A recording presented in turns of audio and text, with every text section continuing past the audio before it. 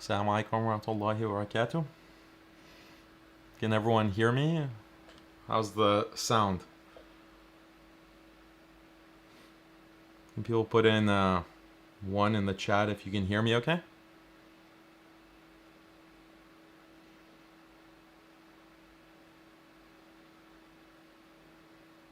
Okay, alhamdulillah. So, guys, another debate is in the books. My reaction to the debate was that, alhamdulillah, it went well. And subjectively, while I was in the debate, I thought that I had Destiny beat. And I'll give you reasons for why I felt that. But today we just want to go over the whole debate. This is going to be one of those more casual streams. So please excuse me if I'm a little bit long-winded or if I have to think. I'm a very slow thinker. So if I want to make some points, then I might just sit and reflect for a second. But alhamdulillah, it was a good experience. This was the first kind of big event that was in person. Most of my in-person debates weren't ever formal debates. I would argue with a lot of people,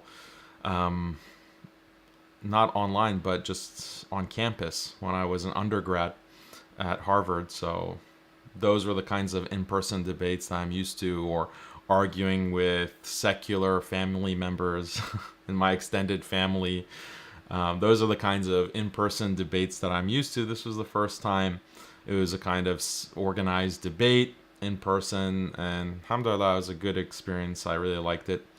So I want to go over the whole debate, and so hopefully it's not going to be 8 hours. I'm trying to limit it to maybe 3-4 hours max, inshallah. And I want to make it as information-packed and beneficial as possible for everyone watching. So, and I'm also looking at comments and super chat. So I already see super chat from Muhammad Tahir. Jazakallah khair. Ceiling saying you did great, brother. Well done. Jazakallah khair for your super chat. And yeah, I'm going to just try to monitor comments. And if anyone has a great comment and other people or question, direct my attention to it in the chat, and I'll try to, because the chat is moving kind of fast for me, so I don't miss anything.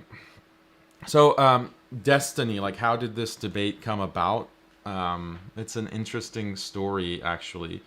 Modern day debates, they're really nice guys. The couple of guys that I know that working with them, James, you've all seen as the main moderator in many of these debates so far. This was the third one. He's a really nice guy. He's Christian. And so he wanted me to attend this in-person debate conference.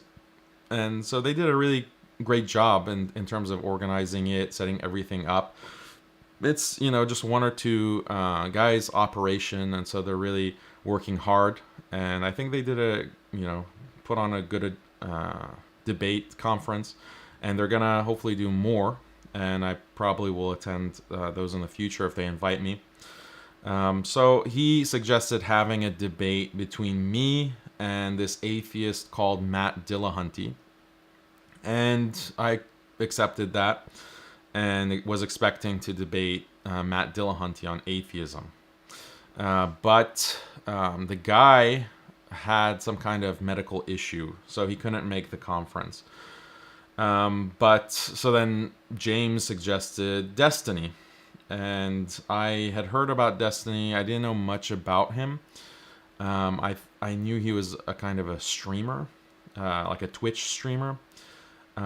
So I looked into him. I thought, okay, he's like a pro-Democrat, very pro-establishment Democrat. He's pro-Biden. Just a typical left-wing liberal in that sense.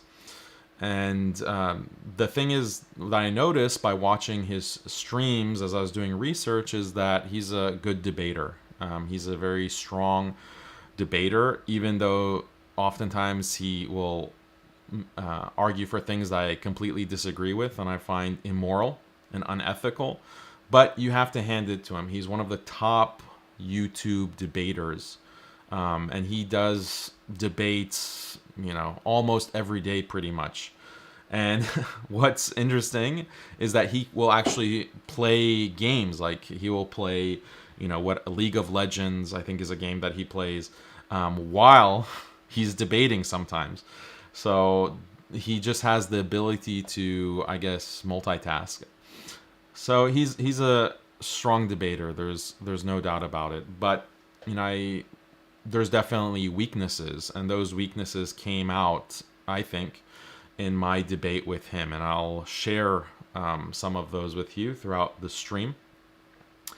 Yeah, the other thing about destiny is I appreciate the fact that he's not like a career Islamophobe, because the previous 3 debates that I had before him, those guys are, they're making their livelihoods off of attacking Islam, caricaturing Islam, lying about Islam. When we talk about David Wood, when we talk about Apus, when we talk about, the snail guy, that's all they're about, is just attacking Islam. But that's not what Destiny is about. In fact, there's very little in his content that's directly attacking Islam. But he's a liberal. He defends liberal values. He does, you can find some statements of his that are, I think, more coming out of ignorance or just a liberal bias in some streams, if you really search for Islam, Destiny and Islam, or Destiny and Muslims. But, I don't think he is making a career off of attacking Muslims. And so I gave him a gift at the beginning of the debate. And people were asking what the gift was. It wasn't like something out of the ordinary. I just gave him a copy of the Quran, like a translation of the Quran. And I gave him like a moleskin leather notebook. And I also gave him a kind of puzzle game that was recommended when I went to Barnes & Noble's. It's like a Rubik's Cube, but something different from a Rubik's Cube. So I thought he likes games, so I wanted to give him something nice. So, yeah, so let's just get into the actual video. Here's a super chat. I saw someone commenting about Daniel. My man's on that grind, reading debate points on a gaming laptop. Besides being an ustad, are you a gamer as well, or did you just buy it for the power? Jazakallah khair, brother. I can't see. YouTube doesn't display your name properly. So Jazakallah khair for the super chat. Yeah, I bought it mainly for the power, because I do video editing. A lot of the videos that I put out, I'm editing them myself. Now, alhamdulillah, there are brothers that are putting out, helping me put out videos. So I bought it for the graphics card, and alhamdulillah, it served me well. It's kind of like a 4 or 5, almost 5-year-old laptop. Alhamdulillah, it's serving me well. It hasn't broken down yet. As for games, well, just to reveal something about me, I'm not a gamer, but I have played games in my time. I've played my share of Nintendo when I was a kid. The original NES system. You guys know about the NES system, the original. Yeah, so I played games like Mario Brothers, Tetris with my little sister when we were living in Houston. So that was my gaming experience as a child. Did graduate actually to Super Nintendo. So Super Nintendo, that was when I was still in elementary school. So with Super Nintendo, what games did I really enjoy on the Super Nintendo? Donkey Kong. Have you heard of Donkey Kong? Donkey Kong was a very fun game that I enjoyed. A little bit of Zelda is another game you might have heard of. But I didn't like it as much, that kind of style of game. And then Yeah, I didn't really play games until uh, in college, where some of the international students coming from Pakistan and Sri Lanka, they introduced me to a game called Age of Empires, which is a RTS game, real-time strategy, and that's a game that I really enjoy. I like those kinds of real-time strategy games. And then also a game that I have played less of is StarCraft 2, not the original. So another RTS real-time strategy game. So, these are the kinds of games that I have experience with. I don't think that makes me a gamer. Someone's asking which Age of Empires? Age of Empires 2, the second one. That's the best one by far. It's like very old game, but you can choose to be different Muslim civilizations, non-Muslim civilizations, build an economy, your macro, and then you build an army to attack, and you have to have good micro skills and have a good ATM. Wait, is it? No, APM, sorry, APM. So that's my gaming background. But I don't get to play much games nowadays, obviously. So back to business. Let's look at this debate. What should I press now? So I'm not going to replay the intro. Why is it not showing? Oh, okay. I'm not going to replay the intro. It was 15 minutes, but I'm going to explain like the whole strategy behind the debate and the debate topic. So the debate topic was, does liberalism require the oppression of Islam, or the repression of Islam and Muslims? So that was the general topic. And why it's an important topic is because you have liberals who are under the impression that they have this tolerant, beautiful system of liberal secularism that is accommodating of all people. And this makes it a morally, ethically superior system of government and a morally superior way of life. So this kind of moral superiority has to be countered by Muslims for theological reasons, obviously. Why? Because this liberal secular system did not originate in the Quran. It did not originate with the example of the Prophet sallallahu alaihi wasallam. So this can create doubts or questions for many Muslims. Why is the best system of government and life as an ethical system, why did that not originate with Islam? Why did it take British and French philosophers in the 19th century, 18th and 19th century, to develop the best way for human people to govern themselves in a nation? So this is can be a source of doubts, and it poses an intellectual challenge to Muslims. And so much of what I write about, what I teach, is about countering this claim of moral superiority. And there are different strategies for countering this. And I'm not going to give an entire presentation just on this topic, but to confront these liberals in debate, like basically all the debates I've had so far have been with liberals. They're just different flavor of liberal. You have the Pakistani Murtad liberal. You have the Turkish Murtad flavor of liberal. You have the Christian American flavor of liberal. Like a evangelical Christian type of liberal. Then you have Destiny, who is this atheist establishment pro Biden liberal. So these are just different flavors of liberal, and there are some nuances with the strategy and how to approach them.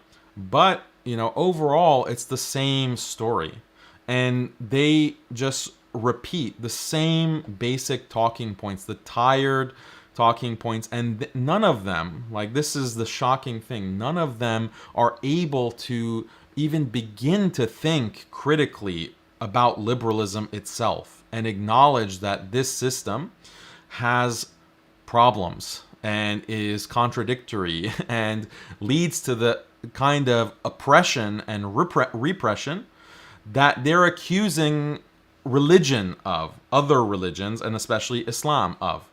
So this is their accusation. The liberal accusation against Islam is that it's intolerant. It's not open to all ways of life. Islam is not open to accommodate all kinds of sexual practices, all kinds of institutions and religions. Islam is not tolerant of that. That's what makes Islam wrong. That's what makes Islam morally inferior, whereas our liberal system is morally superior. That is their entire argument over and over again in all these debates. And what I'm trying to express in the debate using all different kinds of examples is that no, this liberal secular system is intolerant.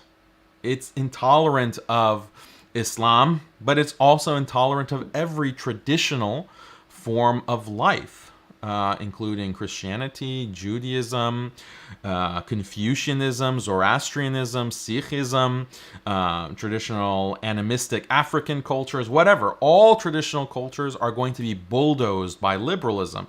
So it's not a tolerant system. In fact, it's the most intolerant system. But, you can't end the argument there. You can't end the argument there because it just becomes a tu quo que fallacy. Basically, we're intolerant and you're intolerant. Like, that's not an argument. Okay, we're both bad, so what's your point? That's not really establishing or showing why Islam is the better option. Islam is the more rational option. You have to go further. You can't just say, okay, yeah, so Islam is intolerant. Well, you guys are intolerant too. That's not really a good argument. You have to go further than that. So, in to summarize, like, the argument that I'm bringing substantively against liberalism is how it is conflicting and eroding these very important relationships that humans naturally value universally, like marriage, family, community, and belief in God. Those four are the ones that I typically focus on. So this is a objective argument, because what the liberal will have to say in order to counter it is, there are different ways to counter it, but ultimately he would have to say that, well, marriage is not important, family is not important, community is not important. And for the liberal to say that, that is going to be a big that's going to be a big loss, because it's absurd and it contradicts what everyone thinks, whether it's a Muslim or a non-Muslim. People value family. So that's why it's good to ground the argument in something that is objective, in the sense that people universally have these kinds of values. Therefore, you're making an argument that kind of is going to move the needle with the non-Muslim, with the atheist, because people recognize, even Destiny acknowledged that, yeah, family is important, community is important, relationships are important. He concedes that. But if you concede that, then Islam, I can show why Islam is going to preserve these things and strengthen them and bring them to their best form, whereas liberalism does not. Liberalism goes in the opposite direction and tries to liquidate all of those relationships. So that's the argument. So in the opening statement, to summarize, I make these points about marriage, family, community, belief in God, and their importance, because I want that to be the whole framing of the debate. And then I go into, well, this valuing of marriage, family, and community, and belief in God, this is biologically rooted. We find this in all cultures, all traditions. And liberalism goes against all these things, which means that liberalism goes against human nature. And if it goes against human nature, you have to impose it. You have to violently impose it. And that's the history of liberalism from the beginning of the Enlightenment, which is the beginning of liberalism at the end of the 18th century and the beginning of the 19th century. So those are the two parts. Start with the substantive argument against liberalism with regards to biologically rooted human intuitions and relationships, and then the historical aspect. What did liberals actually do to Muslims specifically, but to the entire world? What has liberalism done since the beginning of the colonial project at the end of the 18th century to today? And what does it continue to do? So that's the historical argument. And these two parts are important and interrelated because, again, you might say, well, okay, this topic about Islam being oppressed by liberalism, and this actually came out in the debate. Someone might say, yeah, Islam is so barbaric and anti-LGBT and anti freedom and tolerance that it's a good thing that Islam has been attacked. It's a good thing that these liberals colonized the Muslim world. It's a good thing, right? If I had just limited the argument to a historical argument about, okay, how many millions of Muslims were killed in Algeria? 3 to 5 million, maybe even 8 million, according to some estimates. Muslims killed in Algeria. How many Muslims were killed in the subcontinent? Millions were killed due to famine in the subcontinent by the British. Look at what happened in Indonesia, or outside of Muslims. Look at what happened to the Native Americans. So if you had limited the argument to just that, it's possible for someone to say, especially a utilitarian, that, well, the ends justify the means because the world is now so much better and because of liberalism, and that couldn't have happened without, wiping out some people who were illiberal and barbaric. So we have to wipe out the barbaric people. A lot of people have this kind of attitude. So you have to make the point that, no, this is not a good system of liberalism. We are not better off now, and things are only getting worse. So that's the intro, the logic of the intro. And let's just go through and watch, and I'll comment. Also, Jazakumullah khairan for all these super chats. Here's one from Muhammad. Where are the best resources or books to counter liberalism, especially for new university students? So there's not really a book that will go into the whole issue of marriage, family, community, belief in God. There's not one book because there's not really this kind of attack in academia on liberalism. Western academia is liberal. And so they're not going to publish these kinds, like a holistic critique in this way that gets at the roots of liberalism itself. I guess one book that I often recommend that's an enjoyable read is The Disenchantment of Secular Discourse by Stephen Smith. He's a Harvard academic.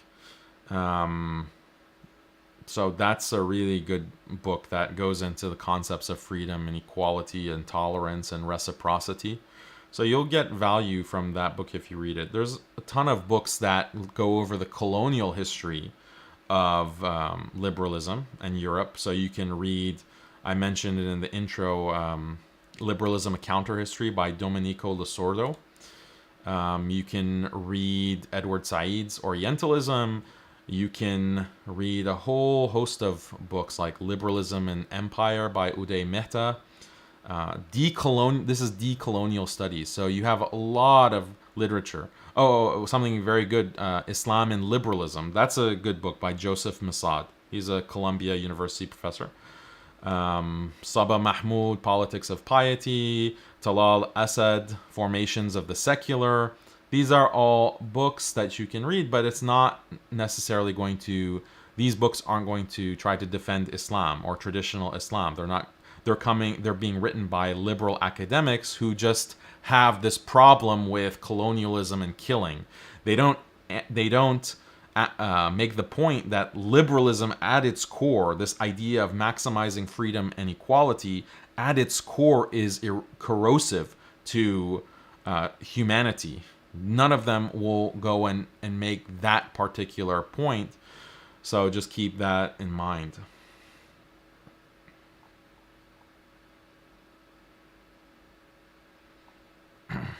Okay, let's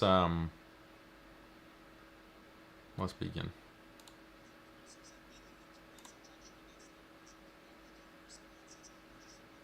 Oh. Why is this not bringing sound to the desktop? Hold on.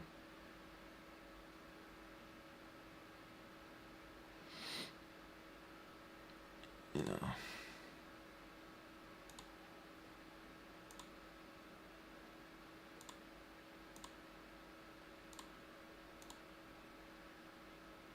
Only way to... Okay, now there's some. Wow. And in some cases kill and displace millions of Muslims, whether in Algeria, Indonesia, Mali, or India. When Muslims say anything to raise objection against liberalism, all we get in response is, you're just a bunch of terrorists, you want to oppress women, your prophet is a warlord. Can we have a mature discussion about what liberalism actually is and how it impacts Muslims with reference to actual historical events rather than slogans and stereotypes? The reality is, to conclude, that liberalism affects us all. It's the dominant moral and political system in the world today. Muslims have been the biggest victims of this system, but you all are victims too, whether you recognize it or not. The good news is many Westerners are waking up. They recognize that they didn't sign up for this world that liberalism has created. The question is it too late? So, of course, what actually happened in this debate is that he did just fall back on slogans, stereotypes. So that was something that was disappointing from Destiny.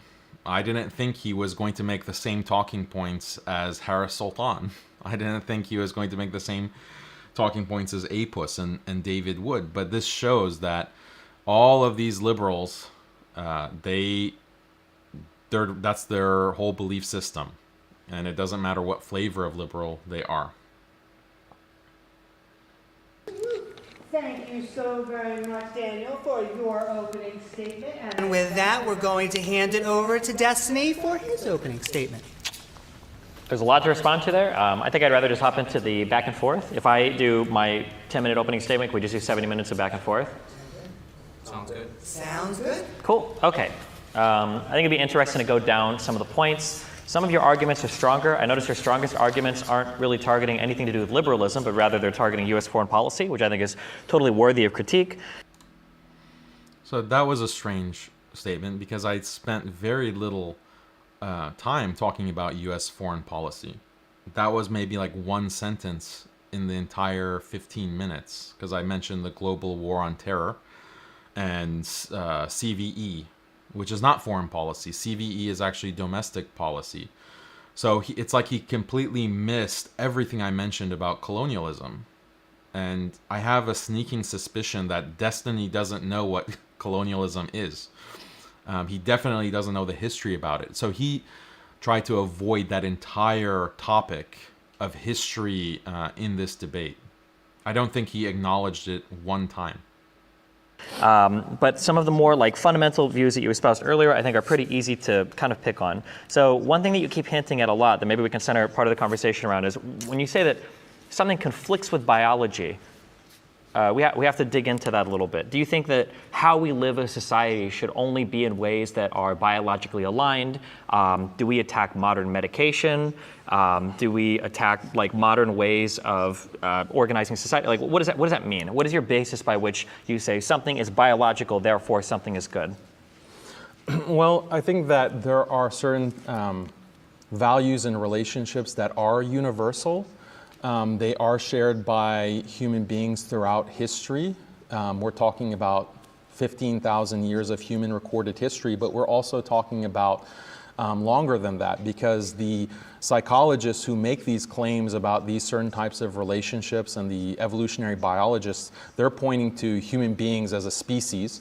And so they will talk about, like the biological nature of pair bonding. Like there are certain hormones released in the process of pair bonding, like oxytocin, very specific psychological processes that are biologically rooted, and they're all associated with this practice of marriage. And it doesn't matter what culture you're in, what society you're in, modern, pre-modern, prehistoric, those things are there biologically. Same with family. This is part of reproduction, is part of the human species. So these are things that are not just found in some cultures and not others, they're universal. And this is why I think that they're valuable. Now you can say that they're not valuable. You can say that, I don't think family is valuable, marriage is valuable, community, but I think the biological data would disagree with you. So what Destiny is trying to argue here is, or imply, he didn't really make the point, but I think that this is what he was grasping at, is that, well, are you saying that whatever is natural is good? That's the naturalistic fallacy.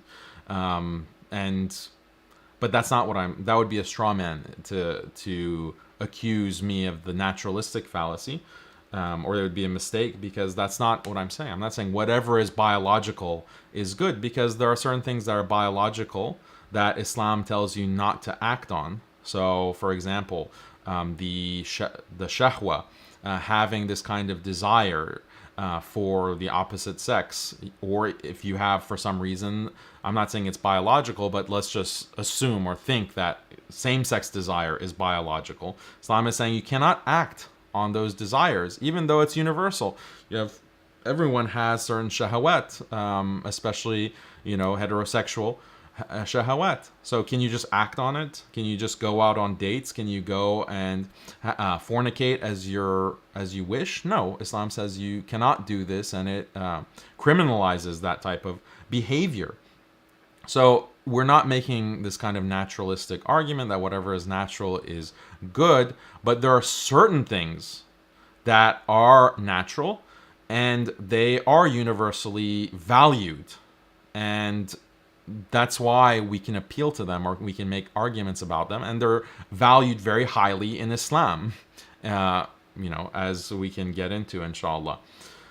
So the fact that it's biologically rooted is very significant, but that doesn't mean we're making a naturalistic argument here. This is a couple of super chats. Let me look at Jazakallah khair, BIH Soldier 91. Destiny, like many liberals, shows their true colors when pressed. They start showing just how little they think of the rest of the non-Western world, with belittling of others, cultures, and traditions. Yeah, exactly. That's what we're going to see, inshallah. Bara al-Zaghul. Jazakallah khairan, brother. I feel like emphasizing the current state of an atomized individual under liberalism, watching Netflix, ordering Uber Eats. Yeah, those are very important points that we'll talk about, inshallah. And people's subjective experiences.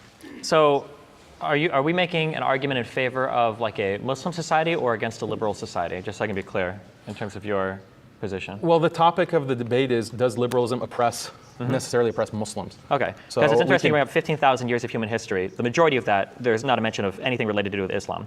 Evolutionary biologists and psychologists, I don't think are going to make strong statements about the psychological disposition of people 10,000 years ago. They do. They absolutely don't. We can make really basic statements like...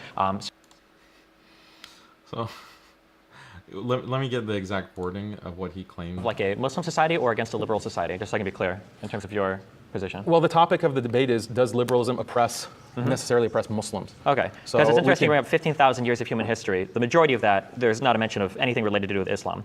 Evolutionary biologists and psychologists, I don't think are going to make strong statements about the psychological disposition of people 10,000 years ago. That is absolutely false. Psychologists, evolutionary biologists, and psychologists don't make any claims about people's psychology and biology 10,000 years ago. That's the whole point of evolutionary biology. That's the whole point of evolutionary psychology. they have an idea of what people's psychology is like 10,000 years ago. They have claims about this. 10,000 years ago, 100,000 years ago, a million years ago. They make claims about psychology. Like that's kind of what the job description is in those fields. So I don't know. That's so bizarre that does he know what evolution is? So They do. We can make they absolutely don't. We can make really basic statements like certain chemicals in our body might work a certain way, and there are forms of reproduction that are advantageous to humans. So since our offspring require so much investment, it's pretty common that you'll have a bonded pair.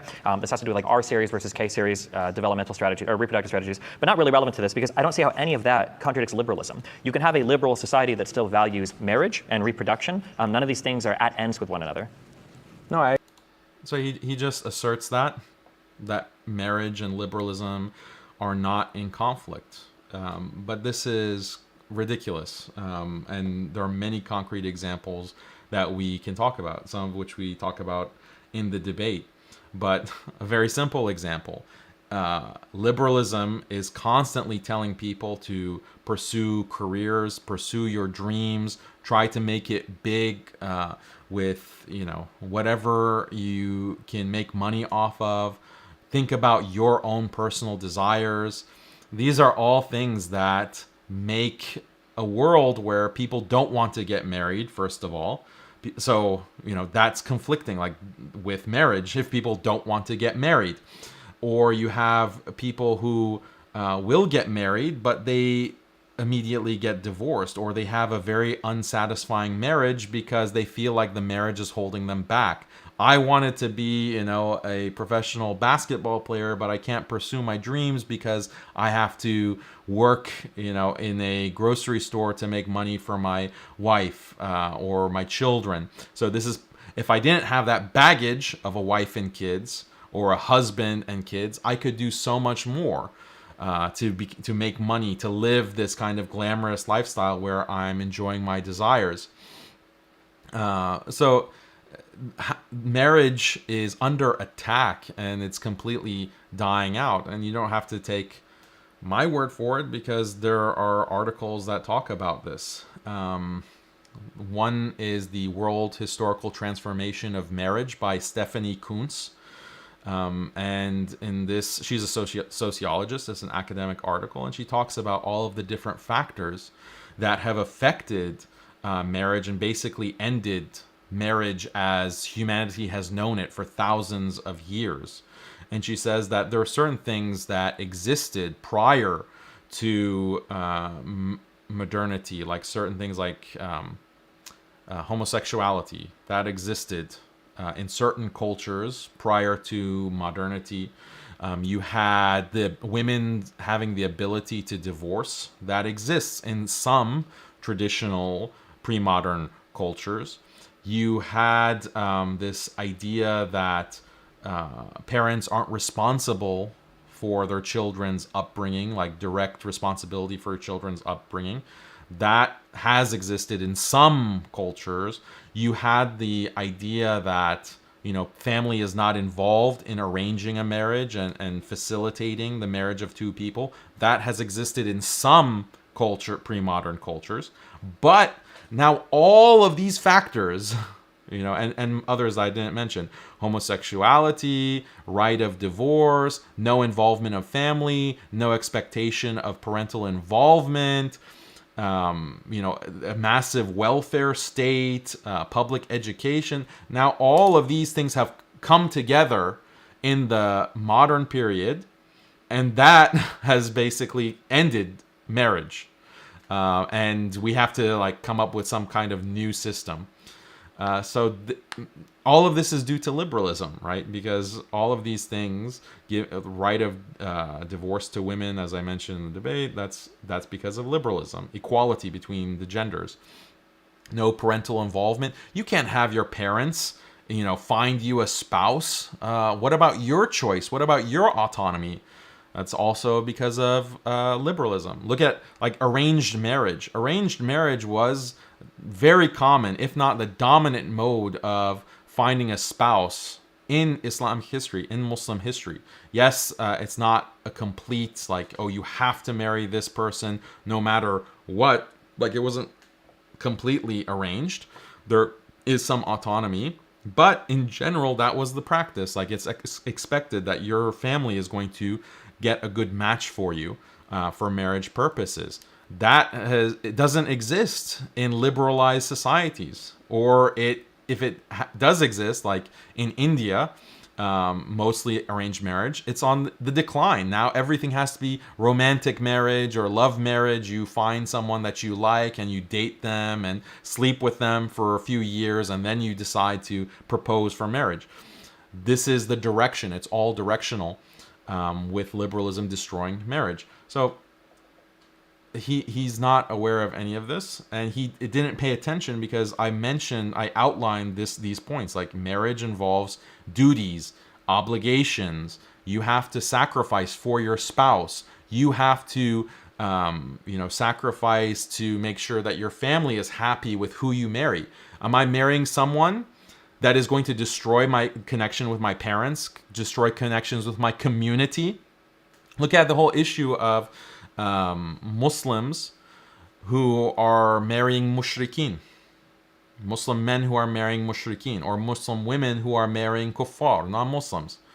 Okay, they are sacrificing community for the sake of what they personally enjoy, what personally satisfies them. So it's all because of liberalism. I explained it in the beginning of my opening why there's a conflict. These relationships involve some measure of inequality, and again, this is biologically rooted, and some measure of lack of freedom. And I gave a lot of examples in my opening. I can repeat it.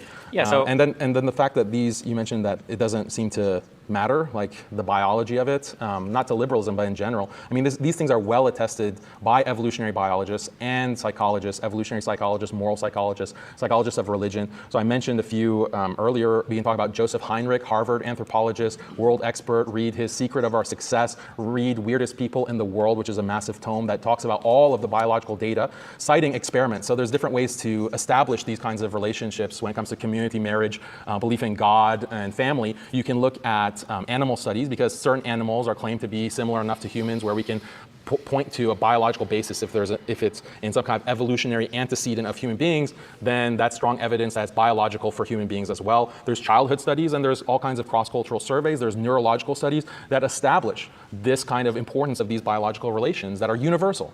Okay, so I agree that there are marriage-type things where you have two people that are bonded and have a family, but that's a far cry from the constructing an entire civilization from there, is all I was saying originally. I want to focus on something you just said. You keep pointing back to this. Marriage is the basis of human societies.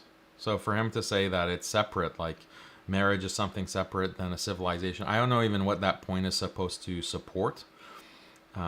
So it was kind of a random statement from Destiny, but it's also a implausible statement. Elimination of all hierarchies. My understanding of liberalism isn't that we're trying to destroy or eradicate every single hierarchy. You rightfully point out that in every type of relationship, romantic, friendship, business, there's going to be some sort of inequality. There necessarily is, because one party is trying to get something from the other generally, and one party has something they can offer another generally. I don't know why liberalism necessitates the destruction of every single inequality. This sounds like an extreme form of anarchism. I don't understand where that comes from.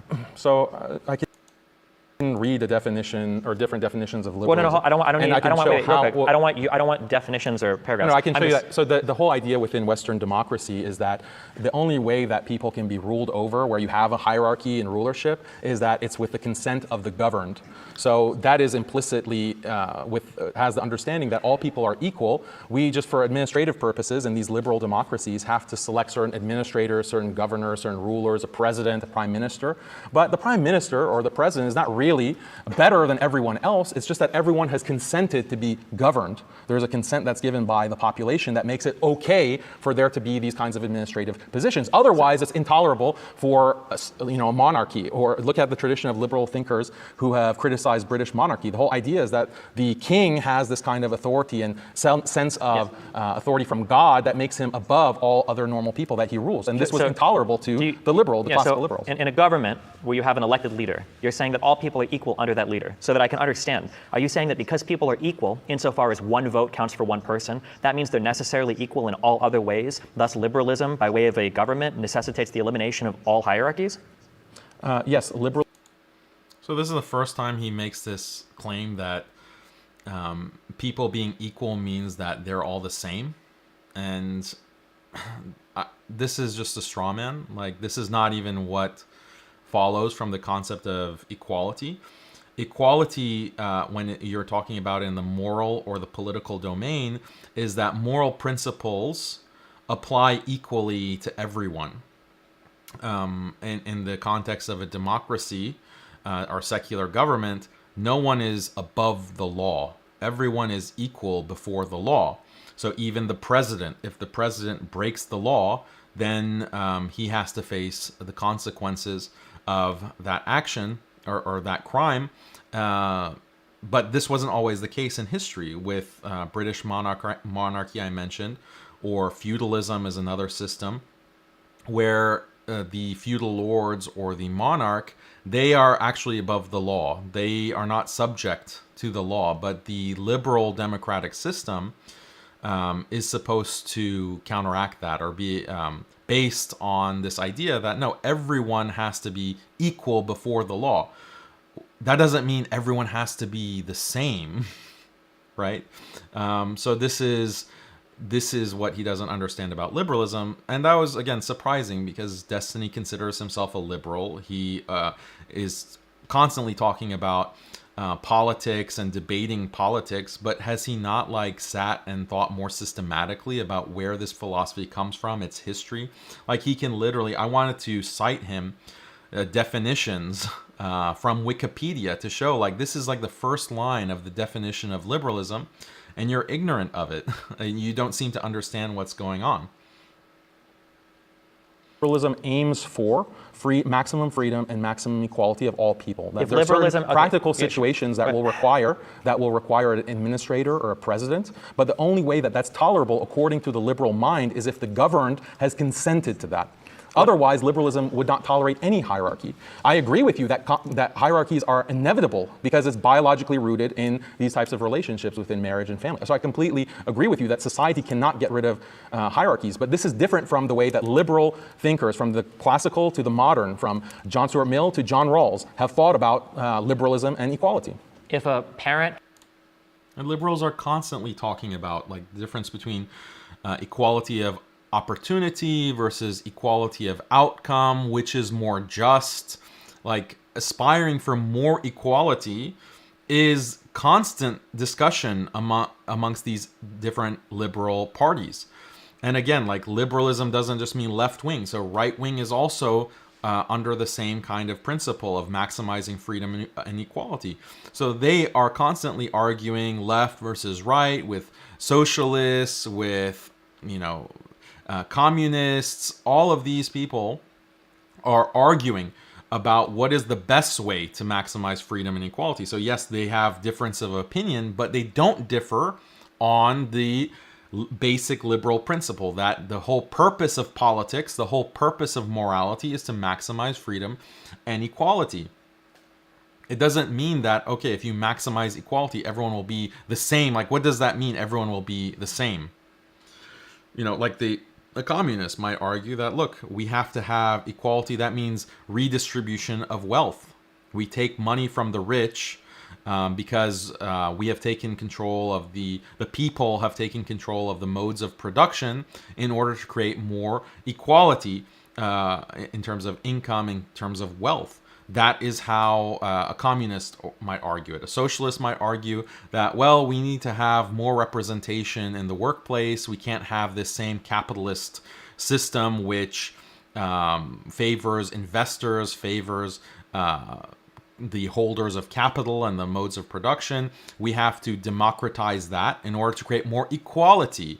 You have capitalists. Capitalists will argue that, no, we have to have less government involvement, like a libertarian type capitalist. We need to have less regulation. We need to have less taxes. Why we have less taxes? Because people have more wealth, and when they have more wealth from what they've earned through their business or through their investments, then they have more capital that they can choose to do what they want. That means more freedom for everyone. Everyone has that same opportunity.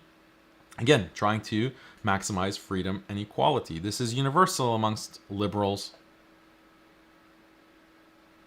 Has a daughter and a son, and they say that their love for their children are equal. Does that make those two children exactly the same?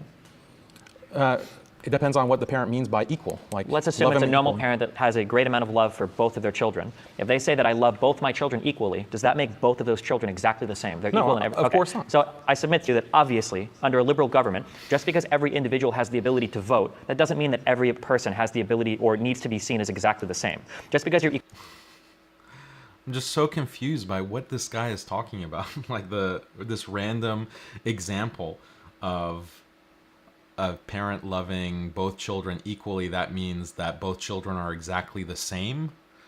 How does that follow? Equality doesn't mean sameness. Equality means treating the same before the law, and treating the same according to moral principles, right? That's what equality refers to. It can also extend to like equality of opportunity. You know, what opportunities do you have to live your life? What opportunities to, maximize your freedom and your choices? Like, everyone has to be equal in that sense. Where did I say that equality means sameness? Where has anyone said that? equivalent in some ways, so for instance having the ability to vote, doesn't make you the equivalent in every single other way. The idea that liberalism is pushing for that type of elimination of all hierarchies is absurd. When you say that liberalism is talking about maximizing the ability to be free in society, why is it that every single liberal government in the history of mankind has a system of laws and police officers that have been granted exclusive power by the state to enforce those laws? Wouldn't that be contradictory to the value of every liberal society? No, again, the police, there are these administrative roles. The thing is that liberalism aims for complete equality. And if there could be a way to prevent crime, or a way to administrate a government without actually having people in higher roles of authority, if that could be technologically possible through AI or through robots, then that is a world that the liberal mind would prefer. And that is something, I could tell you, like, look, hey, Destiny, why don't we have AI right now that can actually run an entire country? We have different kinds of technologies through surveillance or microchip technologies that can prevent all crime. And we want to plug in everyone into this system and therefore create a perfect system of equality where there are no police, there are no administrators, therefore there's no police brutality, therefore there's no government corruption. Are you in favor of this, Destiny, or not? If you're not in favor of it, that means you're in favor of police brutality. That means you're in favor of corruption of government. So I heard you say that liberalism tries to do two things. Can you tell me if both of these? See, he just constantly avoids the point that I'm making. So I respond to his stupid claim that was hard to even understand in the first place.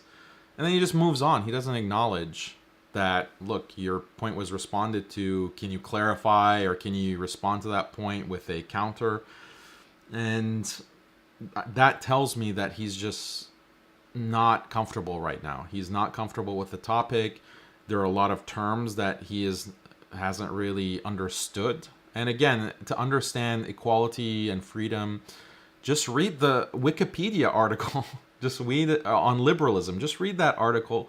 You'll understand some of these terms so that you can have a debate on liberalism. But he hasn't done that, clearly. So that was actually surprising for me and disappointing, because I thought he had more of a basis in this topic. But he just tries to move on from what I've explained to him. Like, again, I'm not going to repeat it another time just for the sake of These are accurate, and then my next question is going to be, how are they not contradictory? So I've heard you say that liberalism aims to maximize freedom and to give you complete equality. How can both of those things be true? Maximizing. So I was completely baffled. Like, how can you maximize equality and maximize freedom? Again, this is, if you don't want to believe what I'm telling you, Destiny, and how I've defined it, we can go and we can look at the definitions. So here, for example, this is the Wikipedia article. Liberalism is a political and moral philosophy based on liberty, consent of the governed, and equality before the law. So if there's a contradiction between freedom and equality, how can it be in the definition of liberalism? That would mean that liberalism is inherently contradictory, self-contradictory. So, and then if you go to Britannica, liberalism, political doctrine that takes protecting and enhancing the freedom of the individual to be the central problem of politics. Enhancing the freedom. It's constantly about how can we enhance the freedom of people. This is the central problem. We need to maximize people's freedom.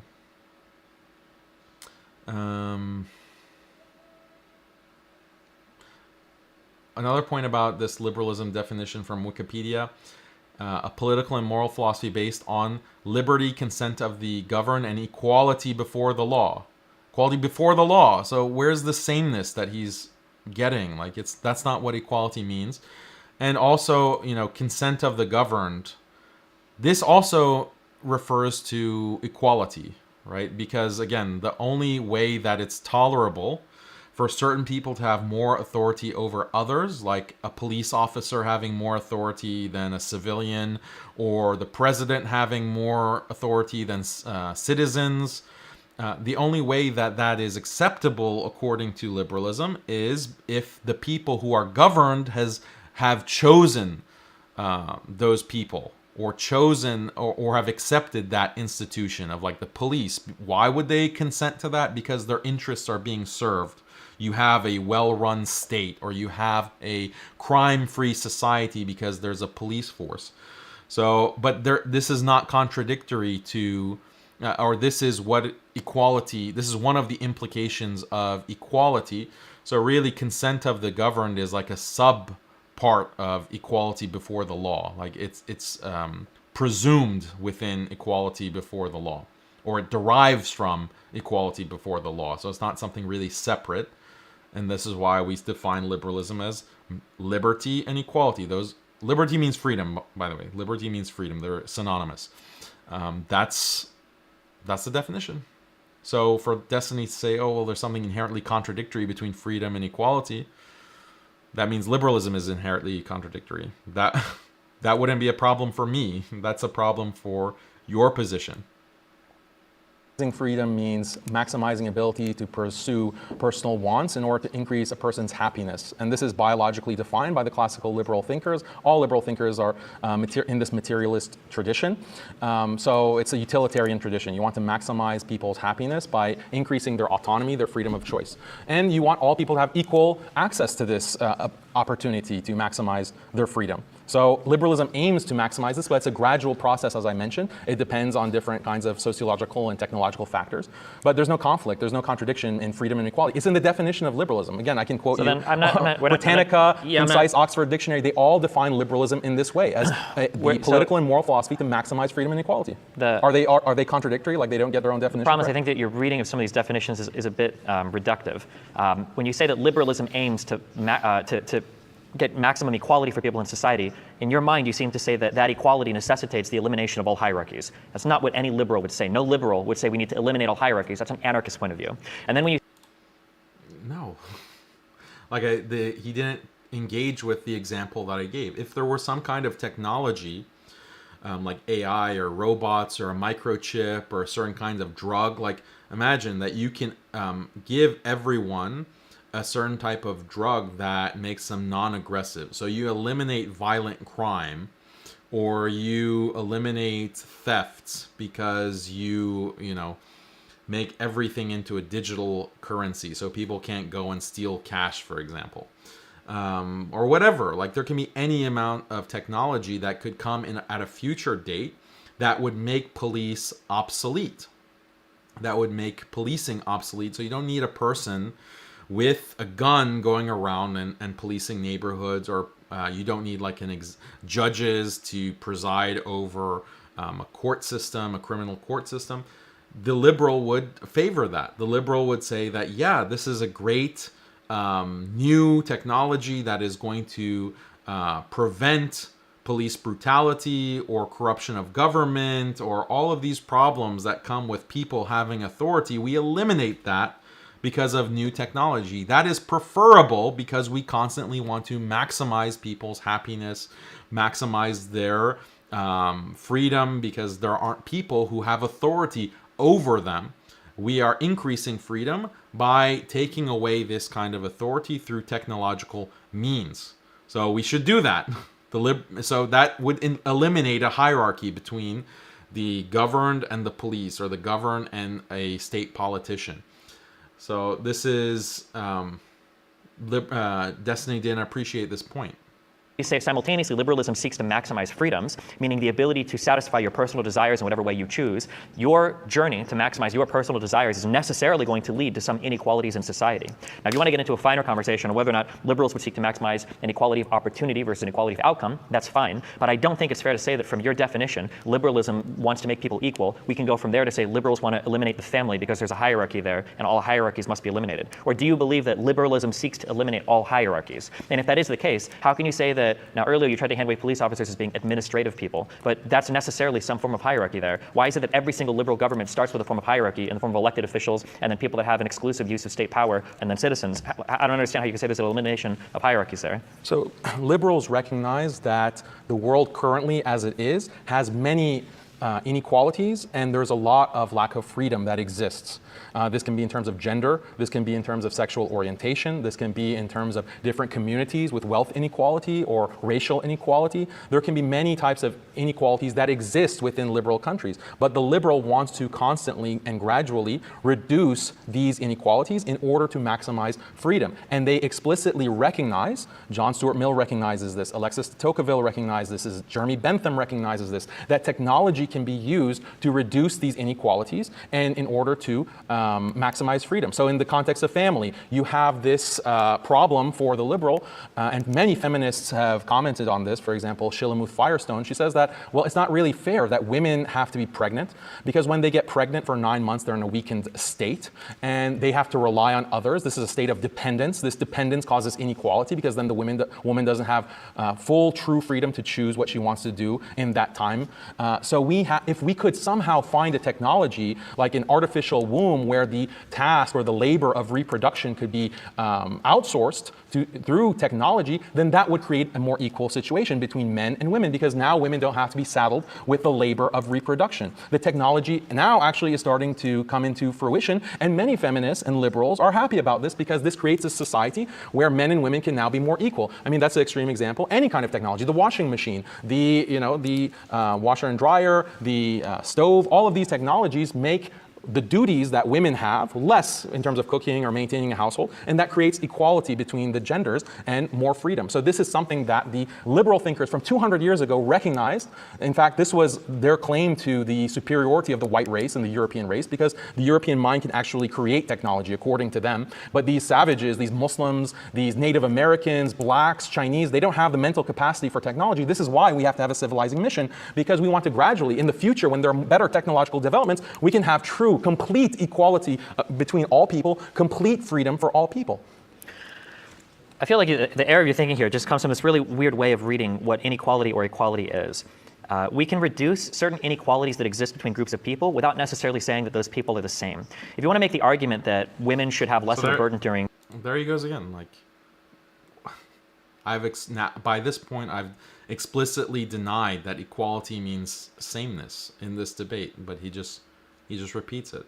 Childbirth, I think that's probably a good thing that every single person in society would agree with. Even if you're not offloading the birthing process, we still have special medication that women take. You get an epidural when you're having a pregnancy. We have special care both before and after for women having children. I think that easing the burden of different people during different stages of life isn't necessarily a bad thing, and it doesn't make those people the same as well. No, but reducing these inequalities will ultimately destroy the institution. So yeah, you can have different kinds of technological advancements that make life more convenient, more comfortable. But some of these technologies are very disruptive. And one, like if artificial wombs came onto the market and women started using them, that'd be massively disruptive to society and what it would mean for the relation between men and women in general. Even outside of marriage. But just look at contraception. Contraception means that women don't have to be as careful with who they sleep with. Abortion technology makes it easier for women to be promiscuous. So this has had a massive effect on society because women don't feel the need to get married. Like, they have this natural drive for reproduction, but they can just sleep around and not have any consequences from that because of the availability of contraception and abortion, like these technologies. So that affects negatively marriage and the percentage of people in society that are married. This is exactly what we're talking about. It does create an equality between men and women, but it also destroys the marriage. What other examples in marriage are...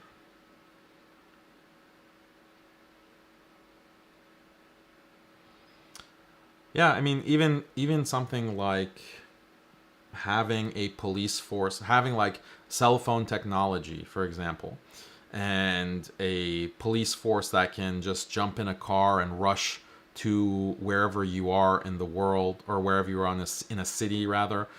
You have like guns, like lethal weapons.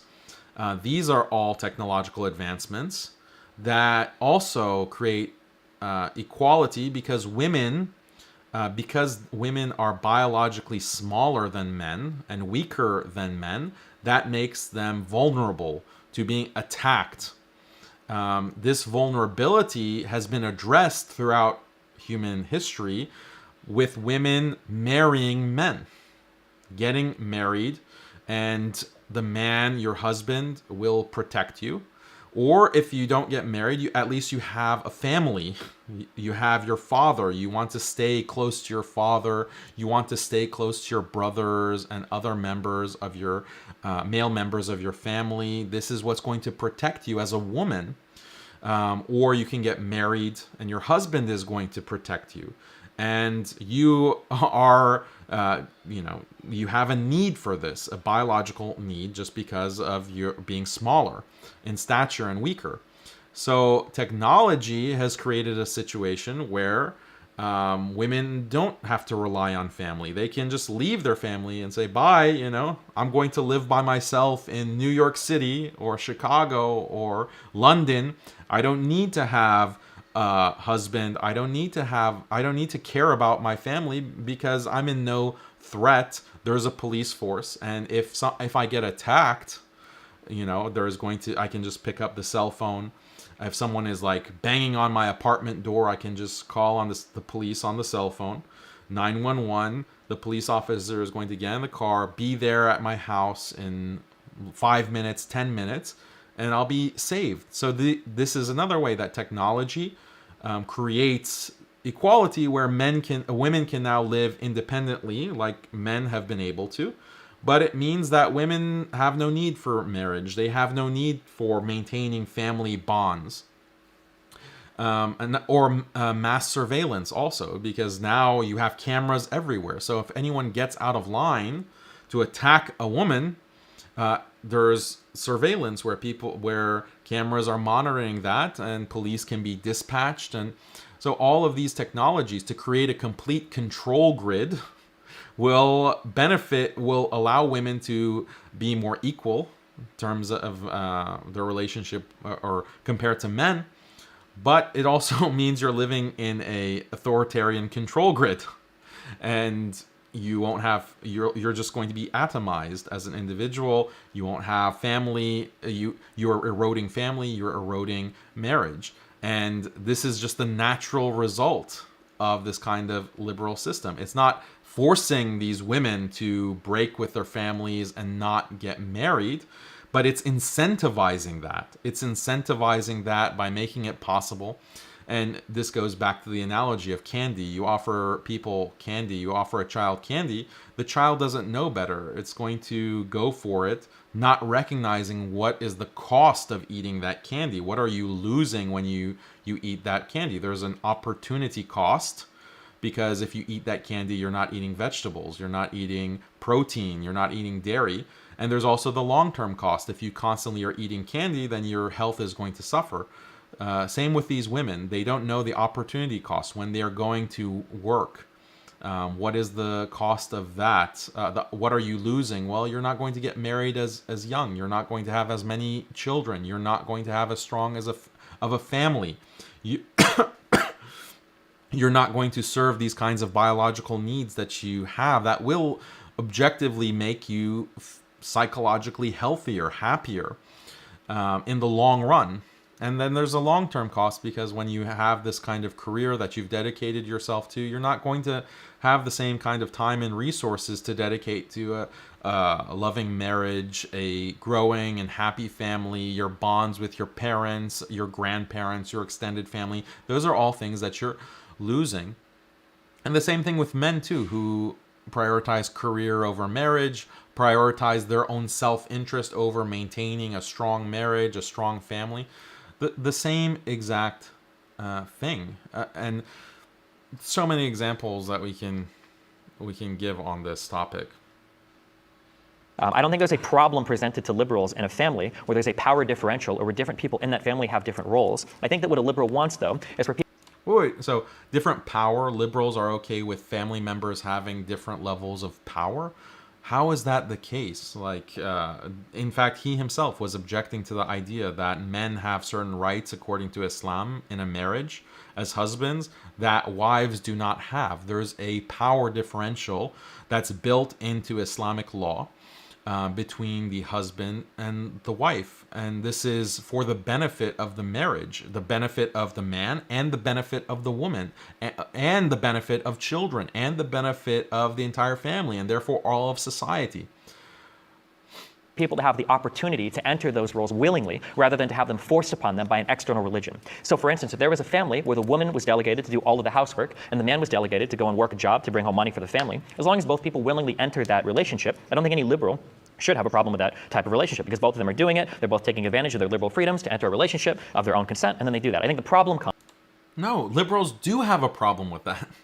Liberals do have a problem with that because they say, amongst other things, that the only reason a woman would choose to agree to be a housewife and do the work domestically while her husband goes out and works, the only reason she would do that is if she's brainwashed, if she's suffering from false consciousness because of this, like a religion, like a misogynistic religion, religious indoctrination. So liberals, of course, feminists, what is feminism all about? Feminism will say that, some feminists will say that, okay, we're fine, as long as you willingly choose to be a housewife, you're not really meeting your potential. You're choosing a life of subservience, and that's contrary to your interests, because if you are a rational agent, you would want to maximize your freedom by going and working a job in your career so you can make money, so you can have all of this wealth like a man does. By conceding all of that opportunity, you're acting irrationally, but oh well, I guess some people are just irrational, and you're allowing men to, go work and make money and have all of the power over you. And this is something that is irrational. A minority of liberals will tolerate that. Will say, fine, you can choose that kind of slavery. But many liberals say, no, we do not tolerate this. And this is, in fact, slavery. You should not be allowed to enslave yourself to another person, because your freedom is an inalienable or unalienable right that is granted to you by the Constitution. And you can't willingly enslave yourself to your husband. This is intolerable. We cannot tolerate this. So we will incentivize women to leave. And all liberals do this. They incentivize women to work, to leave the house, to not to have just equal division of labor between husband and wife, constantly socially stigmatizing. Just ask Muslim women who don't work and say, no, I want to be a housewife. Just ask them how much they are pressured, how much social stigma exists. No, I want to stay home and take care of my children. that is so taboo for women in this day and age, because there's an incentive, constant incentivization, psychologically pressuring women to go work, to leave the house, to go pursue opportunities that they wouldn't have by just staying at home. But the problem, like the liberal problem, is that they don't acknowledge the opportunity cost of this for not only marriage and family and society, but also for the woman herself. You know, is she going to be happy working as a wage slave, or working, you know, for a boss and 9 to 5? And yeah, she's getting more money, but there is an objective answer to the question of what is going to make her as a human female happy in the long run. Is it going to there could be like an alien species that becomes increasingly happy and fulfilled with more and more material wealth and more money, but that's not a human being, whether male or female, but especially female. That's not the case. There are other things that are so fulfilling and increase happiness and psychological fulfillment that are tied to marriage and being around and with children, not like a cold office, not like sitting there in a white-collar job. These things, this is a biological reality that liberals ignore. So some of the super chats, let me read. There's a lot of, from brotherly discussions, Jazakallah khair, there's a lot of statistical evidence like divorce, rape, crime, theft rates that prove liberalism is failing while Islamic countries have better rates. Yes, a lot of statistical evidence. Arxes, Jazakallah khair, Brother Sajid summed it up quite well. Destiny doesn't understand the end goal of liberalism, so he doesn't look at the trajectory. Yes, absolutely. Brother Sajid did a video, check it out. He reviewed the debate and he makes a lot of great points. The Terminator, Jazakallah khair. I'm Afghan, and when Destiny said he supported the starvation of millions of Afghans because they don't adhere to liberalism, that really pissed me off. Yeah, pissed me off as well. I couldn't believe it. We'll get to that part of the debate as well, and I'll comment on it. Comes from when people see an organization like that and they think that they need to have an external force there from some, say, a religious body saying the man has to do this and the woman has to do this. I don't think the liberal seeks to eliminate all forms of these relationships that might come from religion. Instead, what they seek to eliminate is the force of those religions, that you can only have those types of relationships. So in Islamic law, you don't have to, like, Islam doesn't say you have to get married. Islam just says that if you want to be sexually active, you have to get married. Islam doesn't say you have to be a housewife. No, you don't have to. As a man, you don't have to get married. Islam doesn't force you into those roles. But if you want to be sexually active and you want to have children, then yes, you will have to get married. So that's a kind of incentivization that also exists in liberal societies, but in the opposite direction. The incentivization is to take you out of marriages, and to say that, look, if you're in a marriage, you can't have sex with whoever you want. That's restricting your freedom, so why get married? So, yeah, I mean, this is a misunderstanding on Destiny's part about what Islam has to say about marriage. There are some people, like some major scholars, who they never got married. Imam an-Nawawi, rahimahullah, he's a great example.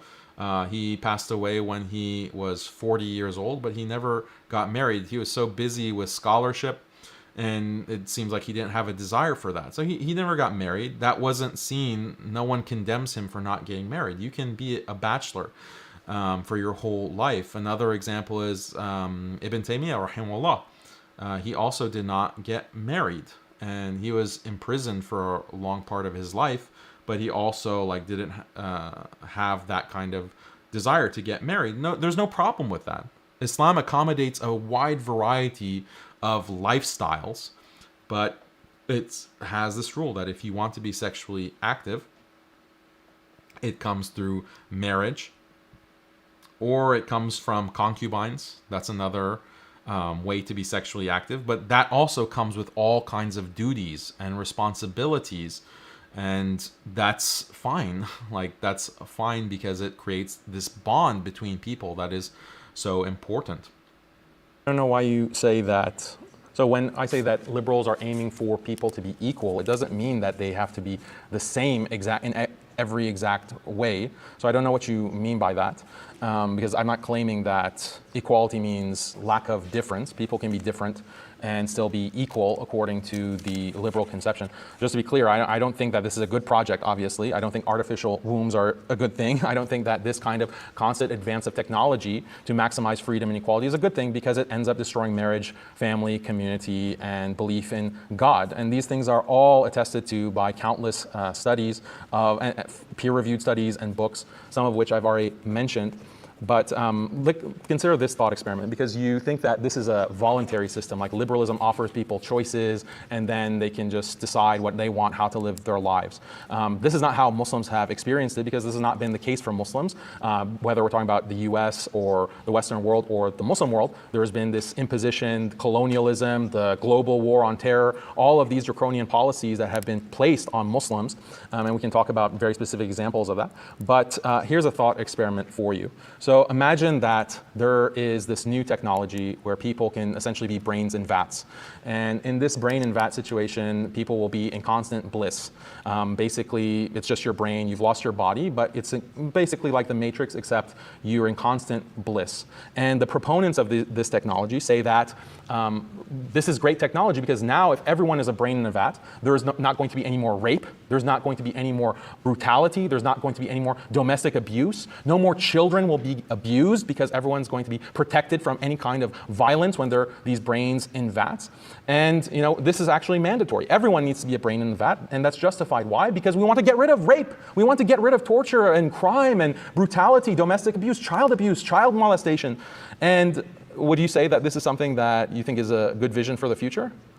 Like, do you think that, what would you say, would you want to actually be a part of that program? This gets into.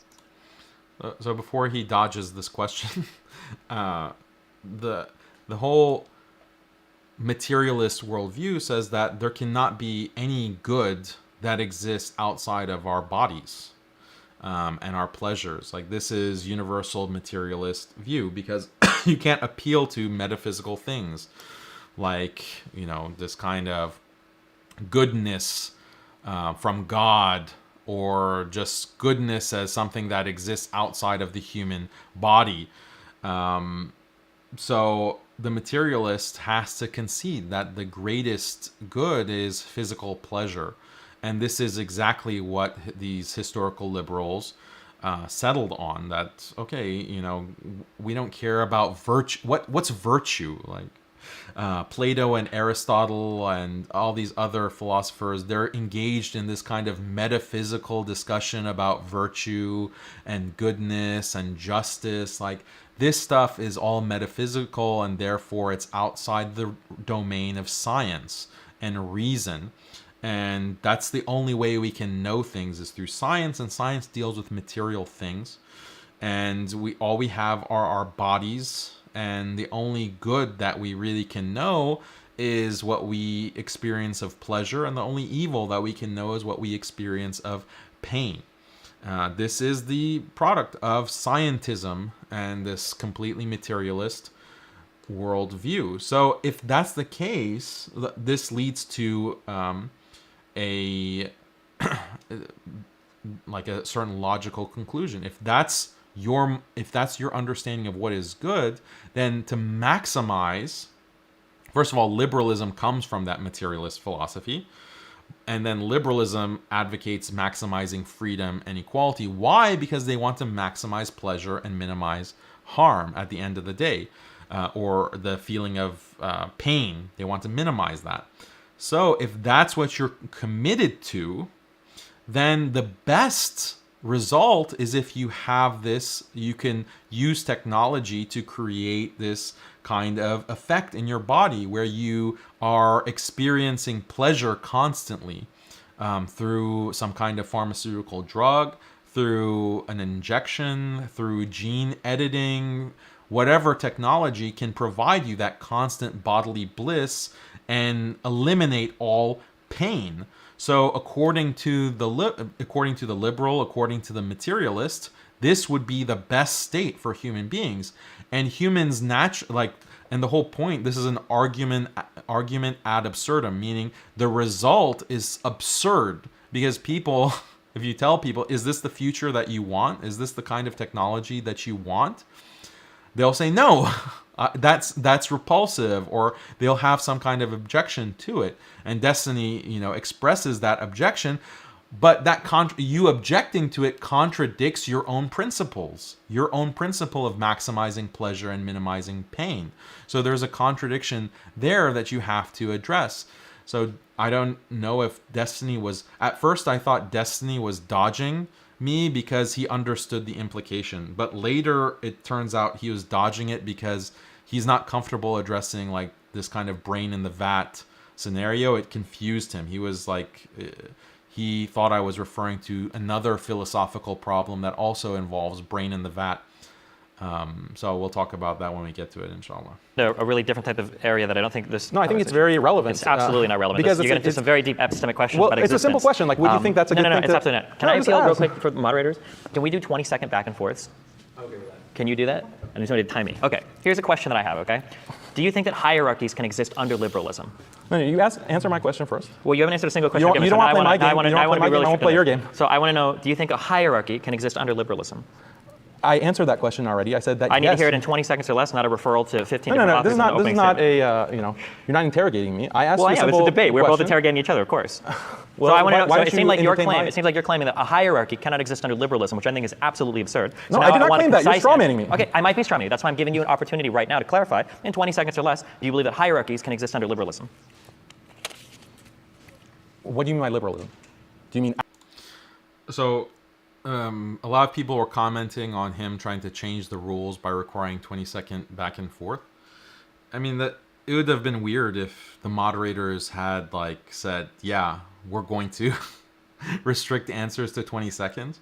They didn't do that, obviously, because I was speaking for more than 20 seconds at a time, as was he at certain points. So I wasn't bothered. He just suggested it. He just wanted a quicker back and forth because it would give him a chance to just rattle off questions and not let me show how much more I know about this subject than he does. Here's a super chat from 1MOI. The brain in a vat experience, a good one. He rejects it because people need to enter it willingly. So he shouldn't have any issues with Islam's value that people enter willingly, free will according to him, but won't allow us. Again, liberalism is not imposed, is not a willing, you don't enter it willingly. Liberalism is imposed on the entire globe. Everyone is subject to the dictates of liberalism. No one can opt out of this liberal system. And the whole point of the example, the thought experiment, is that once that technology exists, then you can say that, look, everyone has to use this technology, because if you don't, then we're going to have crime, we're going to have rapes, we're going to have child abuse. And those are bad things. That increases people's pain, and we want to reduce people's pain. We want everyone to experience bliss. So you have to abide by this new technology.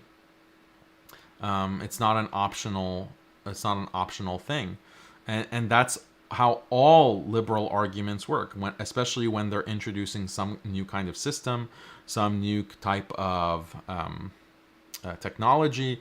This is on repeat. They just stigmatize anyone who refuses a new system as being pro rape, pro crime, pro brutality.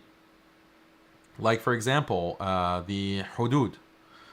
The Hudud, when it comes to chopping the hand, when it comes to stoning the adulterer, when it comes to lashes for the zani or the zania, this is something that they consider barbaric, and it causes so much pain. Well, now we have new technologies. We have new, because of science, we understand human psychology better.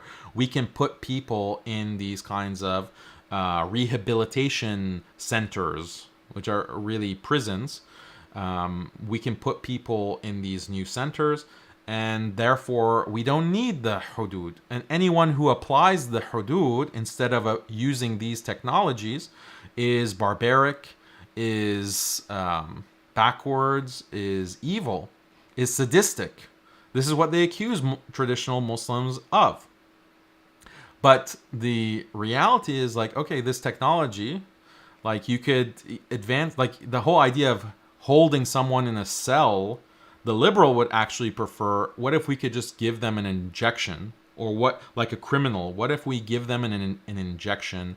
What if we give them, you know, some kind of brain reconfiguration where the criminal is rehabilitated? He's no longer going to be violent. He's no longer going to steal.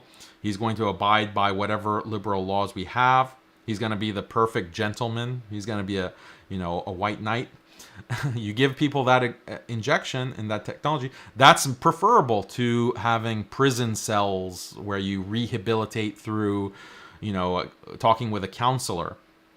So the liberal would like to reach that advanced state.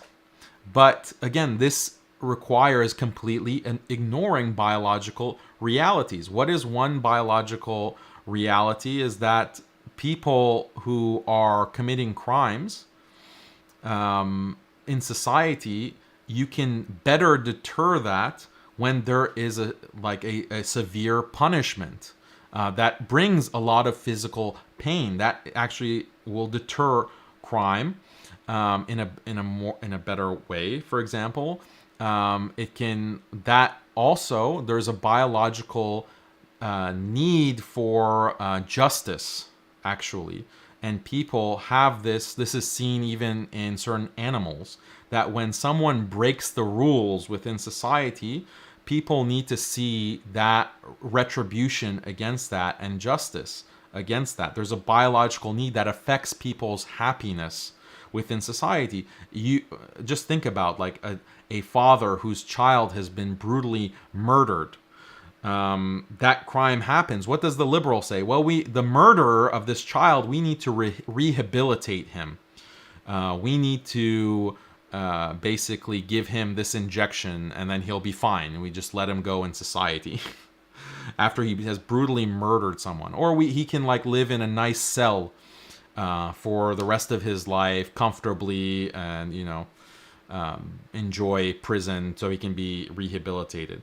What the liberal will say is that we can't punish, like especially physically punish this criminal, because what does that do? It only increases the pain overall of people because he's being punished. That won't bring your daughter back. So what's the benefit of inflicting that kind of pain on this murderer? If we can rehabilitate him without any pain, that would be the ideal situation. But we can see that this feels wrong. This feels absurd. No, he needs to be punished. He needs to suffer in the way that he made others suffer. The parents and the family and the friends of that child, he needs to suffer and feel that. And this is something that we all biologically, this is something universal. It's not like a cultural thing, like certain cultures have this and others don't. So the hudud actually fulfill that need that we have that affects people's well-being within society. But again, liberalism, because it wants to maximize people's pleasure, maximize people, equality and freedom of people, it wants to avoid that through technology. I hope I'm being clear with these examples. Inshallah. Actual liberalism or your fantasy liberalism in your head? Liberalism, how it's played out in every history of society where there have been hierarchies. Yeah, I acknowledge that there are hierarchies in liberal society. Okay, so hierarchies, do you mainly acknowledge? Between Muslims at the bottom of the hierarchy and liberals at the top. Yeah, that's a hierarchy that has existed throughout Muslim So who do you history. think can live in each other's society easier? Liberals in a majority Muslim society or Muslims in a majority liberal society? What do you mean by easier? You figure it out. You can figure it out. However you Who's think going to that be happier? The I'm not people who asking are who's going going to be happier. Let's say, No, okay, well, let's you say. didn't define easier for me, so I'll have to define it for myself. Okay, sure, we'll say happier. Yeah, liberals living in a Muslim society. Do you think everyone do you living in think- a Muslim society is going to be happier? Do you think Yeah. LGBTQ people would feel the same? What do you mean by LGBTQ people? So I'm asking this, what do you mean by LGBTQ people? Not to like be obnoxious and not to like dodge the question. What I was trying to get at, which I didn't get to explain fully in the actual debate, is that there's an important distinction between same-sex desires and same-sex behavior and same-sex identity. You can have someone who has same-sex desires but does not engage in same-sex behaviors. And you can have people who engage in same-sex behaviors that do not have same-sex identification by saying, I'm gay, lesbian, or queer. And these are distinctions that are very important. You can refer, for example, to Khalid al-Ruwayhib, who is right now he's a professor at Harvard University. He wrote a very influential book called Before Homosexuality. Before Homosexuality. And what Khalid al-Ruwayhib is saying is that, yeah, you have this kind of same-sex desire expressed in Muslim societies prior to modernity, but people weren't identifying as taking that desire and saying, oh, I'm going to practice this desire. Some people did, but this is, the haram action that Islam acknowledges, the Quran acknowledges. But this same sex desire has existed without the identity. So when Destiny is asking this question about LGBTQ people, it's important to clarify what he means. Is he's just taking like the modern LGBT person and projecting that onto all of history? Because that hasn't existed through all of history. The modern LGBT person has a liberal psychology, has an individualistic psychology, has identified as being gay and lesbian. That is something unique that has not existed throughout history. You have people who had same-sex desires throughout history and people who acted on those same-sex desires, but the identity of homosexual actually did not exist prior to when the Western scientific establishment typified and had this typology of homosexual versus heterosexual. That is a product of modern psychology, psychotherapy, and Western medical categorization. That's not a universal category, and Destiny is not aware of this kind of nuance, which is very important for answering this question, because you could be someone in Muslim society for most of history who had same-sex desire, but it wasn't necessarily an exclusive desire. Like you could have same-sex desire that you would not act and engage on, but you also were married. You also were married and you had children. You could have same-sex desires, but you value marriage, you value family, the institution of family, you value your community. You have like all of those kinds of priorities, and you're not going to engage in same-sex desire. A way that Destiny could understand this, or any modern liberal can understand it, you have this category now that's minor attracted person. So they're claiming now that there's this type of sexual orientation where you are just attracted to like 2-year-olds and 3-year-olds or babies, like you're attracted to infants sexually. And this is something that now psychologists are saying, oh yeah, this is something that exists, but we shouldn't stigmatize these MAPs because they're not acting on this behavior. They're not abusing children by, trying to molest anyone. So we shouldn't stigmatize them, but they're not acting according to their desire. So are these MAPs happy living in a liberal society, or do they want a completely different system other than a liberal system? So the same-sex desire is people have, men can have, like Islam can acknowledge that, okay, people have different desires. Some of them are atypical type of desires, but the question is, are they going to act upon those desires?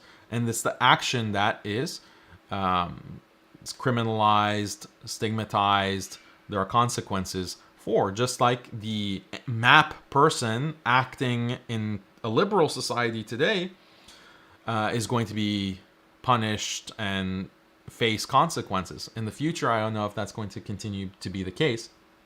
So this is Destiny's problem. He's projecting a particular definition of LGBT onto the rest of history, and this is being anachronistic and simplistic. So that's why I'm asking him, what do you mean by LGBT people? The other thing is, so I mean, the modern LGBT person doesn't necessarily care about family or marriage. What they care about is this identity and this desire that they have and fulfilling it. And it leads to a lot of bad anti-human consequences. It leads to a lot of destruction for the person himself or herself, for society. And, I can't really talk about those harms on YouTube because of terms of service and community guidelines. That's the level of liberal tolerance. Like, you can't even talk about, well, what is the reality of this type of behavior that we see when you pursue at all costs your base desires. So, Qawm Lut in the Quran were these types of people who they had these shahawat and they were going to fulfill them at any cost, and that consumed them. And Allah calls them musrifin, which means transgressors, or people who are not satisfied with what they're given. They just want more and more and more, and they want to cross lines, perpetually cross the line of propriety and what is morally acceptable, socially acceptable. And this is what you see actually with the modern LGBT community. It's just a cult of increased desire, limitless desire. Don't tell me what to do. Don't tell me whether what I'm doing is right or wrong. In fact, if you say it's wrong, I'm going to do it more. I'm going to enjoy it more. So, yeah, we can't really talk about what, issues like child molestation, issues like child abuse, domestic abuse, suicide rates. We can't, depression, drug use, psychological problems, depression. We can't talk about the statistics of this on YouTube or social media because that would be bullying. So there's a good reason why this is impermissible, why this behavior is impermissible in Islam, and it comes with a criminal punishment. There's a whole context, but we can't talk about it. We cannot talk about what if you just allow Qawm Lut to run rampant in your society. Qawm Lut is going to destroy your society. Qawm Lut is going to destroy your society. And there is all kinds of statistics, even despite, even despite the dominance of the liberal system, there's all kinds of research that still, despite all that, proves the reality of Qawm Lut. So, and you can go to muslimskeptic.com and other resources we have. But muslimskeptic.com has a lot of good, interesting articles about this. So check it out. Lesbian, gay, bisexual, transgender, or queer people, do you think they would be happier living in a Muslim society or a liberal society? Muslim society. Why? Because this is, as I said, Islam is preserving marriage, family, community, belief in God. These are things that are biologically rooted. LGBT we can talk about whether that's biologically rooted or not. But the basis for these 4 things I mentioned, they're universal. They've been seen This has nothing to do so with my universally. question, right? So, yes, no, it does, because human beings, there's an objective answer to what makes human beings happier. What makes them psychologically happier do you think is correlated to these 4 relationships. So if they're in a society that preserves these 4 kinds of relationships and institutions, they're going to be, by definition, happier. do you think a Muslim society would seek to eliminate LGBTQ people? So Islamic law has prohibited same-sex behavior. And also has rules for killing gay people if they're caught by enough witnesses, yeah? Yes, absolutely. I've discussed this many times, as do other religions, as do all traditional Well, I'm not cultures arguing and for other societies. religions, I'm arguing in favor of liberalism right No, because now. you're trying to present this case of liberalism versus Islam, and I'm trying to reframe it in the proper context Well, of you're trying liberalism to- versus all societies, all religions, and all cultures. Okay, we can do that. We Because- can do that as well. But do you think that I'm going to defend another religion that would try to kill gay people? Do you think that would be an argument that This I would debate take? is not about you defending Islam. I'm not trying to You're defend trying Islam. to I'm defend. attacking it You right should now. try to defend liberalism when I pointed out that liberalism has these So kinds I of am- major harms. so You've one had no defense- real response to that. I'm absolutely You're just asking these bizarre questions, and you're not answering not- my so, questions. to be clear- I asked a lot of your answered a lot of your to questions. be clear, Let me ask a question. Well, hold on. I haven't asked a single bizarre question. I think my questions You're are very interrogating fair. me. You're interrogating Can you me. give me an haven't example of answered my one questions. question that I've asked so far that's been bizarre? Asking me whether hierarchy can exist in a liberal system. Okay. After I explained it 10 different Do you times. think it might be fair that when you tell me that families can't, did you not say that families can't really exist under liberalism? I said that liberalism gradually erodes family over time, and this is a statistical fact Is that has because- been and is that because of the documented inequalities? by sociologists, by anthropologists. Read Joseph Heinrich. Is that because, I'm not talking to Joseph Heinrich, I'm talking Yeah, to you. well, okay? I'm So citing my authorities question, that you're are not citing specialists in anything, this you're field. giving me a name. I want an argument, okay? So if I you gave read a you good the argument by him, then give me that argument. I don't need you to cite the author. Families are So eroded. Families are so- eroded by liberalism. Yes, that answers your question. So no, that doesn't. The question was, can families exist under liberalism? Why is he fixated on this? It's like he's asking. This was a comment that someone made under in the comment section of the video. Can a tree exist in a forest that's on fire? Yeah, a tree can exist. Many trees do exist in a forest that is burning down. Right? That's the same, just like a hierarchy can exist, families can exist, marriage can exist, communities can exist in a liberal system, but not for long. What's going to happen eventually? What's the direction? What do all of the statistics point to? How is he not getting that? This is why I was just thrown off in certain parts of the debate. Because I just can't believe that he is either not getting this point or he's so stubborn, like he thinks it's a gotcha. It was just very confusing.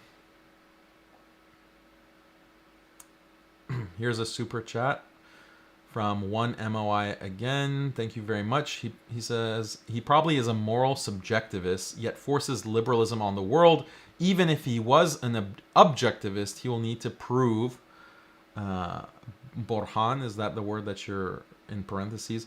He'll have to prove it. Instead, he uses emotions like most Christians and then crusades. Yeah, I'll agree with that, wanting to impose forced liberalism on the world. Whether he's a subjectivist or objectivist, I can't really tell. Like, I don't know what he subscribes to. And yeah, so I think it's irrelevant. With liberals, they're usually objectivists. Like they're not going to say that there's no value to freedom and equality. I mean, you can't say that because, as I mentioned in the intro, in my 15-minute intro, that valuing freedom and equality is human nature. Like Muslims, non-Muslims, that's something that's biologically rooted, and it's found in Islam too. Islam values freedom and equality as well. But it's limited, because if you unlimit it and you try to maximize freedom and equality, it's going to destroy all other values. Same thing, like if Islam, for example, prioritized marriage, like preserving a marriage over everything, then that would lead to problems too. It contradict freedom, and it could contradict equality as well in certain cases.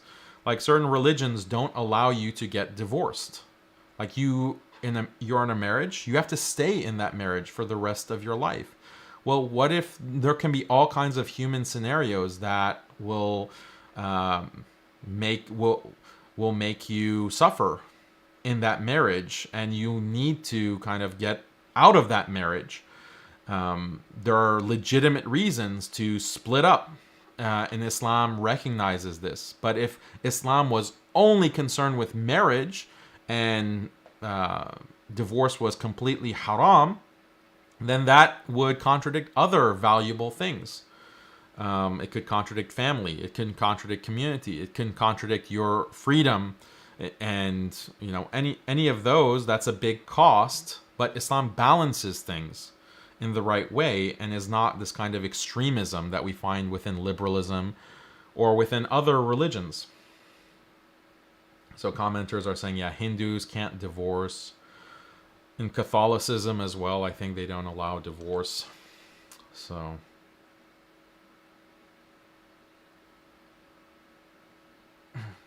yeah, so people are commenting about divorce.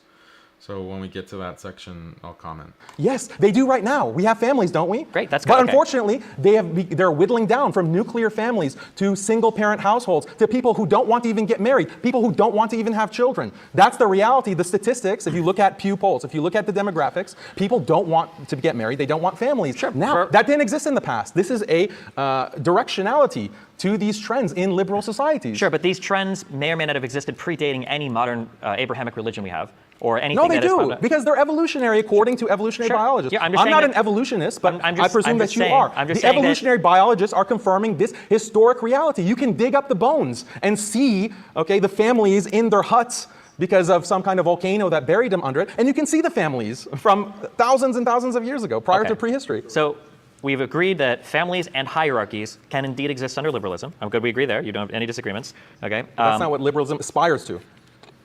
Liberalism is corrosive to families and marriages and communities.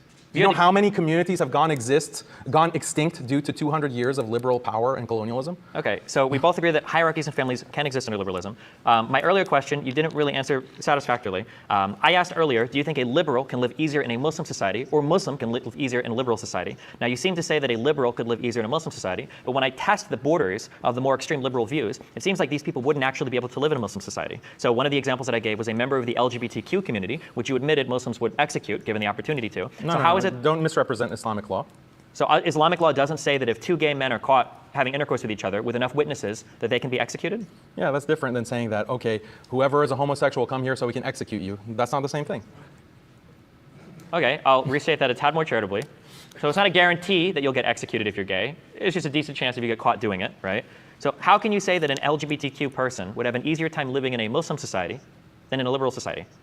Okay, so let's just, for the sake of this kind of line of argument that you want to keep repeating, okay, there are these LGBTQ people. Let's say that this is natural, even though all the scientific research has established that there is no natural basis. Go ahead. There's no natural basis Yep. to this from nature. This was recently There are gay published. animals too. But go ahead. This was recently published that it's It wasn't. primarily It's not true. environmentally factors. Yes, there's a Nature article. Read There's the a meta Nature study. article that says gay animals don't appear. No, this is about finding the genetic basis of homosexuality. I will bet you $25 friendly that there is no Nature article that says we've confirmed there is or is not a genetic basis for a sexual orientation. You are Yes. absolutely out of, there's no Yes, chance. Okay, well, if someone can look it up right now, Nature. I don't have it. Okay, so let's look at this Nature article. Nature.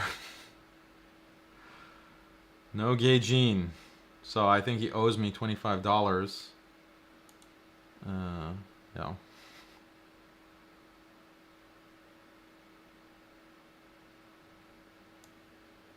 The largest study to date on the genetic basis of sexuality has revealed 5 spots on the human genome that are linked to same-sex sexual behavior, but none of the markers are reliable enough to predict someone's sexuality. This is in Nature. It's also published in Science. Like, these are the 2 biggest journals of scientific research in the world. There is no gay gene, says lead author Andrea Gana, a geneticist at the Board Institute of MIT and Harvard and Cambridge. So Destiny Pay up. Pay up. And I explained the research in my answer in the debate, so let me just play it.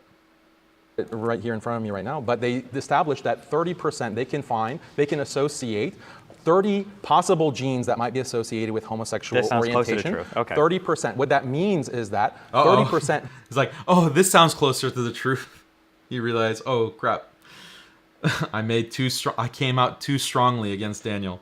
Who have this mix of genetics, only 30% of those who have this mix of genetics actually express homosexual desire. 70% who have the exact same genetics do not express this. So they determined on the basis of this 30-70% split that it's more of an environmental factor that causes homosexual behavior. And this is very obvious when you look at other studies and when you look at human history. But I'm conceding your entire... The fact that there's like an increase in people who identify as LGBTQ in terms of demographics also speaks to the environmental nature, like how this is just environmental influence, or to a large extent it's environmental influence. Why should some polls are saying as much as 25% or 30% of youth under 18 identify as LGBT. 25%, 1/4 of kids these days. That wasn't the case when I was in school, when I was a teenager. So if it's biological, those kinds of, it's not like there's a massive genetic change that has happened in the past 20 years since I was a teenager. So how is it possible unless it's an environmental influence that is causing this? So the science is very clear. And you have many actually gay activists who will say, or queer activists who will say, no, it's not biological. This is my choice.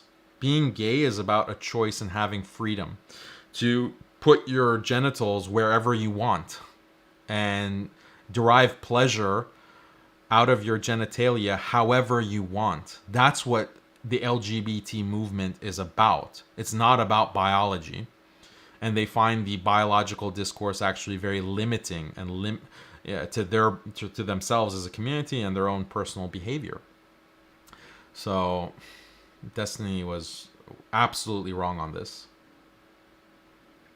Abu Mikhail, Jazakallah khair for the super chat. He says, and this guy is supposed to be one of the top liberal debaters? If so, I'm really embarrassed for them. P.S. Brother Daniel, please make this an 8-hour stream. Yeah, I mean, I was surprised. I was also embarrassed, actually, later in the debate. I'll point it out, because I felt embarrassed for Destiny. Because my goal wasn't to, humiliate the guy, but he just was surprising in certain kinds of things that he was saying, and then he became belligerent, with attacking and caricaturing Islam. So if someone does that, then I have to reciprocate. I mean, be belligerent in terms of answering back. Another super chat: liberals equals feelings are more important than facts. How do you counteract that in a debate? 2, Destiny didn't like when you quoted authority. Why is that? Yeah, I mean, you can counter this appeal to emotion. The thing about debating liberals is that they have the home court advantage, because the majority of the audience, including many Muslims, they have a liberal psychology, and they've also been fed constant propaganda against Islam, and it's associated with certain sound bites, like Islam means killing gays, or Islam means child marriage, or Islam means cutting off hands. That's all of this these sound bites are associated with Islam, and they trigger a lot of emotions and images in the mind of a liberal person, and even a Muslim person, unfortunately, because of this kind of media propaganda that we've experienced, not just 20 years with the global war on terror, but even as far back as the beginning of colonialism, because you had this whole Oriental project to depict Muslims in the worst possible way. So it's like 200 plus years old. So Destiny and David Wood and Apus and Snailton, they all have this home court advantage because they can just put out these sound bites and it will trigger an emotional response. So I haven't found the best way to counteract it, because I can give like a 5-minute response to the issue of slavery and justify it morally.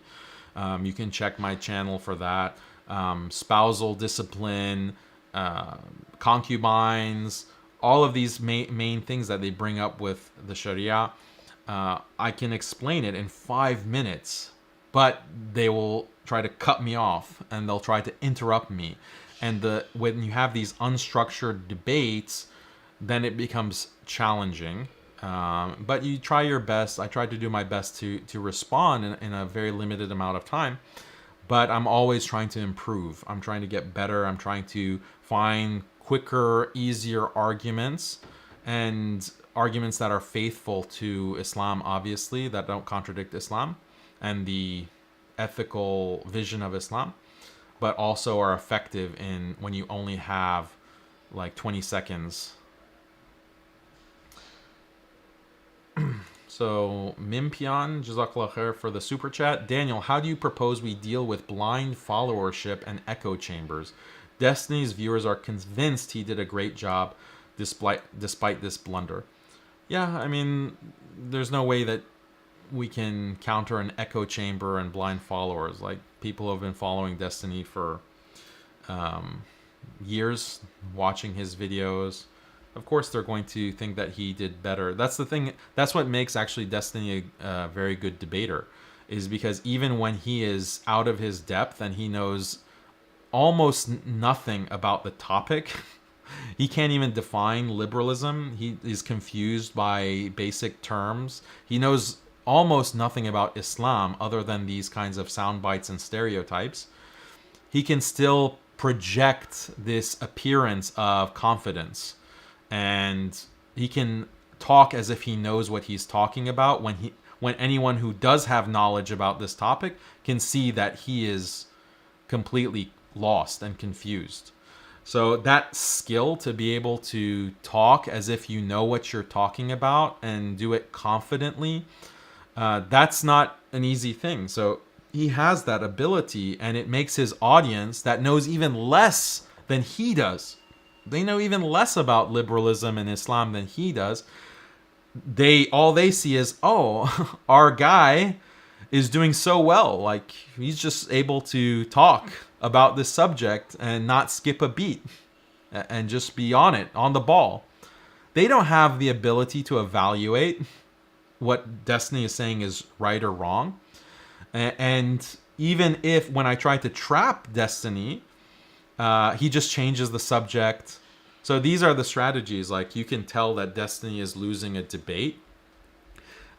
He will just fixate on definitions and try to like bring up these contradictions that may or may not exist. So like, he tried to say, how can you maximize freedom and that not contradict equality, or vice versa. Like, he's constantly asking, well, what do you mean by liberalism? What do you mean by equality? What do you mean by... He's posing these kinds of scenarios. Why? Because he doesn't want to talk. He can't express his position. He can't say, okay, this is what I think about Islam dominating, or liberalism dominating Islam. He doesn't actually give 2 sentences about that overall topic to set a framework, to set some ideas, to set some claims, and actually defend, or argue about the topic at hand, which is the whole point of debate. He can't do that. So he has to fall back on his comfort zone, which is what? Which is just asking questions. So I'm doing most of the topic.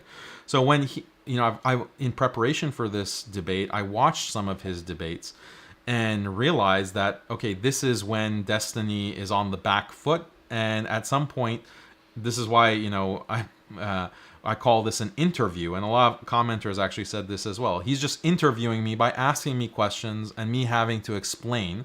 And as soon as I say something that he can't respond to, or he can't see an obvious thing to object to, he just asks another question. Okay, let's move on to the next topic, next question. So that's an interview. And if you watch some of Destiny's debates, that's when you know he's lost. Even amongst people that are way more informed about the topic than he is. The best example of this is when he debated a guy named Ryan Dawson.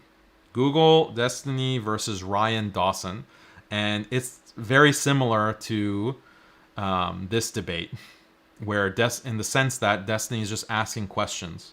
He's just asking questions. He is trying to and he keeps saying, well, it seems to me, this is what I think. That's an interesting debate, because Ryan Dawson is an expert on the topic that they were debating. They were debating Hillary versus Trump for the 2016 elections. And they get to the topic of foreign policy. And Ryan Dawson is an expert on U.S. foreign policy, specifically the Middle East. And so he's just talking with all of these facts, all of these references, and all Destiny can say is well, it doesn't seem to me that Trump would be better in foreign policy. I just don't see that. And yeah, I don't think that you're right on that. He couldn't actually counter with any actual statistics or facts of his own. He just has to appeal to, well, this is how I feel. And he just was asking Dawson for question after question after question.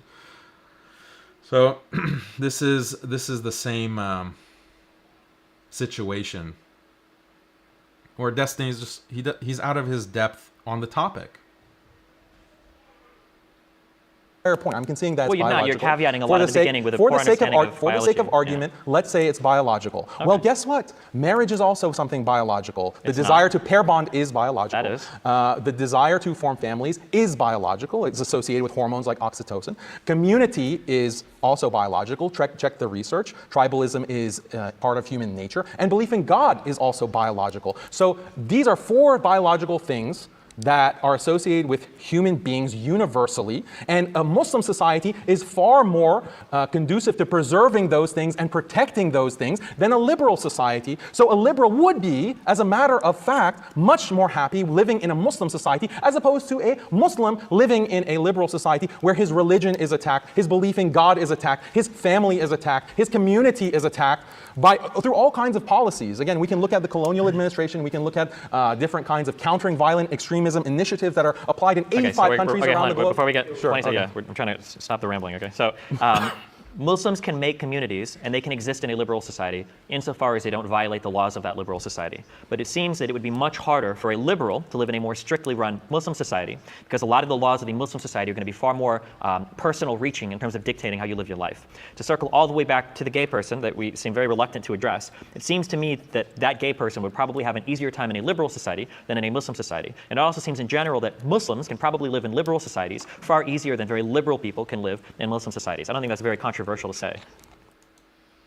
No, it's completely ridiculous because, again, he's projecting this liberalized person living in a, I guess he's imagining the most flamboyant gay person going to Afghanistan. What's going to happen to that gay person in Afghanistan versus a Muslim coming to Sweden or coming to London, like a Muslim refugee, and thinking that, oh, well, I can't practice stoning adulterers, and I can't take concubines, therefore I'm oppressed. This is the way that he's framing it, the comparison.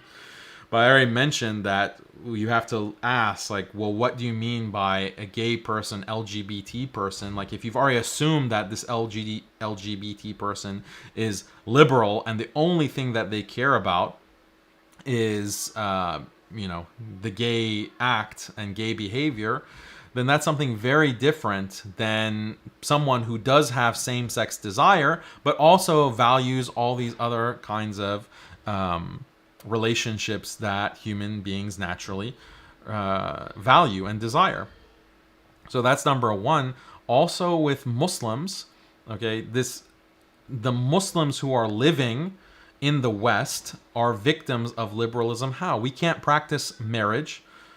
Why? Because there are people, for all the reasons that we've mentioned, people don't want to get married. How many Muslims are struggling to find a wife?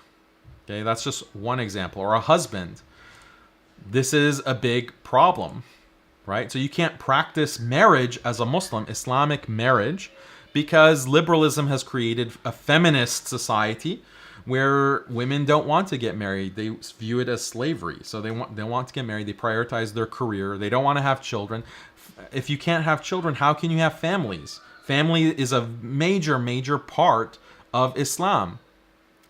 Those are being eroded away. How can you have a family if you get married to someone who wants to prioritize his or her career and doesn't really want to have children? Or you marry someone who is addicted to some kind of drug, like maybe they're addicted to weed, because this is something wonderful and great according to liberals, that everyone should be into recreational drugs. Whoever is willing and wanting to do that, yeah, go and take a hit of that joint. And now the guy is addicted to weed. He's lost a lot of his brain capacity. He can't concentrate to go work to support his family. And he doesn't even want to have children at this point because his life is such a mess. Well, this is a product of the liberal system. So Muslims can't have families. You're a Muslim woman who wants to get married, but all you find are Muslims who are addicted to weed or are addicted to video games or have no kind of ambition to be able to provide for a wife and family. So you as a Muslim woman can't practice your religion.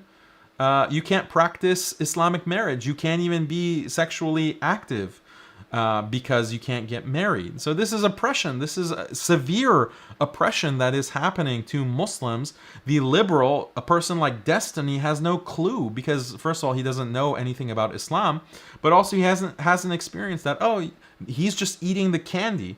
He's just going and, having all kinds of sexual relationships, which he talks about in his own channel. And that's something that he thinks that he's benefiting from. But where's the family in that? Where is the value of a committed marriage, stable marriage? He can't experience that. Liberals can't experience that. They just don't know what they're missing. Meanwhile, that system is creating all kinds of oppression for Muslims. How can you experience, being a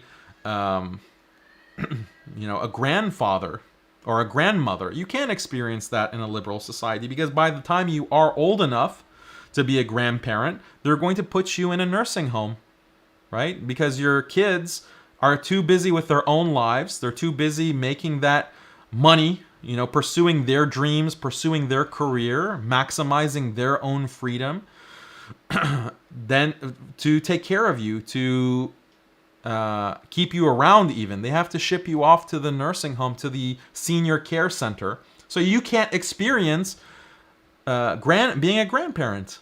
This is a violation of your religious beliefs because Islam values family relations, number one, and if you're a non-Muslim, it violates your humanity. You don't get to experience one of the most beautiful things about being a human being. You don't get to experience that in a liberal society. You're going to be stuck in the nursing home. Or, best case scenario, you're going to be by yourself living independently in some apartment with your only companion being the TV or Netflix. And this is what I always repeat, this image of the elderly person by himself on his couch watching TV and dying in his sleep and no one noticing it because there's no one coming to visit him. His kids don't care because they're, like I said, busy with their own lives, their own careers, their own freedom. He doesn't have a community. He doesn't have a community that cares about him to come and check on him. So he dies on his couch, and the only way people know that he's dead is because his rotting corpse lets off fumes that caused a stench in his apartment building. 3 months later, they find out that he's dead, when the stench actually leaks into the hallway of the apartment building. That's what liberalism requires. That's not even a future of liberalism. That's what's happening now. And yet someone like Destiny wants to say, "Oh, but you can have family in a liberal society." I can't imagine how you can argue that families don't exist in liberal society. Well, okay, you're strawmanning me. I said that they can exist, but they're going to be wiped out, and they're on the way out the door. So it's just ridiculous how he doesn't get these very simple points that I laid out step by step in the introduction. I mean, yeah, if these are things that he hasn't heard before, fine. Like, it takes a while to understand something. And you need examples, you need time. But he's shown no willingness, actually, to ask questions that would indicate that he's increasing his understanding as the debate goes on.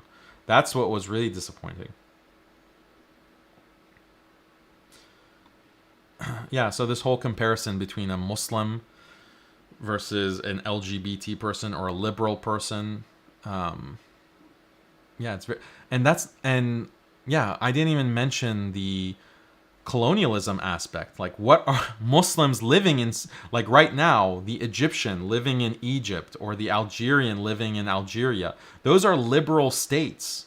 The Bengali living in Bangladesh, the Indonesian living in Indonesia. These are liberal states. And what is it like for a Muslim to live in these kinds of states, where Muslims are surveilled constantly? There's all kinds of CVE programs. In certain countries, if your beard is too long, you're going to be monitored. You can be detained. You can be beaten.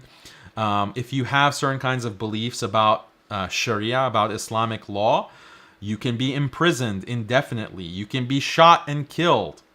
Look at, what I referred to in the opening statement, the native code that the French had imposed on Northern Africa and Western Africa, their colonies, where a white man can kill, can shoot or beat to death any native who disrespects a French symbol or disrespects the French authorities. If you are on the street as a white man and you see an Algerian who doesn't show you enough deference, show you enough respect, you could kill him. And that happened. That happened daily in Algeria, for example, and other French colonies, where they're just killing Africans, they're killing Muslims for disrespecting French authority. What was the liberal justification for that? Well, the population, eventually, if we want them to be civilized and to enjoy the fruits of civilization, they are not civilized now. They don't have the right psychology. So we have to brutalize them until they learn to respect democracy, to respect liberté, égalité, and fraternité. These liberal values, we have to beat it into them. That is the whole point of the state of emergency that you impose, because if you don't impose that according to liberalism, then you can't get these liberal subjects. You cannot civilize these barbarians and these savages. So that's why it's justified. The ends justify the means. That's what it means to be a Muslim living in liberal society, whether we're talking about 200 years ago or we're talking about today, where those same policies are enforced in the Muslim world. Either the same policies or analogous policies. Try to publicly express your disapproval of secularism in some of these Arab countries. Try to do it. See what's going to happen to you as a Muslim. So, Destiny is completely ignorant about all this, and he tries to shift the debate into other topics. Like, again, he hasn't addressed colonialism once this entire time. I mean, all you say is it seems this, it seems that. I've given you references and an argument for why that's not the case. Well, if we want to give references, you're in the history. If you know more about the Earth, because you probably do. So I'll ask you honestly: if I were to go to the most extremely liberal countries in the world, like say the United States, could I find thriving Muslim communities there? And then if I were to go to the most extreme Muslim communities in the world, would I find thriving liberal societies there? What do you think would the answer to that question? What do you define? You keep defining this or using this term liberal because Muslims can be liberal, Christians can be liberal, and you haven't set a standard for what actually achieves happiness. I tried to ask you a question about it, you didn't answer. You haven't defined what liberalism is, you've just questioned my definition. So you're asking these questions that I can't possibly answer. I've explained why a liberal and Muslim society is going to be happier than vice versa. I can talk about the policies within liberal countries against Muslims. I've been talking about how, let's talk about a historical example, Algeria. Do you think Muslims in Algeria were really happy when they're under this native code that the French had placed on all Algerians and Africans going all the way to Senegal, where you had a French administrator who would try to be sleeping at night, but the frogs in the local pond were too loud. So Algerians were forced to go and pat the surface of the pond to quiet the frogs so they don't make noise for this French administrator who wants to sleep. And this is like French. Have you heard of liberté, égalité, fraternité? That's the liberal doctrine. Is France a liberal country? Because these are the policies that they put on Muslims. Are Muslims happy in that? Are those Algerians happy in that? Okay, so I'm going to ask the question again because you avoided it. All right, before you ask the question again, some super chats. Jazakallah khair. Qalib says, Destiny is well versed and logical in debating ethno-staters and others, but not so on this topic. Hopefully this is a wake-up call for him to re-examine his beliefs. You did awesome again, Akhi. May Allah bless you. Ameen. Jazakallah khair. That's very kind of you. Moment says, can you give some points for the people that say we are overpopulating the earth and therefore less families is a good thing?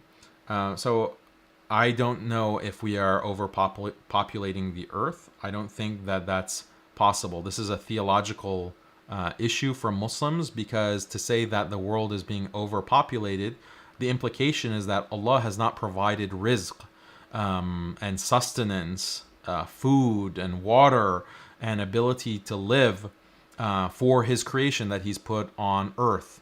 And this is contradictory, because Allah says that he is provided for all people. I think the real problem that should be examined, I think it's a very convenient argument for liberals to make, and that's where this overpopulation argument is coming from. It's coming from liberal establishment institutions like the World Economic Forum.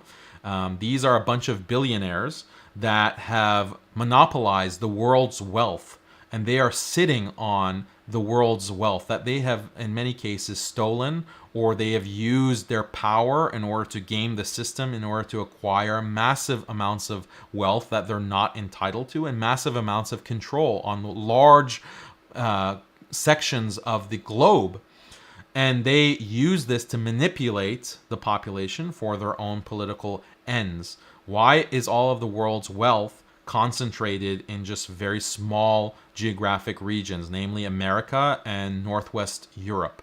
This is the question that we should be asking, rather than the question of overpopulation. If these people were willing to share, or were willing to give back what they have usurped from the world in a just way, then there wouldn't be any problems with resources. There wouldn't be any problems with food. There wouldn't be any problems with access to water, access to land to be able to live. That is the real challenge for the future, is this extreme wealth inequality in a global system that has created haves and have-nots between America and Northwest Europe versus the global South and the rest of the world. But liberals do not want to acknowledge that. They want to just blame Islam and say that, oh, well, Islam is encouraging you to have a family and to have a lot of kids, so Islam is going to lead to overpopulation and the destruction of the environment and so forth. This is a very loaded type of accusation, and it's directing attention away from some of the biggest inequalities that human beings have ever faced. And if these liberals are so concerned about equality, then why aren't they addressing this kind of structural inequality on the global international scale? Why don't they address that? No, they're just busy or so concerned if there's LGBT in Afghanistan or Pakistan or Indonesia or Algeria or Saudi. That's all they're concerned about. If you're so concerned about equality, then how about we make sure that there's equal distribution of wealth, or at least less extreme inequality when it comes to the distribution of wealth in the world? Why can't we talk about that? You liberals, you bleeding heart liberals, whether you're on the left wing or the right wing, why can't we talk about that type of equality? No, you want to just talk about sodomy and queers. That's all you care about.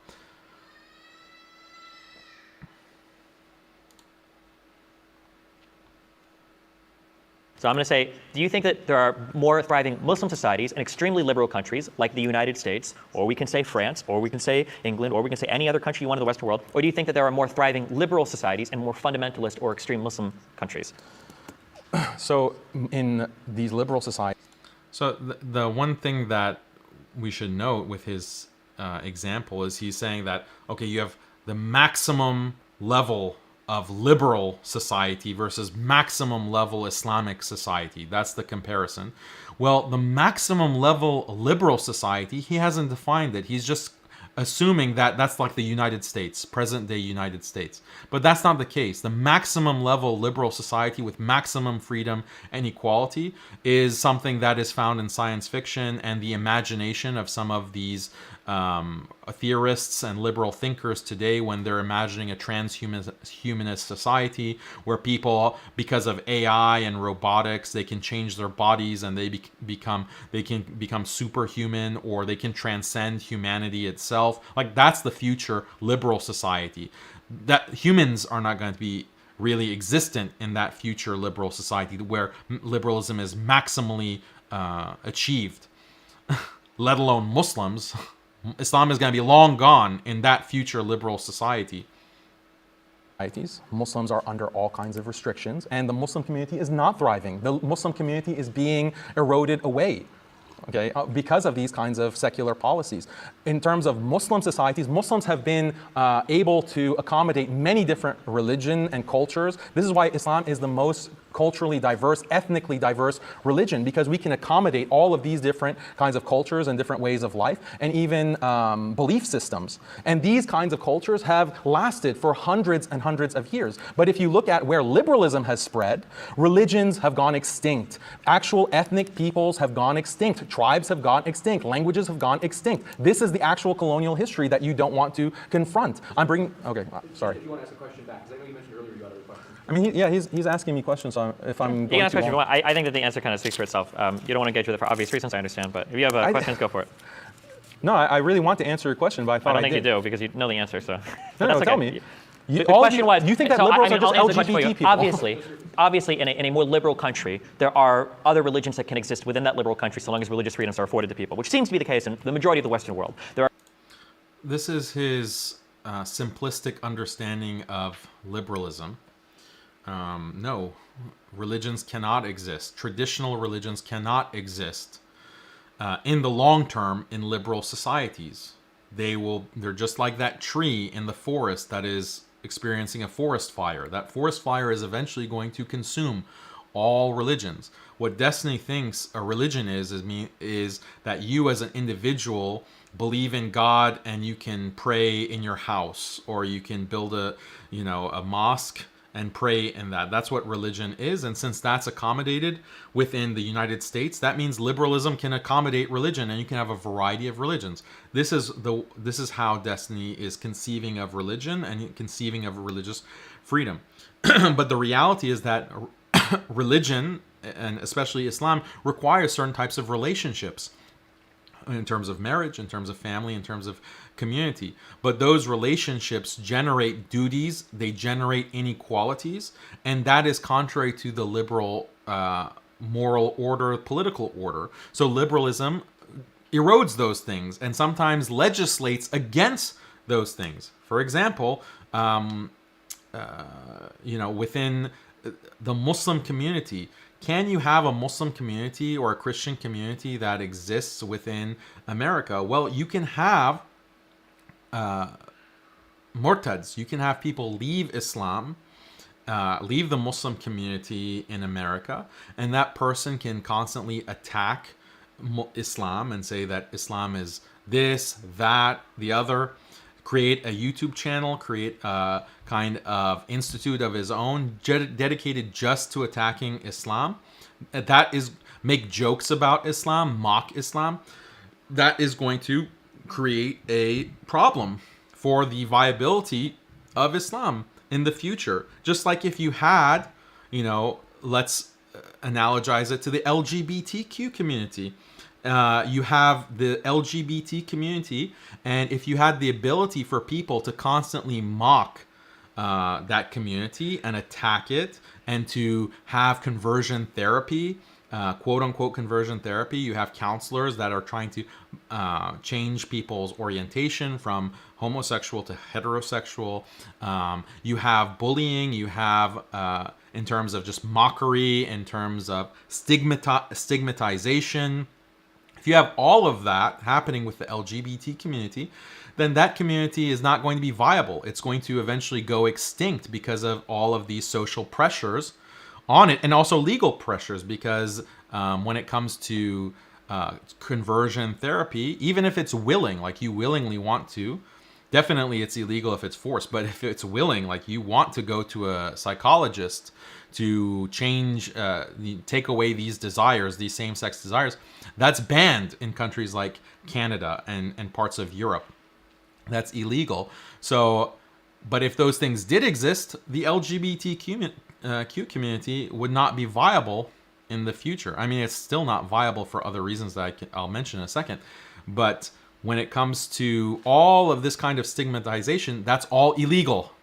The liberal state makes all of those things illegal in order to preserve the LGBT community. But not with religions, not with Islam.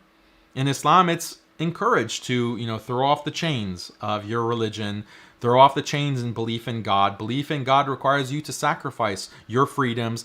Belief in God requires you to sacrifice equality, because it means you have to submit to a higher being.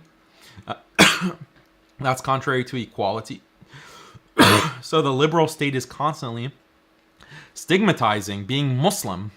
So that's going to lead to the erosion of the community, because it's constantly being attacked from all directions.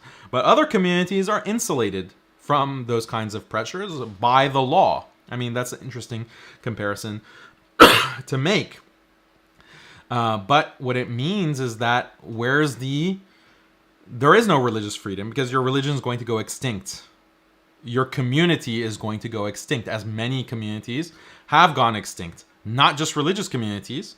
There are religious communities that have gone extinct, like Mennonites. Mennonites are on the verge, according to some demographers, or some demographics, they're on the verge of going extinct, because you have these Mennonite youth that want to integrate with the rest of society. Or Amish, Amish, same thing. These are Christians, very traditional, but the youth are falling into liberalism and wanting to join the rest of society, leaving the community. So the Amish community could be extinct in 50 years. Is that something that is going to be experienced as suffering, as painful? Of course. When your community goes extinct, that's a very painful process. Native Americans, how many Native American tribes have gone extinct? You can mock, your tradition. You can mock your culture. You can mock, you can defect from your community. You can, all of these things. But certain communities, that's allowed. Other communities, like LGBT, it's not allowed. Is the future going to allow for an LGBT community, like in a liberal state? No, the LGBT community is also being eroded. But it's just being eroded in a different way.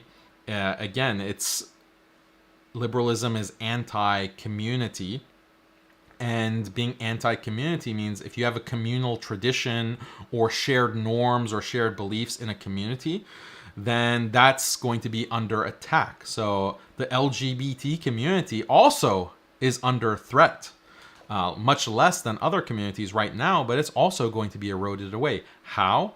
Well, it's very simple. If you look at gays and homosexuals in the 60s, at the beginning of the sexual revolution, it was not LGBTQ.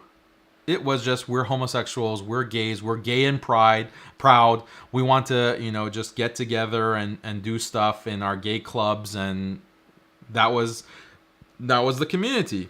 They had a certain way of being. And then, okay, well, now you have to be more inclusive. So what about lesbians? That's part of the homosexual community. Don't be misogynist. Where are the lesbians? It's gays and lesbians. Okay, what about bis? What about bisexuals? Well, they also have to be part of the community. So you have your own way of doing things, but you need to be more inclusive. You need to include these people. Also, you have a certain kind of flamboyant style, but this is causing a PR problem for us. So we actually need to be more respectable in front of heterosexual society. This is actually something that was recommended by Marshall Kirk and Hunter Madsen in their book After the Ball, or the Overhauling of Straight America is their essay that they wrote about PR strategy for the normalization of homosexuality. I cover this in different videos that I've done. So the idea is that, okay, you have a flamboyant tradition, but put that aside because we want more freedom. We want to be able to get married, gay marriage. We want gay rights related to gay marriage and the benefits that come from marriage. A big part of the gay community was opposed to gay marriage.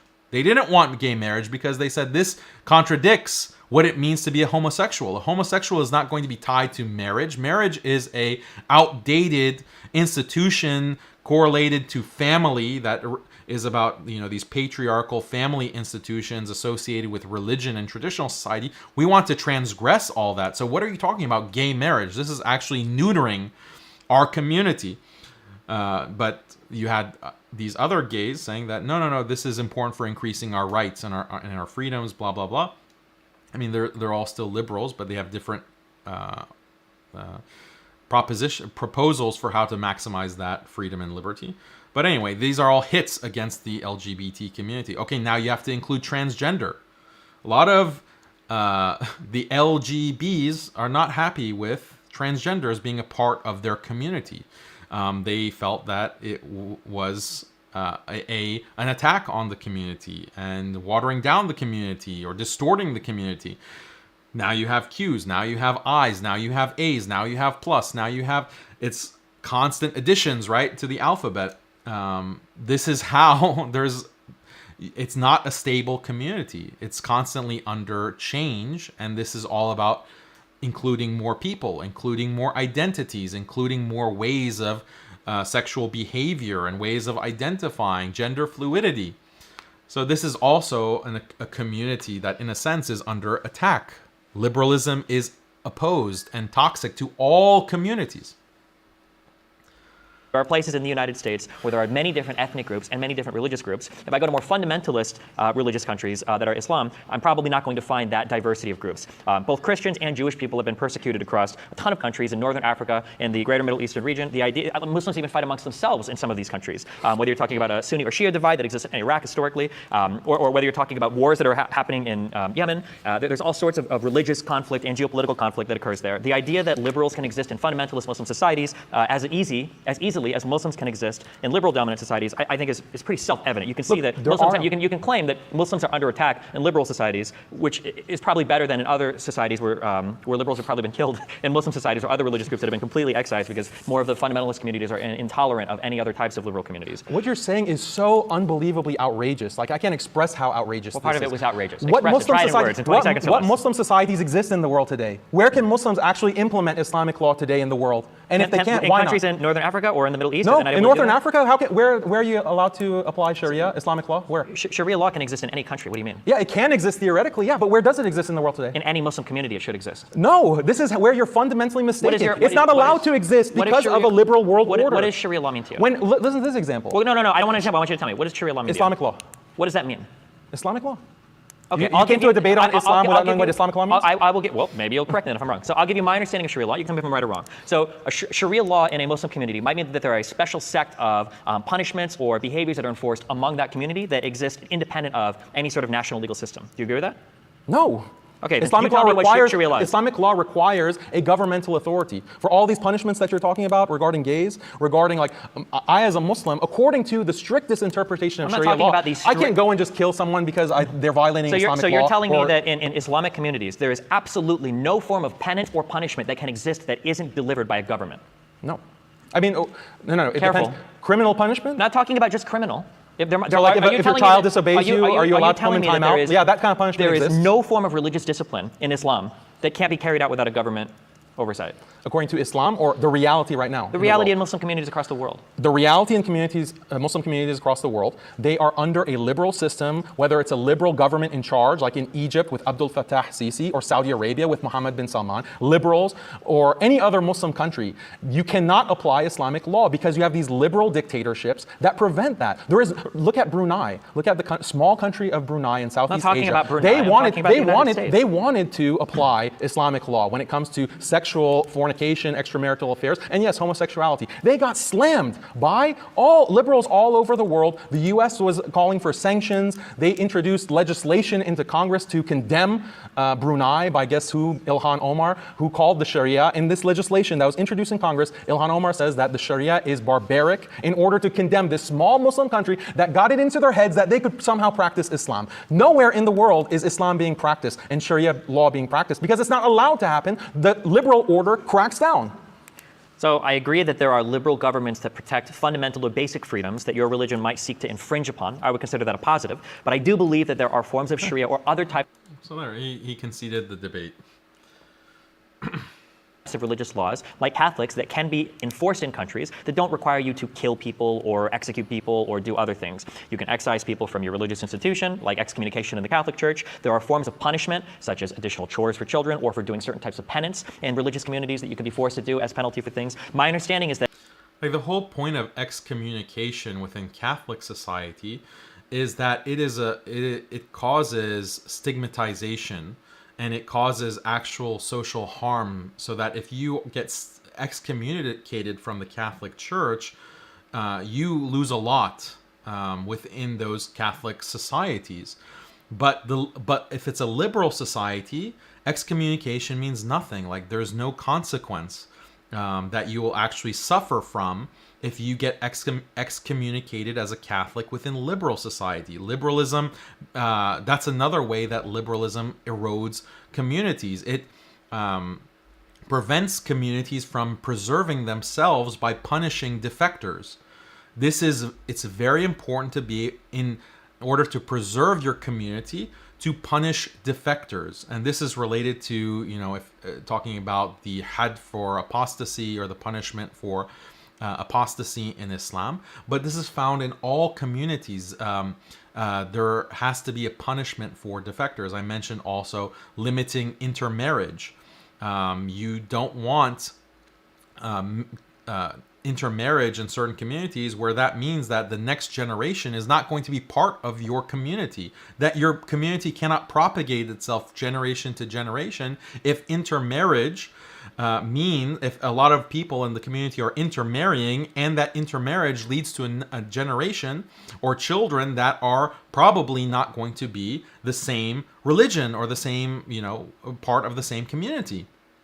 So by liberalism eliminating that ability to punish defectors, or by liberalism allowing people to intermarry, whatever community it might be, then that means that the community is going to go extinct. A good example is Tunisia. Tunisia now allows Muslim women to marry non-Muslim men. This is an attack on the Islamic community, objectively speaking, because this means that there are going to be more and more children born to these mixed couples of Muslim woman, non-Muslim man. And the children are very likely not going to be Muslim, because the children are going to follow the religion of the patriarch within the family. So this is a attack on the Muslim community. Not being able to punish defectors is an attack on all communities. that much like under Christian laws, there can be forms of Sharia law that enforce these types of things. Or there might be other forms of punishment that could come down that don't require you to actually kill somebody. I think I can be concerned with other forms of punishment that don't just happen to do with executions. But if you're going to resist that, you're going to say, well, no, actually, Sharia law is resisted all over the world in liberal societies because we don't let Muslims murder gay people. I guess I'll bite the bullet on that one and say, okay, well, in that case, I'm okay with liberalism as being authoritative over Islam because I like to defend fundamental human rights among other groups of people. So, I mean, I'm sorry to say this, Destiny. Yeah, so he just conceded the debate here. He says, like, if defending fundamental human rights means curtailing Islam, so be it. Okay, so that was the whole debate. He conceded it. And he doesn't seem, like, I think he just resigned himself to that. Like, he realized he didn't really have much of an argument, so, you know, he just bit the bullet, basically. But that was the whole debate topic. So if you concede it, then you lose the debate. But again, he just so at this point is when he really starts ramping up. Okay, killing gays, child marriage. He knows that he has lost the debate. He's conceded the debate. Now it's just about appealing to his base, his liberal base. He's trying to whip them up into, you know, supporting him and his position. It's no longer about winning an argument because he's conceded the whole debate. But you're reducing Sharia and all of Islam to killing gays. I mean, this is really a reductive attitude, and I don't know if it's because you're ignorant of Islamic law, but Islamic law encompasses all areas of life. It encompasses theology. It encompasses like relationships between your neighbors, your family, your spouse. But which of those are prohibited under liberalism? Yeah, this is what I'm getting to.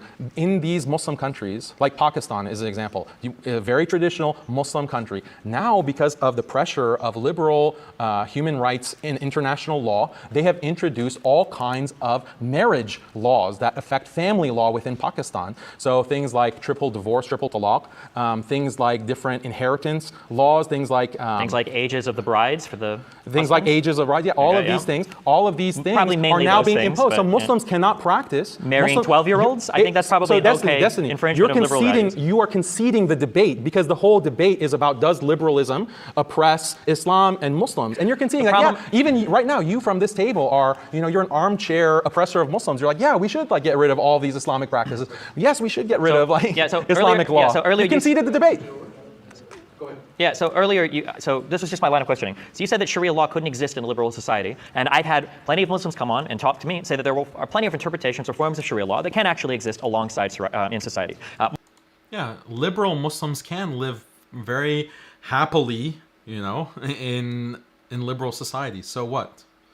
Liberal Muslims are not representatives of Islam, and they're not representative of the vast majority of Muslims that exist today in the world who are not liberal, and historically they're not representative.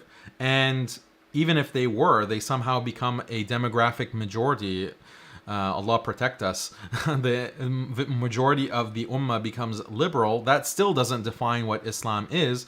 Islam is defined by the Quran and the practice of the Prophet sallallahu alaihi wasallam and the practice of his companions and the first generations of Muslims, as has been preserved and practiced by Muslims for 1,200, 1,400 years.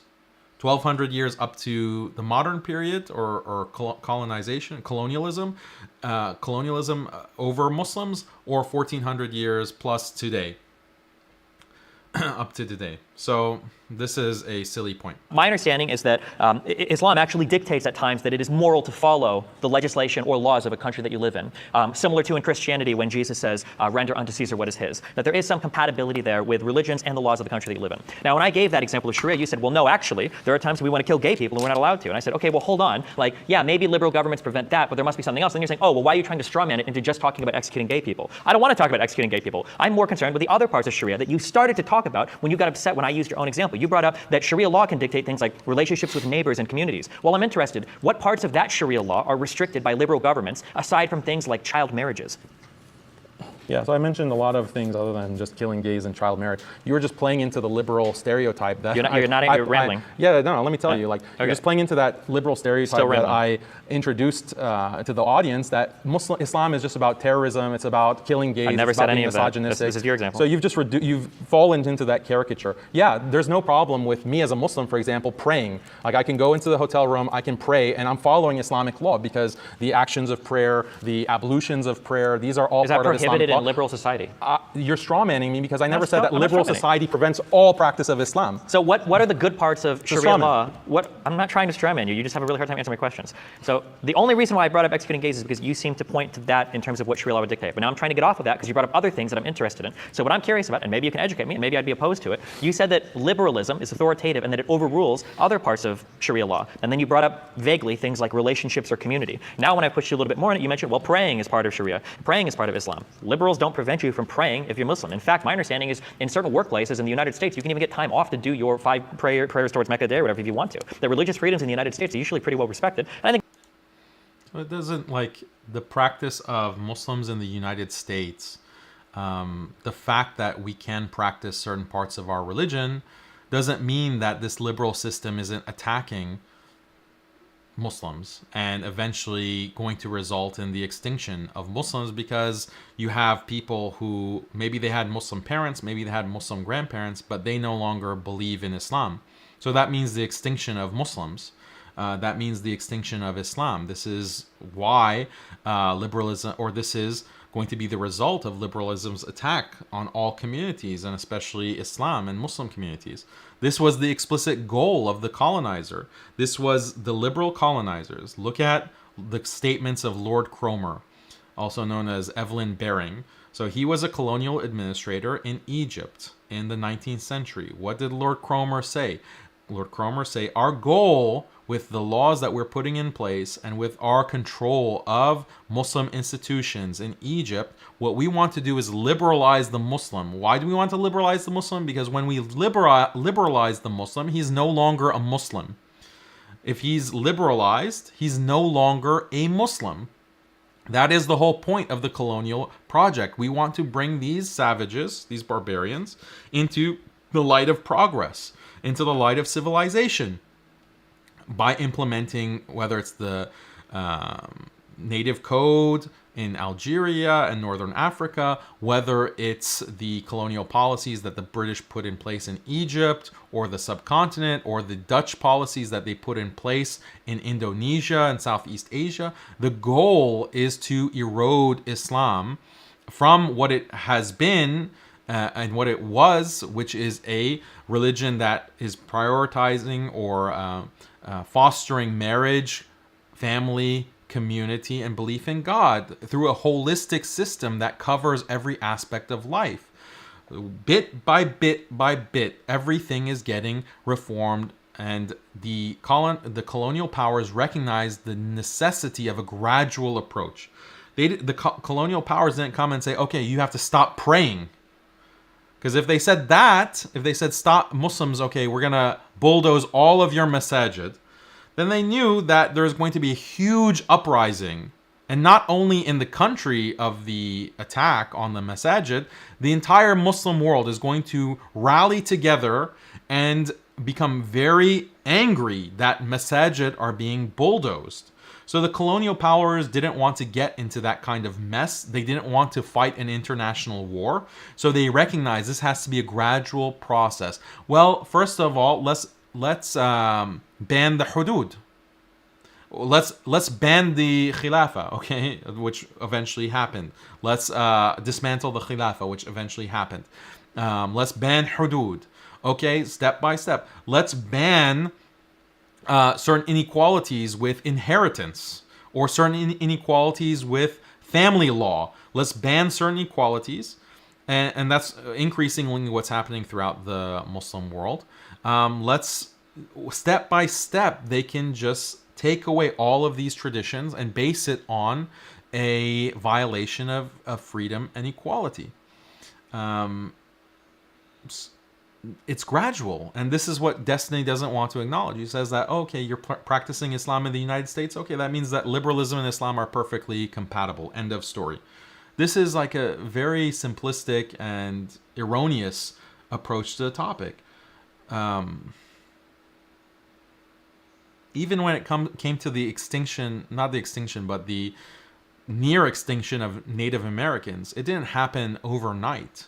It didn't happen even in 10 years, 20 years, 50 years. It was a gradual process, and it involved a attack on culture. It involved actual extermination and genocide. And this is documented in history. It wasn't a one-stop process. We would agree that the United States is a pretty liberal country. So I'm curious, besides child marriages and killing gay people, what are these parts of Sharia law that you think are being prohibited by liberal governments that otherwise shouldn't be? I mentioned them. I mentioned Mention many them again. I'm examples asking you of clearly. Can you just mention them marriage again? practices. So What Muslims type of cannot marriage practice? Muslims cannot practice family law according to the Sharia in the United States. What type of family law?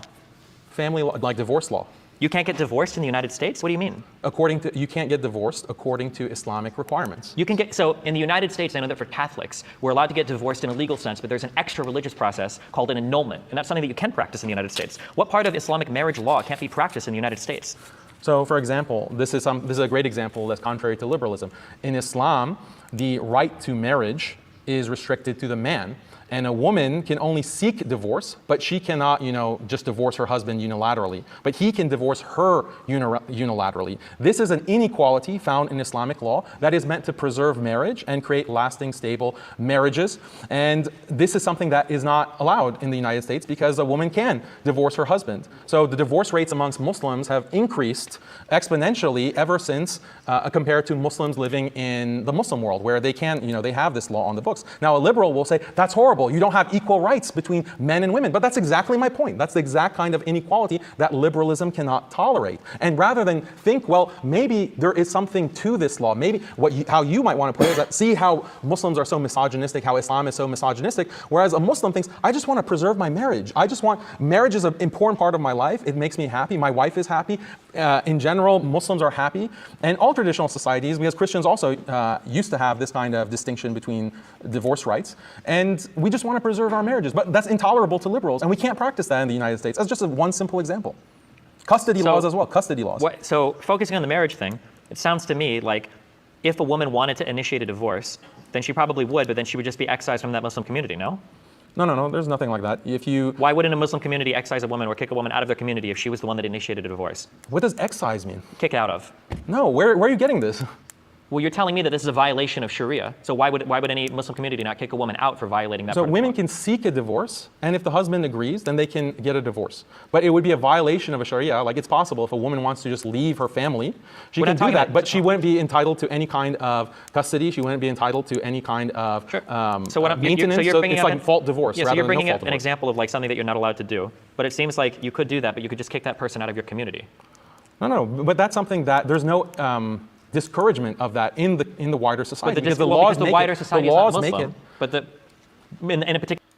Like if a Muslim, so in Islamic society, if a woman wants to just leave her husband and travel to another country, she can do that.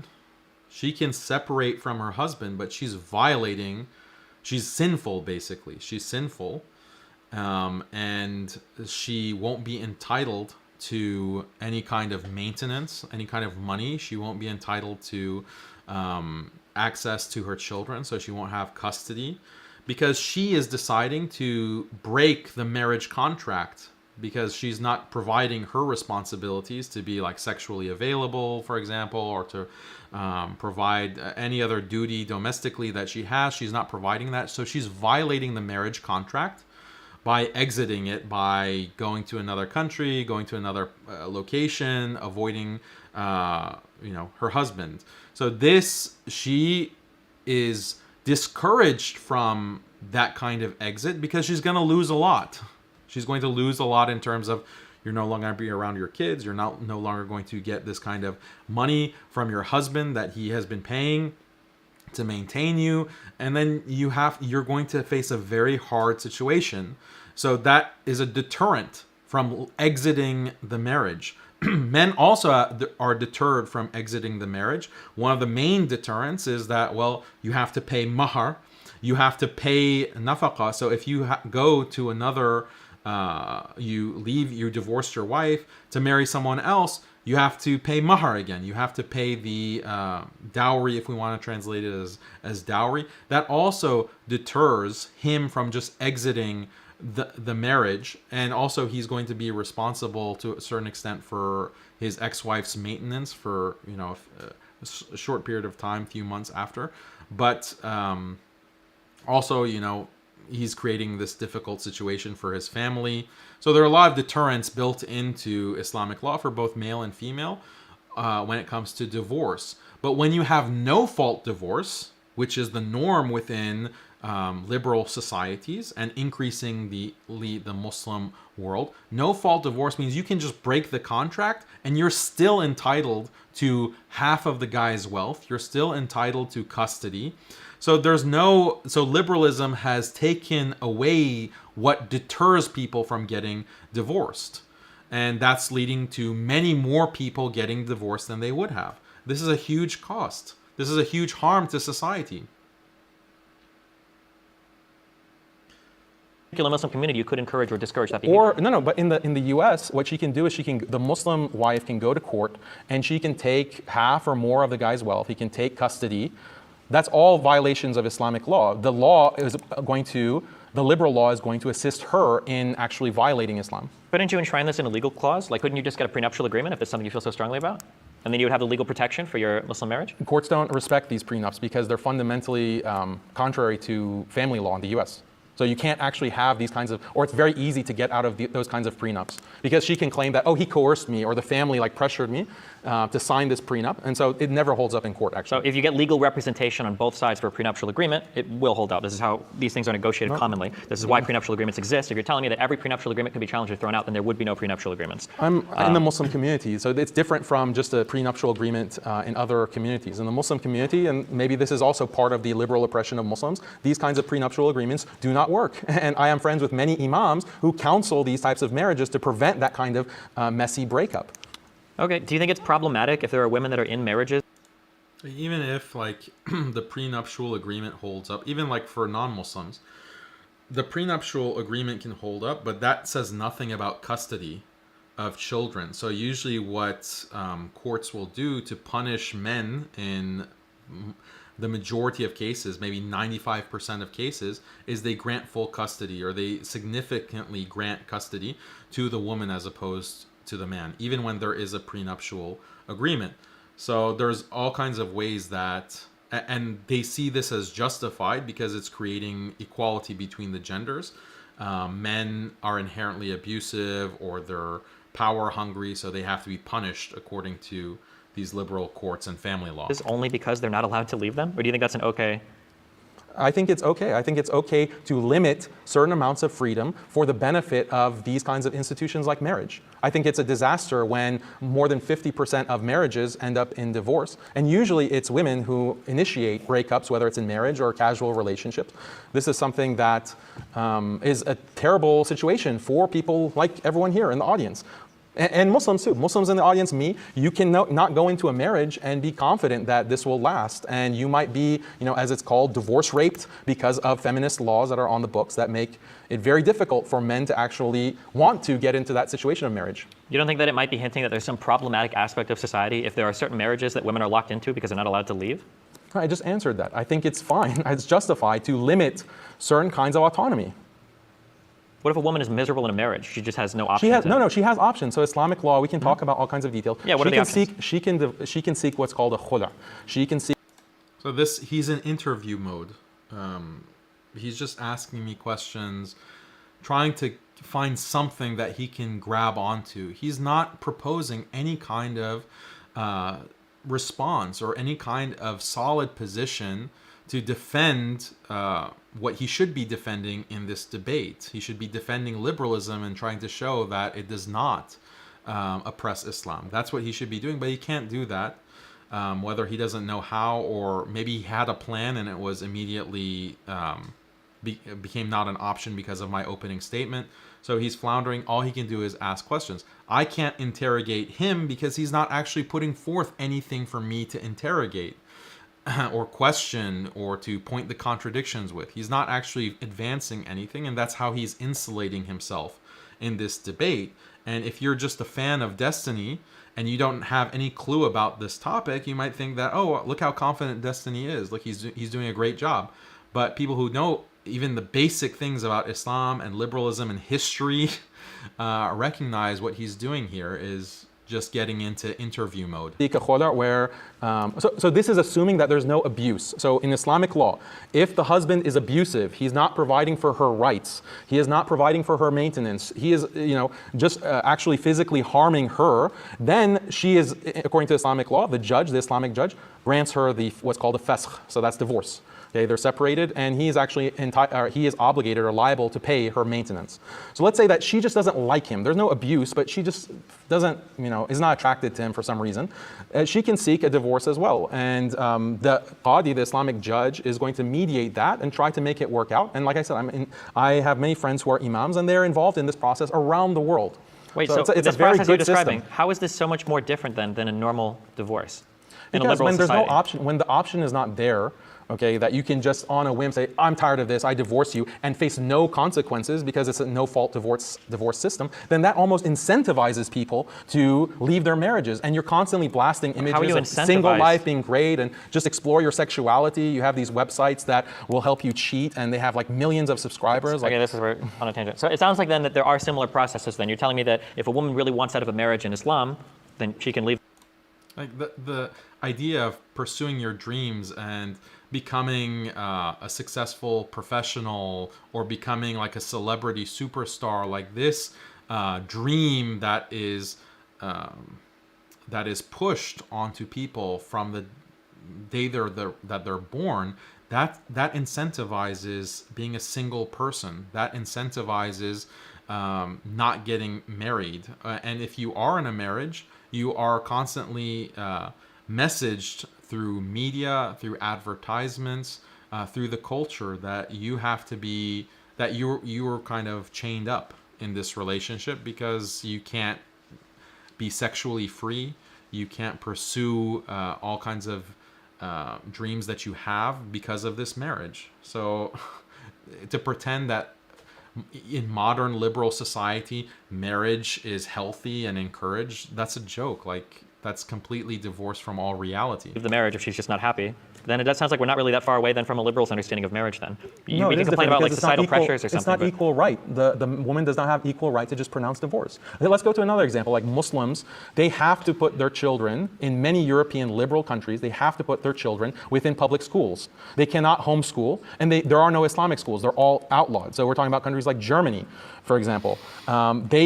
Muslims can't raise their own children according to Islam. They have to put their kids. I mean, I was just talking to a Muslim mother in Germany. She's like, should I put my kid in the Christianity elective or the atheism elective? Because those are the only two options in the public school. What should I do? Like, these are the kinds of realities that Muslims are living, not this kind of abstract stuff that you want to talk about. What is the atheism elective? What does that mean? It means going over classical liberal thinkers. It means going over Darwinism. It means going over why a secular scientific understanding of the world is the understanding of the world. Okay, I agree. I think that there are some cases in which liberalism supersedes some forms of Islamic tradition. It seems like you would still be able to practice some of this at home, but obviously some of this would be inescapable. But again, he conceded the debate again. Said that certain parts of liberal norms would supersede Islam. Most of the inescapable parts, I think, are things where I think we've advanced society far long enough that we probably, I would disagree with a lot of the Muslim tradition here. But look at. We see, like, this is a progressive understanding. We've advanced society enough. We have advanced society enough, so these parts of the tradition are irrelevant. Yeah, that's my whole point. That's exactly what liberals want to do. You can draw a straight line from Destiny all the way to John Stuart Mill, Alexis de Tocqueville, Jeremy Bentham, John Locke, Jean-Jacques Rousseau. You can draw a straight line. They all have the same mentality. We need to advance society, and a lot of traditions are going to be irrelevant, but so what? They don't see the harm that's being caused and what is being lost. France, for example, Muslims in France have to, like the imams of the mosques, have to sign a loyalty agreement that they will prioritize French law above Islamic law. Not even in practice, but just in their loyalty. So they have to sign this loyalty oath to France.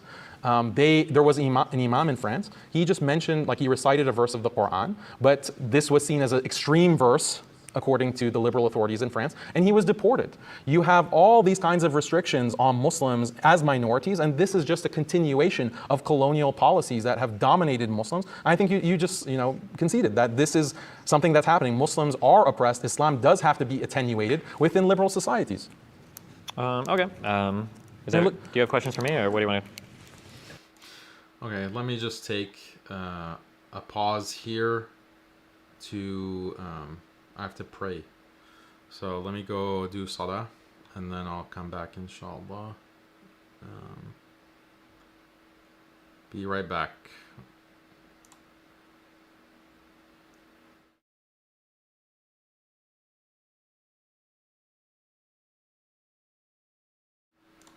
Oh, and I'll be back.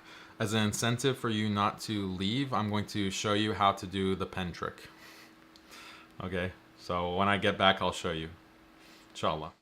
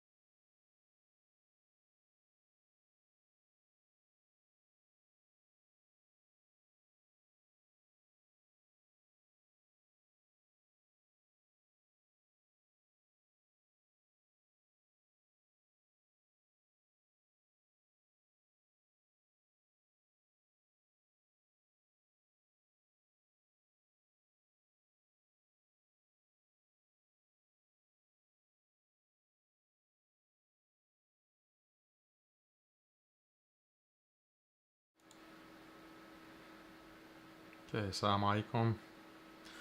I am back. So the stream is going longer than I anticipated, but I underestimate stream length all the time. So can everyone hear me in the chat?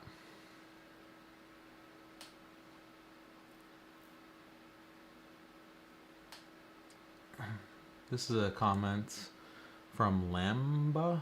I'd like to point out that the liberal country of Sweden is so liberal and tolerant that the government is kidnapping the children of Muslim immigrants for no reason other than waiting for you to finish the sentence.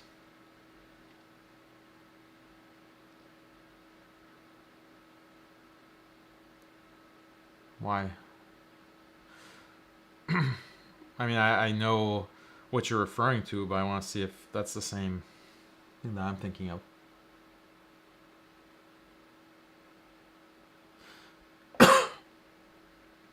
While the brother or sister is finishing the comment, CG says, but most Muslims would rather live in a country ruled by destiny than Daniel. Only political Salafis might like Daniel as a leader. Well, if most Muslims are liberal and they want to live an individualistic, atomized life, then yeah, they should live in a society ruled by destiny. See how that works out for you.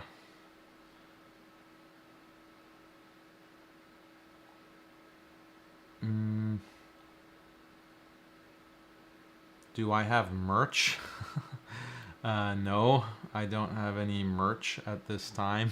Should I have merch? What kind of merch should I be selling?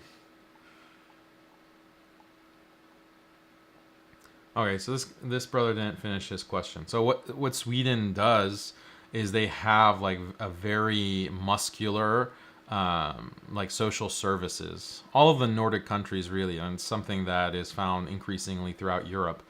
But they want to basically make sure that these Muslim immigrants aren't raising their children to be basically too Muslim. They don't want Muslim children to be misogynistic or to be homophobic. So if you as a Muslim parent are teaching your child that actually homosexuality is something that's wrong, or telling your child that actually you can't transition to another gender, then the government will call that abuse, or that's considered abuse, and then you will your children could be taken away. And that's also the case in the United States and Canada increasingly. If your child goes to public school and somehow expresses to a teacher or counselor that he feels like a girl, then they can start hormone therapy without parental consent. And if the parent objects, then that's considered abuse. You're not recognizing your child's gender, and therefore that is abusive. And the state has a right to confiscate or to take away your children. This is what child protective services are all about, increasingly. So that's kidnapping of your children. That's why I said in the debate, you can't choose how you raise your children. I'm not seeing... Oh, okay. The continuation of the comment. So the children are being kidnapped. Then the government deeming the immigrant parents as extremist or revoking citizenship if any was applied. And the chances of the parents seeing the children is absolutely zero, even if taken to court. Yeah, same thing.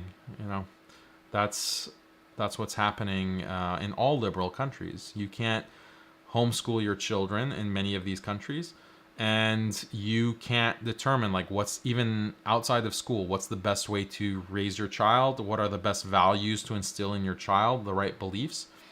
Not allowed in a liberal state. And Destiny wants to ask, oh, well, what restrictions are there? How are Muslims restricted? You can pray. Ice cold juice, jazakallah khair. for your super chat. He says, having multiple wives is another example of Sharia that's not allowed. Yep. Love you, bro. Jazakallah khair. That's absolutely true. Absolutely true. Polygyny is not allowed.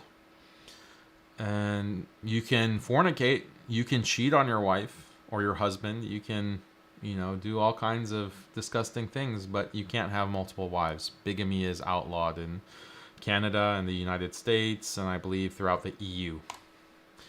Abu Bakr Ahmed. Oh, by the way, this is also to comment. Why are they banning polygyny?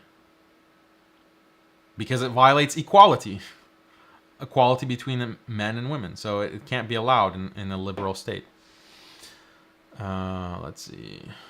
Abu Bakr Ahmad says, DW brother, we love the long streams. Great job with the debate. Could you please debate a feminist? DW, I don't know what DW means. But could I debate a feminist? I'd love to debate a feminist. It's just a matter of finding the right candidate to debate. I've challenged a couple of feminists. I've challenged Amina Wadud, famous feminist, claims to be Muslim. She's not a Muslim.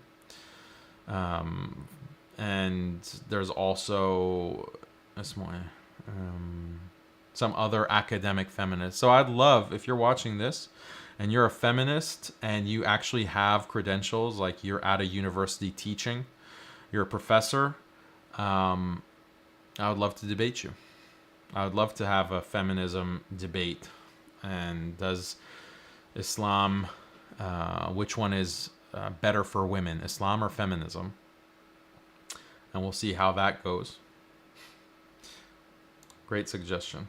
Okay, so I said that I would do this pen. Oh, here's another super chat real quick. Don't know if you saw this earlier, but I wanted to say, Jazakallah, brother, you have helped my iman and confidence a lot. I am less apologetic now. Alhamdulillah, I'm glad to hear it, brother. I appreciate your super chat.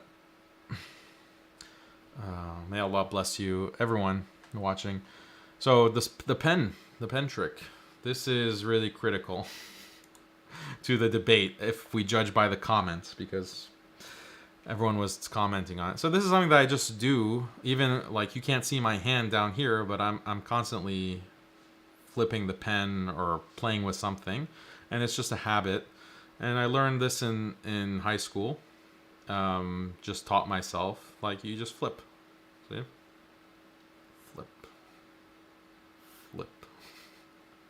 Then if you learn one direction, then you learn the other direction. See? You just hold the pen in this kind of way that you can flick it, and then you just flip. Flip. If you're really good, you can do multiple flips. Well, left hand I'm better at that. You can do multiple flips. I'm still practicing multiple flips like that. See? There you go.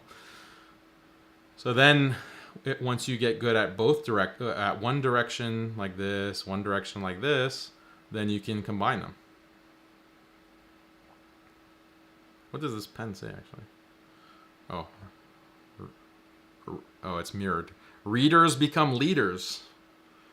Great tip for destiny. Read some books.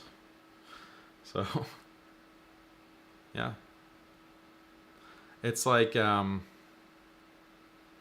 if you need to fidget, you need some motion, you just move around. I can do it all day. Okay, back to the debate.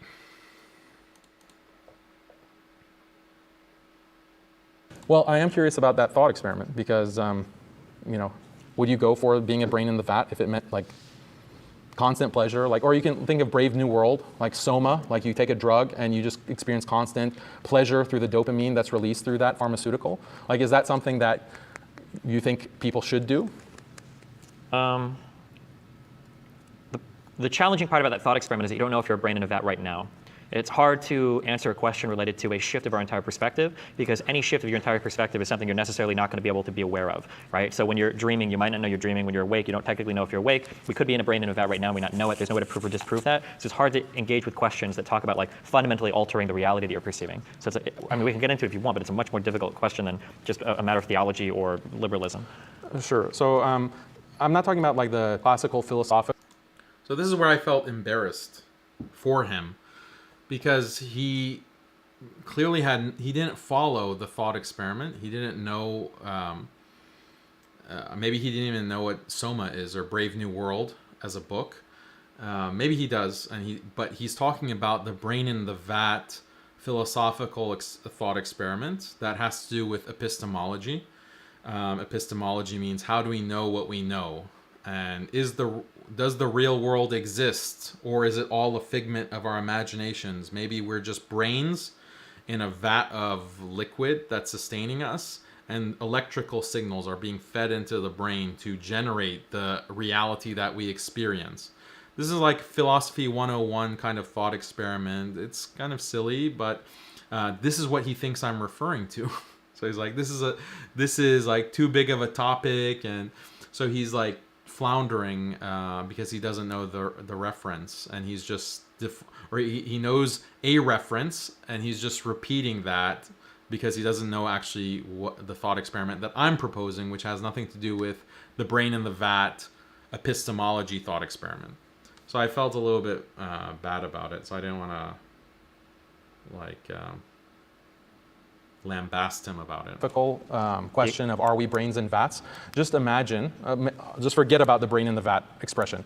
Just imagine like there's a kind of pill that you take, and you take it, and then you experience just constant bliss, and you're just hooked up to, you know, whatever like virtual reality machine, like Meta machine, Oculus Rift or whatever, and you just live in this constant state of bliss and experience no pain. And this is mandated. Let's say the government mandates this. Everyone has to be plugged into this. Why? Because we want to reduce the killing of gays, or child abuse, or domestic violence, or rape. And they mandate this. Like, what would you say in response? And the government really kicks it up a notch, because they're not only mandating it, they are smearing all people who refuse, like the anti-Soma crowd. They tarnish them as being pro-rape, and being pro-killing of gays, and being pro, you know, marrying 12-year-olds, and pro-child rape. What would you say, like, to that government policy? Because doesn't that remind you of kind of what you're doing in this debate? No, okay, so I'm going to ramble for a second. So what you're bringing up is a really well-known philosophical. So that is what he's doing in this debate, because he's saying that, well, we need to have these traditions that are leading to women and gays being oppressed by Islam, quote unquote. We need to get rid of those traditions. And Daniel, you're supporting the Islamic law because you're pro-misogyny, you're pro-killing of gay people, and that's the only reason that you could support such things. Whereas what I'm really saying, what I've been saying, is that no, I support these traditions and I support Islam because, amongst many reasons, it preserves my relationship with God. It strengthens my relationship with God as a creation of God. It strengthens family. It strengthens marriage. It strengthens a community. So I feel like I belong in a community that supports me and cares about me. These are all values that I, as individually, value as a human being, but everyone values at some level because it's biologically rooted. And these kinds of behaviors that Islam outlaws, yes, it creates inequality. It creates a certain degree of lack of freedom, a certain degree of inequality, but it's for the benefit of these larger relationships, these larger values. But you don't understand that, Destiny. You want to just portray me as being this sadistic person, this evil, misogynistic person, exactly in the same way that the government, with this new Soma technology or brain in the vet technology, stigmatizes anyone who doesn't want to give up their way of life. Anyone who doesn't want to hook up to this system is going to be stigmatized as being pro whatever, misogyny, being homophobic, being pro child rape, being pro child abuse and torture and rape in general. That's exactly how your liberal program, what you're advocating, is related to this thought experiment. I'm just taking it to its logical conclusion. The logical conclusion is what I'm portraying, that through technology, you can get rid of a lot of traditions and it'll lead to more happiness, because soma, by definition of this thought experiment, is pumping dopamine into your brain, that where you experience pleasure, constant bliss. That's the definition of liberal utopia. So I already explained this thought experiment a little bit more earlier in the stream, so I'm not going to repeat points. But that's how it's relevant, how this thought experiment is relevant to liberalism. Let's see what he says. The thought experiment, it's called the experience machine. So the question is typically posed as, if somebody could put you in a machine and then you weren't aware that you were in a machine, but it gave you the perfect blissful reality, would you take it? Technically, if you're logically committed to being a consistent person that's answering questions in a reasonable way, your answer should always be yes, because once you're in the machine, you're not going to be aware that you're in the machine. Now, people intuitively will reject that conclusion because they'll say, well, hold on, I know that it's not real. But the reality is that once you're in the machine, you won't know that it's real or not. And right now, you don't know if what you're experiencing is real or not. So for instance, if I were to offer you a pill and I were to say, actually, you're already trapped in a liberal society, but I can give you a pill to enter a machine, and what that machine is going to do is it's going to wake you up. Now, it's going to be a society full of misery and war and post-apocalyptic robots running everywhere killing everybody, but it will be the real world and you have a chance to build something new. Would you take that pill or not? The problem is you don't know if I'm about to insert you into another dream or if I'm about to wake you up from the experience you're already dreaming about. So there's a lot to think about in terms of this question, but it gets into some very heavy epistemic theories of truth. How do we figure out what is real or not? How do we figure out if our conscious experience is objective and grounded or subjective or not? I understand your desire to use this question to explore liberal versus a theological foundation for the world, but it's a very deep and heavy question. It's hard to just answer yes or no. It's not that deep. I will say that if would there's you a say that government the government has done something, is the government right in smearing people who refuse to take this option as pro-rape? If the option had to do with enforcing or embracing a society where we respect the civil liberties and values of people that are different than us, I would say that a government can enforce that. But if you're talking about putting people to sleep in a matrix and then doing it that way, I'd say the government probably doesn't have a right to do that. That's too much control of your life. Why? Because it's maximizing people's freedom. There's no more police the government brutality. There's no more racism. There's no more homophobia. The government doesn't seek to maximize every individual's freedom. It seeks to protect the freedoms of other people. people. You're pro-homophobia then? I never said I was pro-homophobia. Are you pro-rape? Because this is a perfect solution. This is a perfect solution. Just like we can dissolve families, so there's no more parental abuse. The best solution to all crime is to nuke every single country on the planet, because when no humans are left, no crime is left. That's an absurd question. No. That's See, this is exactly the way that liberals argue. Liberals say that, well, when you have this kind of relationship known as a parental relationship, it's parents and children, this leads to all kinds of abuse. And there are so many examples of child abuse. So what we need to do is set up public schools that will limit the rights of parents to control their children. Children have the ability to go to, or they're mandated to go to school run by the state. And this decreases the inequality between parents and children. Also, a lot of liberals say that parents indoctrinate their children when they're in a state of dependence with religion, and so this should be illegal. Parents should not be able to teach children religion because that's brainwashing and indoctrination. Rather, children should have the choice to,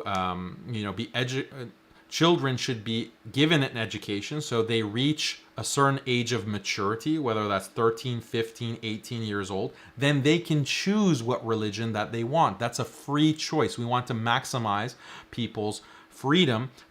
Parents are in this position of authority that's unequal. It creates a state of dependence. So we have to create institutions and policies that mitigate this inequality to maximize children's freedom. This is also the liberal justification for banning circumcision.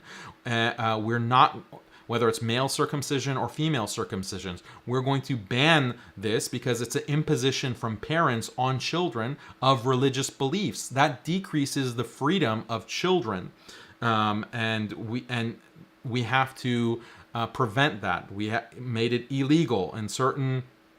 In I think all Western states, female circumcision is illegal. But when it comes to male circumcision, that's also illegal in the EU, in certain parts of the EU states. So liberal justification on the basis of maximizing liberty and equality. And they can take it further. They can say that, look, maybe we should abolish parenthood in its entirety. In fact, there's an article that I just saw. Let me try to pull it up.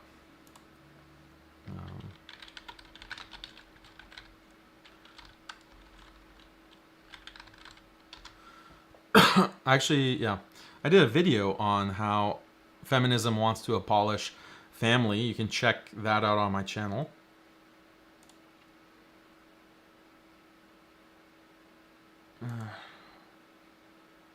Why is this?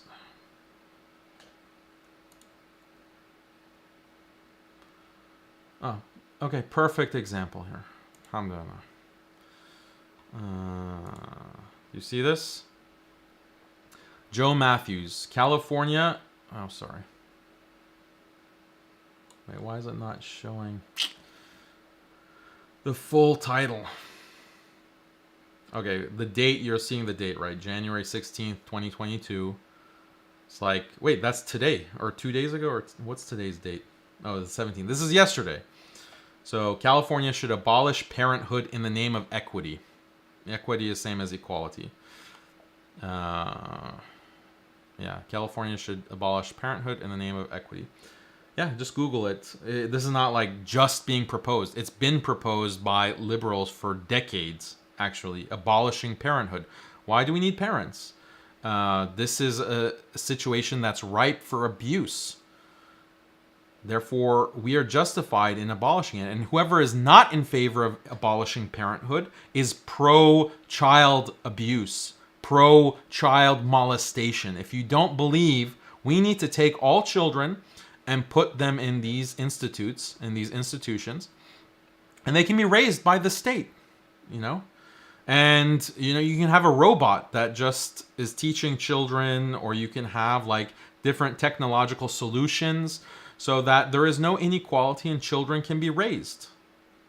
Or what if you could advance the aging process?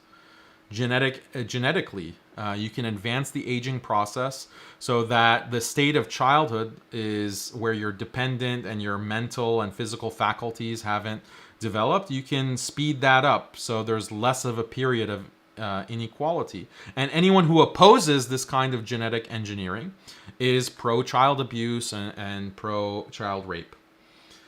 So this is exactly what liberals are doing. This is the future. You're looking at the future world that liberalism has in store for you and me and our children.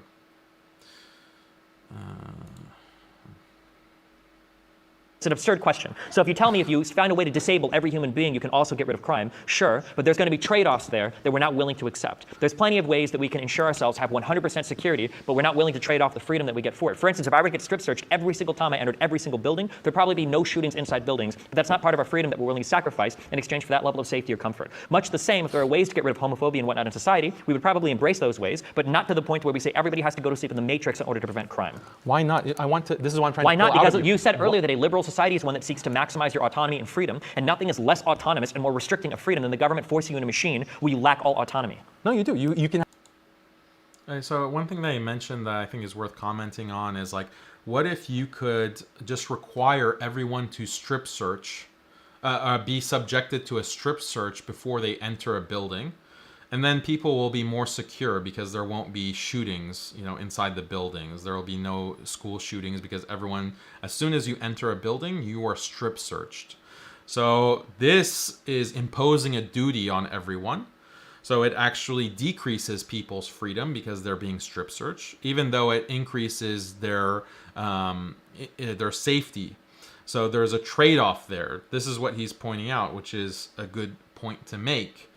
But this is the important. This is why technology is such a key part of the liberal program, because what the classical liberals understood, going all the way back, you know, to the beginning of these Enlightenment thinkers, they understand technology. Like, that's a big part of the program, and they recognize that when you have technological innovations, that will reduce duties. So what if you had this technology that could just scan people's bodies or scan people and know if there's some kind of weapon on them, then you could do that. You could have that kind of technology. You increase people's safety, and there's no duties that you've imposed on others.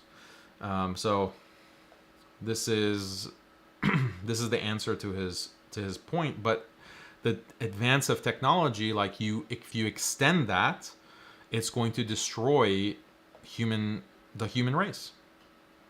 Have whatever you want in this You're locked in virtual a machine. reality. Virtual in the reality is virtual not reality. That's why it's virtual No, reality. we're imagining future An technology. imagination is not the same as reality. We're in this thought experiment. You know what a thought experiment is, right? There's a future technology that will allow you to fully live out your fantasies, and it will be a complete, like, blissful state that you're existing But in. you know before entering it that it's not real. The government can't force you to do that. It's the ultimate sacrifice of your sounds like autonomy. you're fetishizing reality.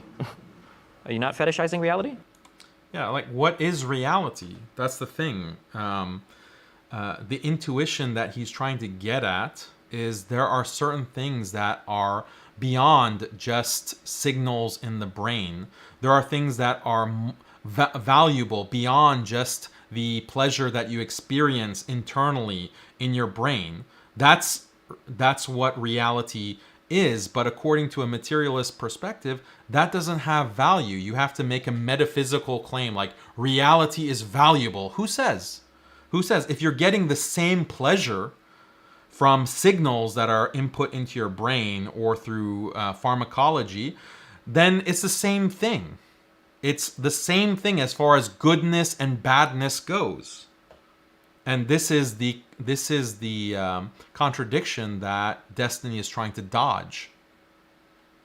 Well, a Muslim does care about reality. That's why a Muslim has a principled basis to say, no, this is a terrible thing to do. Even though it maximizes freedom, it maximizes equality. It doesn't maximize freedom. Even though it maximizes freedom and equality, it's still not good. Why? Because there's no more marriage. There's no more belief in God. There's no more family to actually experience and community to actually experience. So a Muslim has a principled basis for saying no. A liberal doesn't, otherwise saying, well, reality is good, but that contradicts everything that you're saying before. If I lock somebody in a padded cell and I tell them they can do whatever they want for the rest of their life in that padded cell, I wouldn't say that I've maximized their freedom. That's not the I'd same say that I've situation that I maximized their mentioned. freedom within the padded cell. If you're talking So he doesn't. How can you not see how this is a disanalogy? The padded cell is not the same experience phenomenologically in your mind as being out in the world. Whereas the example or the thought experiment, the whole point of it is that there's no difference in terms of pleasure from experiencing reality versus what is being pumped into your brain, because you've reduced all value to pleasure. So he's missing the, I don't know if it's deliberate or not, but he's missing the whole force of the thought experiment. talking about locking somebody up inside of a virtual reality machine, and you're saying, well, look, you've got maximum freedom. You have maximum freedom insofar as you're restricted to that virtual reality machine. It's not the same So thing. what is the benefit of freedom? What is the benefit of freedom? In a liberal society, I suppose people would say the benefit of freedom is that we have the right to determine our own destiny, to make our own decisions about what we want to pursue in life, and we shouldn't have external forces that are pushing us towards something that we might not otherwise choose to do on our own. But what is good about that? Well, it gets into a deep question of what do we consider goodness. Yeah, what is goodness? I am asking you that. So on a meta-ethical level, I think a lot of secular thinkers would say that goodness is the stuff that elevates man's experience and decreases man's suffering.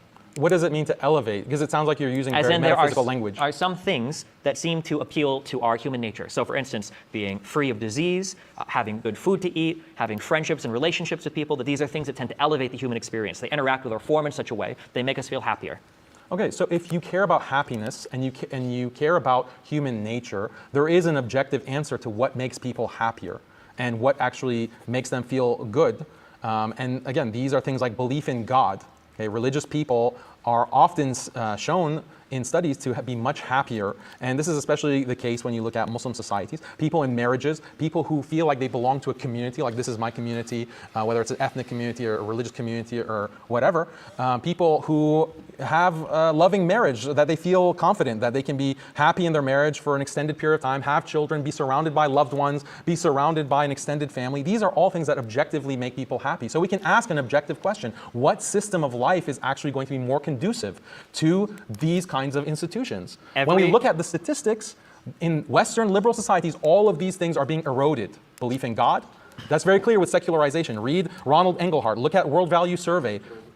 So everything that you've mentioned, marriage, community, relationships, family, all of these things can and have existed in liberal societies. Whether or not we're having issues with Again, the same point. All of these things have existed in liberal societies. It was exhausting the first time I experienced it, and now the second time. But yeah, the whole point with the questioning of what is happiness, I wanted him to acknowledge that you can't really define like elevating human experience. What does that mean? You have to explain it in terms of material. You have to explain it in terms of an experience for a human being means, from a materialist paradigm, means electrical signals in the brain. That's what an experience is. So I wanted him to acknowledge that kind of base materialism, because then it's very clear that the brain in the vat or the soma would provide the same exact experience. So he can't say that that's that's not reality, because if you're a materialist, how can you, what's the difference? There is no actual difference for you to say one is more or less valuable or more or less good. That's the thing about these materialists and these liberals. They pretend like they're atheist materialists, but they rely on all kinds of concepts that are not material. And if you interrogate them on those concepts like higher experience and goodness, they can't really give you an answer. The atheists that do give you an answer and say that it's all material, it's all just electrical signals, that's such an impoverished understanding of the human experience, human beings, that people naturally reject it. They're like, this is not what being human means. So that's why most atheists, they either have like a psychological or cognitive dissonance where they don't ask these kinds of questions deeply because they know it's going to lead to a kind of nihilism or a kind of very impoverished, depressing view, or they don't know it and they just pretend like their views are coherent. And it's religious people who are irrational. Related to them right now could be as much the fault of liberalism as it could be of technological advancements or of industrialization or of our siphoning off into cities and rural communities. There are plenty of reasons why we might be experiencing issues today. I don't think we can say that all of it is just because of liberalism. Nothing that you've given me is fundamentally incompatible with liberalism, and all of these things have existed in liberal societies since liberal societies have existed. Well, again, I'm talking about directionality. What is the direction? What are the trends in liberal societies? Globally, we can see this globally. Even Muslim societies, again, they're ruled by liberal elites, and they are liberalizing too, unfortunately. So you can see increasing secularization, loss of marriage, family, community. Technological advancement, you're saying that this could be a cause of these issues. There is a lot of research that speaks against that.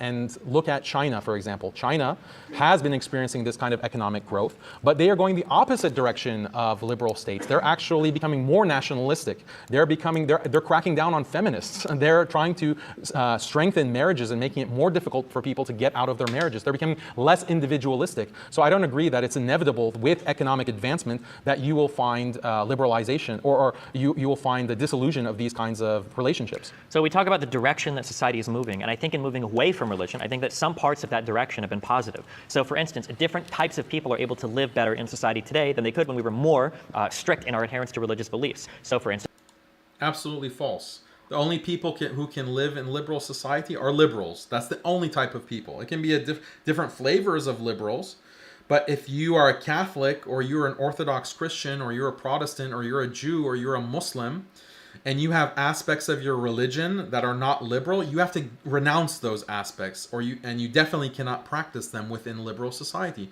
So this is a fake tolerance. This is a fake diversity that exists in liberal societies. LGBTQ people. I also think that women have enjoyed a great amount of the expansion of their freedoms in society today versus when we had a more religious society. You keep pointing to the fact that directionally we seem to be moving more liberal, and you're pointing out that even in Muslim majority areas that seems to be the case. If that is the case, isn't that a stronger argument that humans have a tendency for more autonomy, for more freedom, to live more liberal lives when you see every single country in the world that trends more and more in this direction, and even Islamic communities aren't able to resist that push?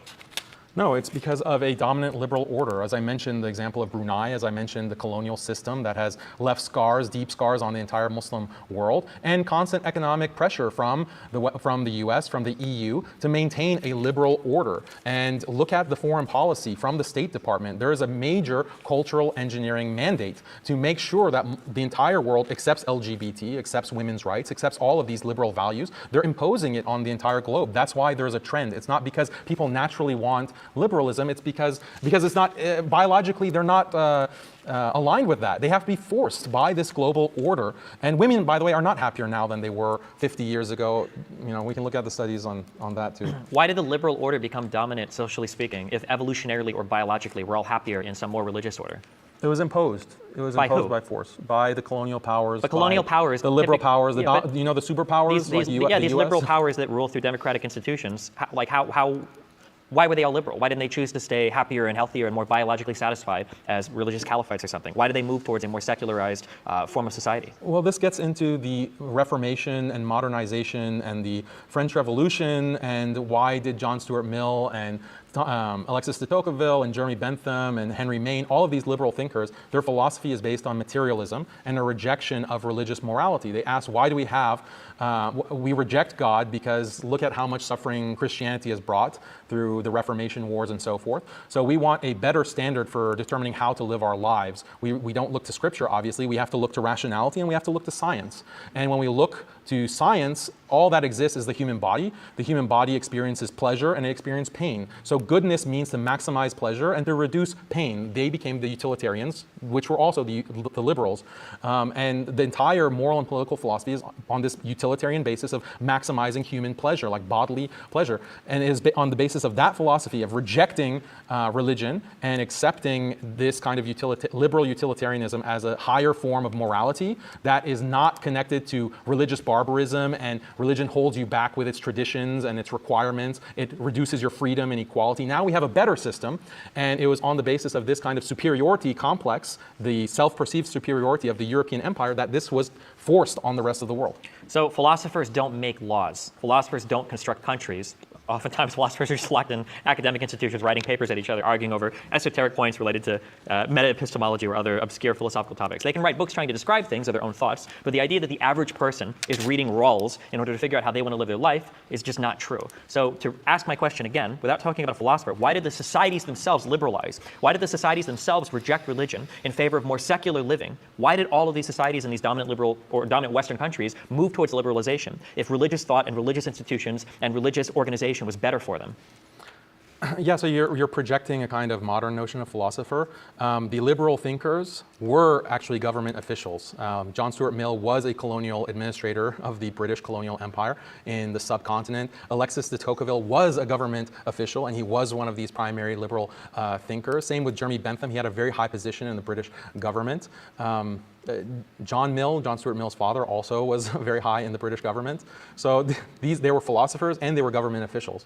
And the French Revolution, like the whole ideals of the revolution, are liberal, and that's what got established in the new French Republic.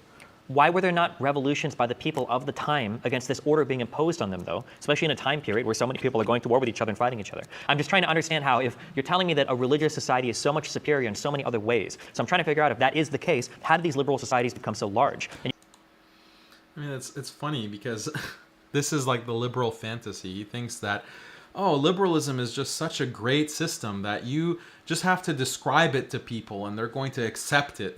And they're just going to jump, and become liberals.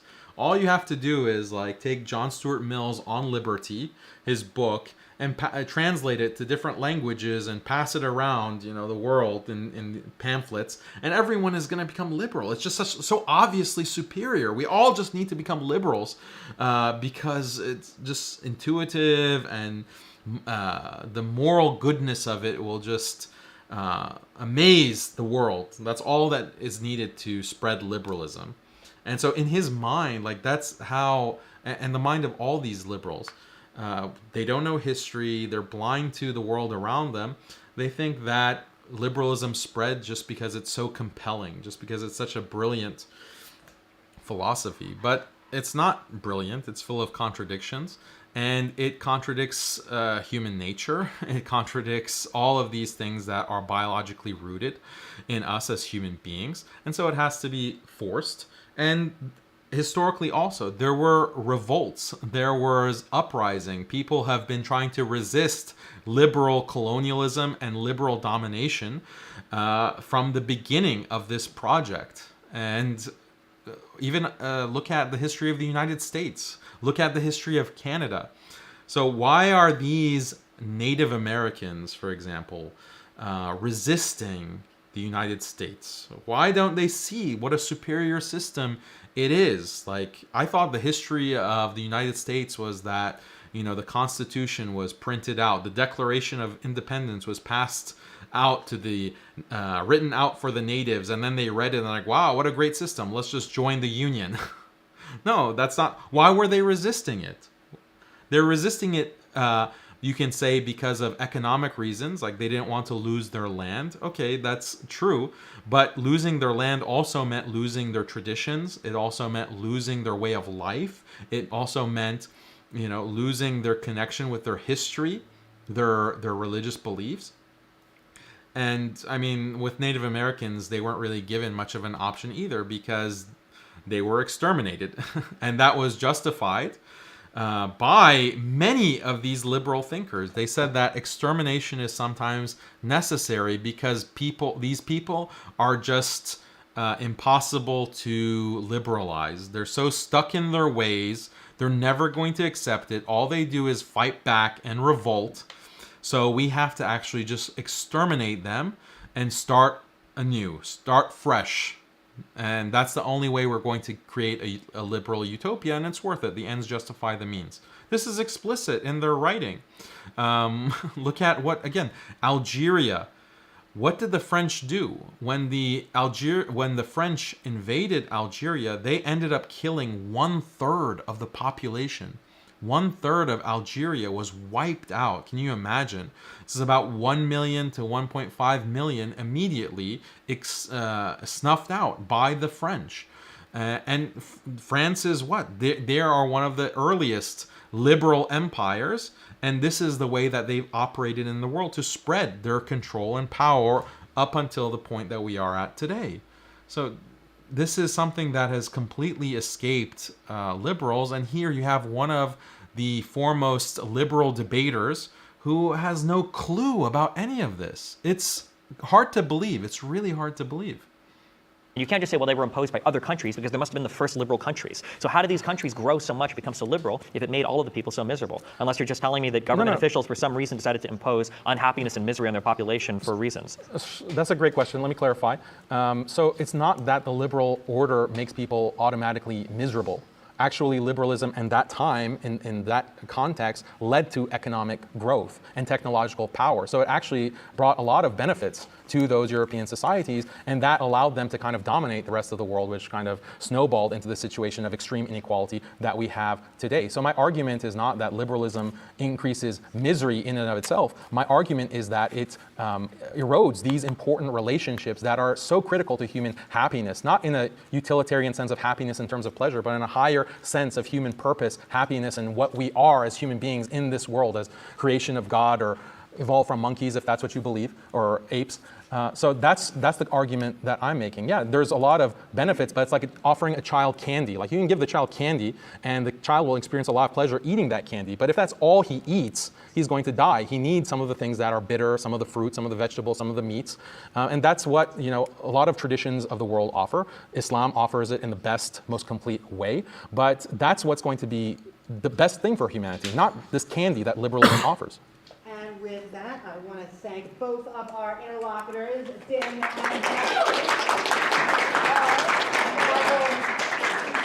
and into the Q&A, so if you have a question for one or either of our interlocutors, I'm going to ask you to please form a single file line now in the center, and all I ask is that a question ends with a question mark.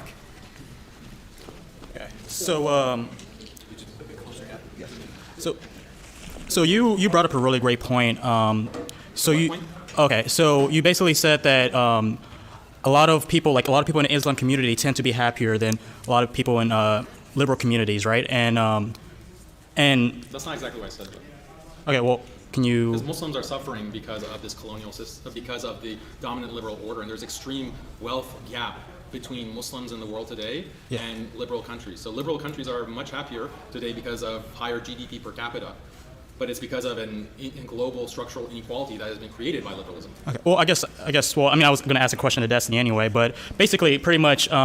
So, it is true that religious communities do tend to be happier than more secular communities or atheistic communities, and we do know that as countries become more liberal, they also become more atheistic, and so they tend to be less communal, right? How do you think liberalism can, or what do you think liberalism can do to fix that? Because it is important to have a very communal base with people, because we're very tribal.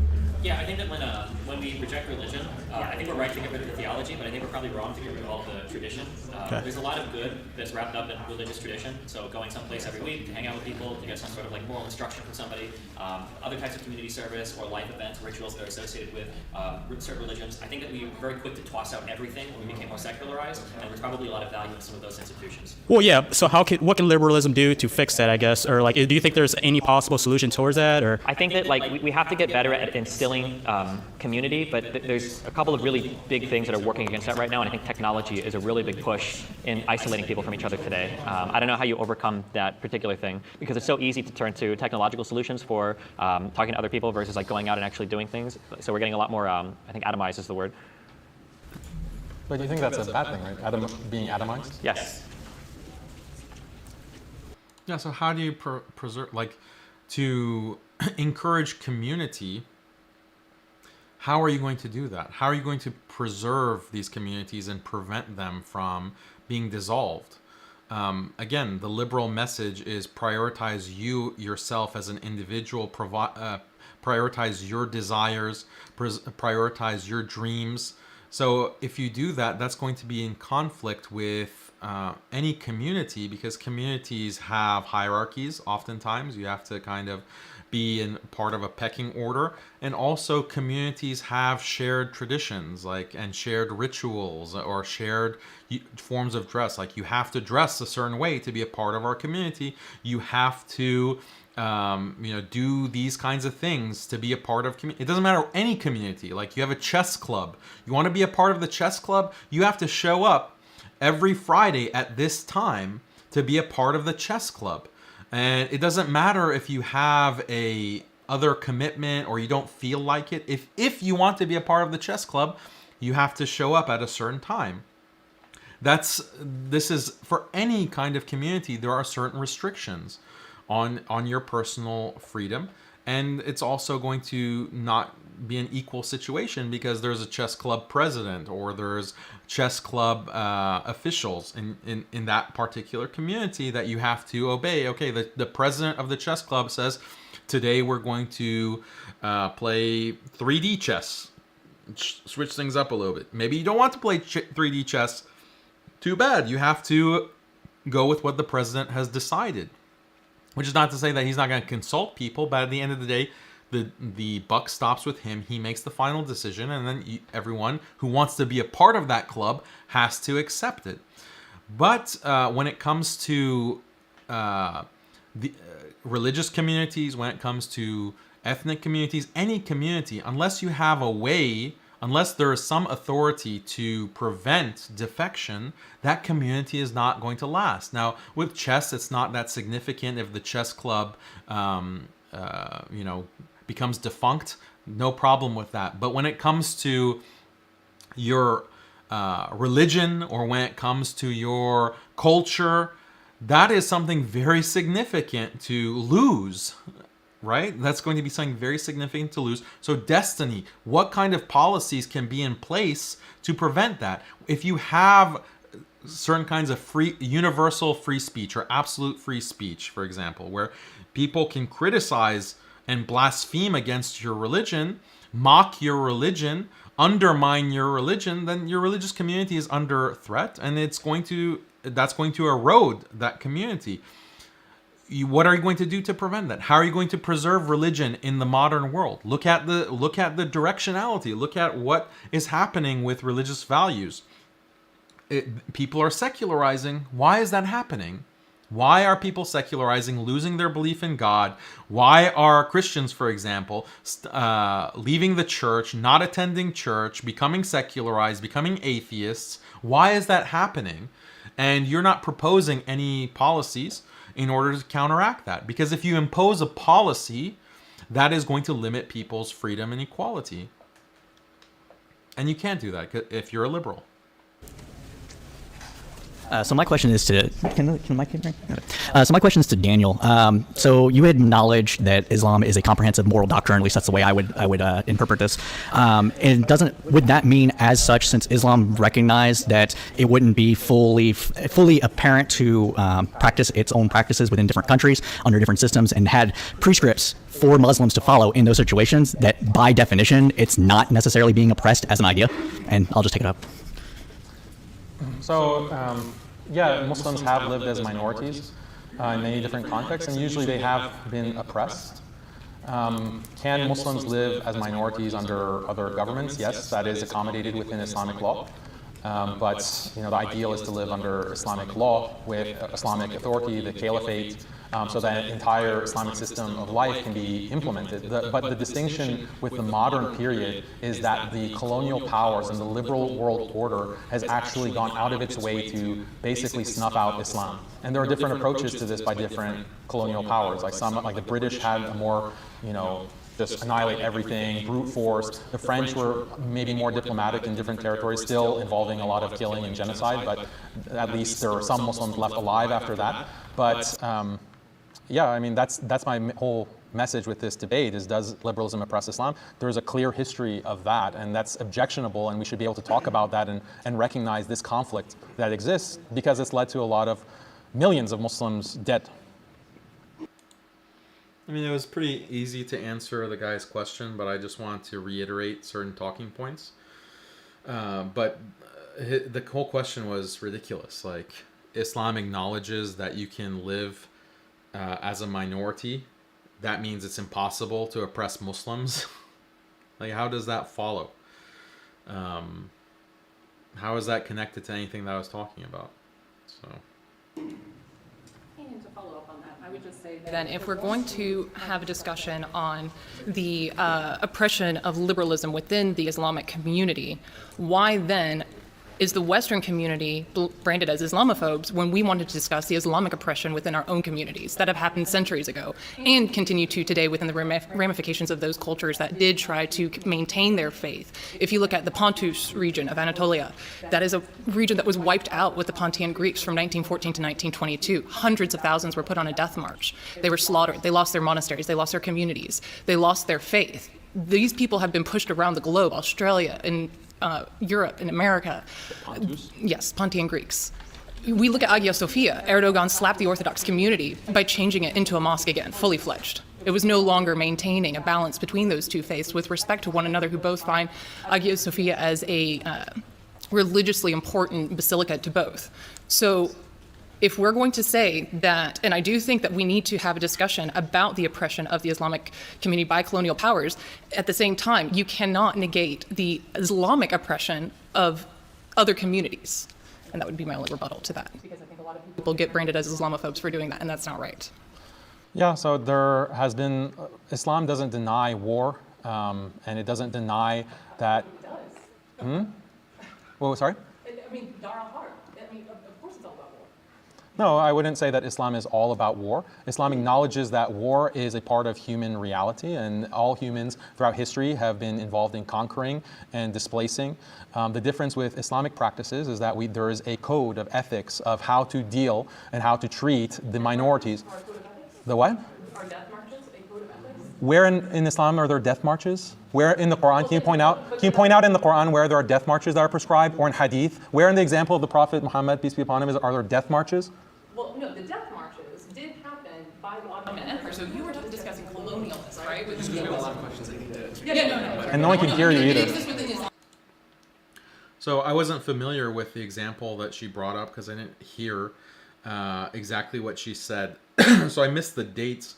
But in the date range when she's talking about these Greeks in Anatolia from 1919 to 1922, this was during like upheaval of in Turkey, because you have Ataturk coming into power and ending the Khilafah. So those people, actually, that I think the specific massacre that she's mentioning, that was by secular Turks. That wasn't by the Caliphate. So this is just a ignorance of history. They claim, you know, this kind of social warrior, social justice warrior, claims to be so, you know, sensitive to Muslims and Islam, but she's just painting us all with one brush. Turkey, yeah, they're all Muslims. No, these were secularists who specifically did what she mentioned with the Pontus Greeks. That's my point. If you're going to get So if I have no problem condemning Muslims who don't act by the Quran and the example of the Prophet Muhammad sallallahu alaihi wasallam. I have no problem condemning that. So, but there's a big difference between colonialism, with European colonialism, with genocided Muslims in a systematic way, versus what Islamic just war theory and jihad. There's a big difference, and we can have a discussion. We can discussion about that. We can have a discussion about that in another debate, but. You know. All right, I guess my question's for both of you, because I guess it can apply equally. Are there any aspects or things typically associated with Islam that you think it's maybe a good thing that most Western liberal societies kind of outlaw? Is there anything that comes to mind? Nothing. What about you? I would say killing apostates, killing gay people, probably not good things. Restriction of freedom of women in society, probably not generally a good thing. I don't know what the specific rules are on marrying very, very, very young women, but I'd say that's also probably not a good thing. But I mean, like, the more extreme points of view that you take is probably going to depend on the particular set of hadiths you follow. So I mean, I can't generalize for all Muslims, but. My question is for Daniel, and it's related to the question you guys discussed about whether liberals would be better off under Sharia or Muslims would be better off under liberalism. If the roles were reversed and we were like standing right now in an Islamic country that is governed by Sharia law, could this debate that you guys are having right now be happening?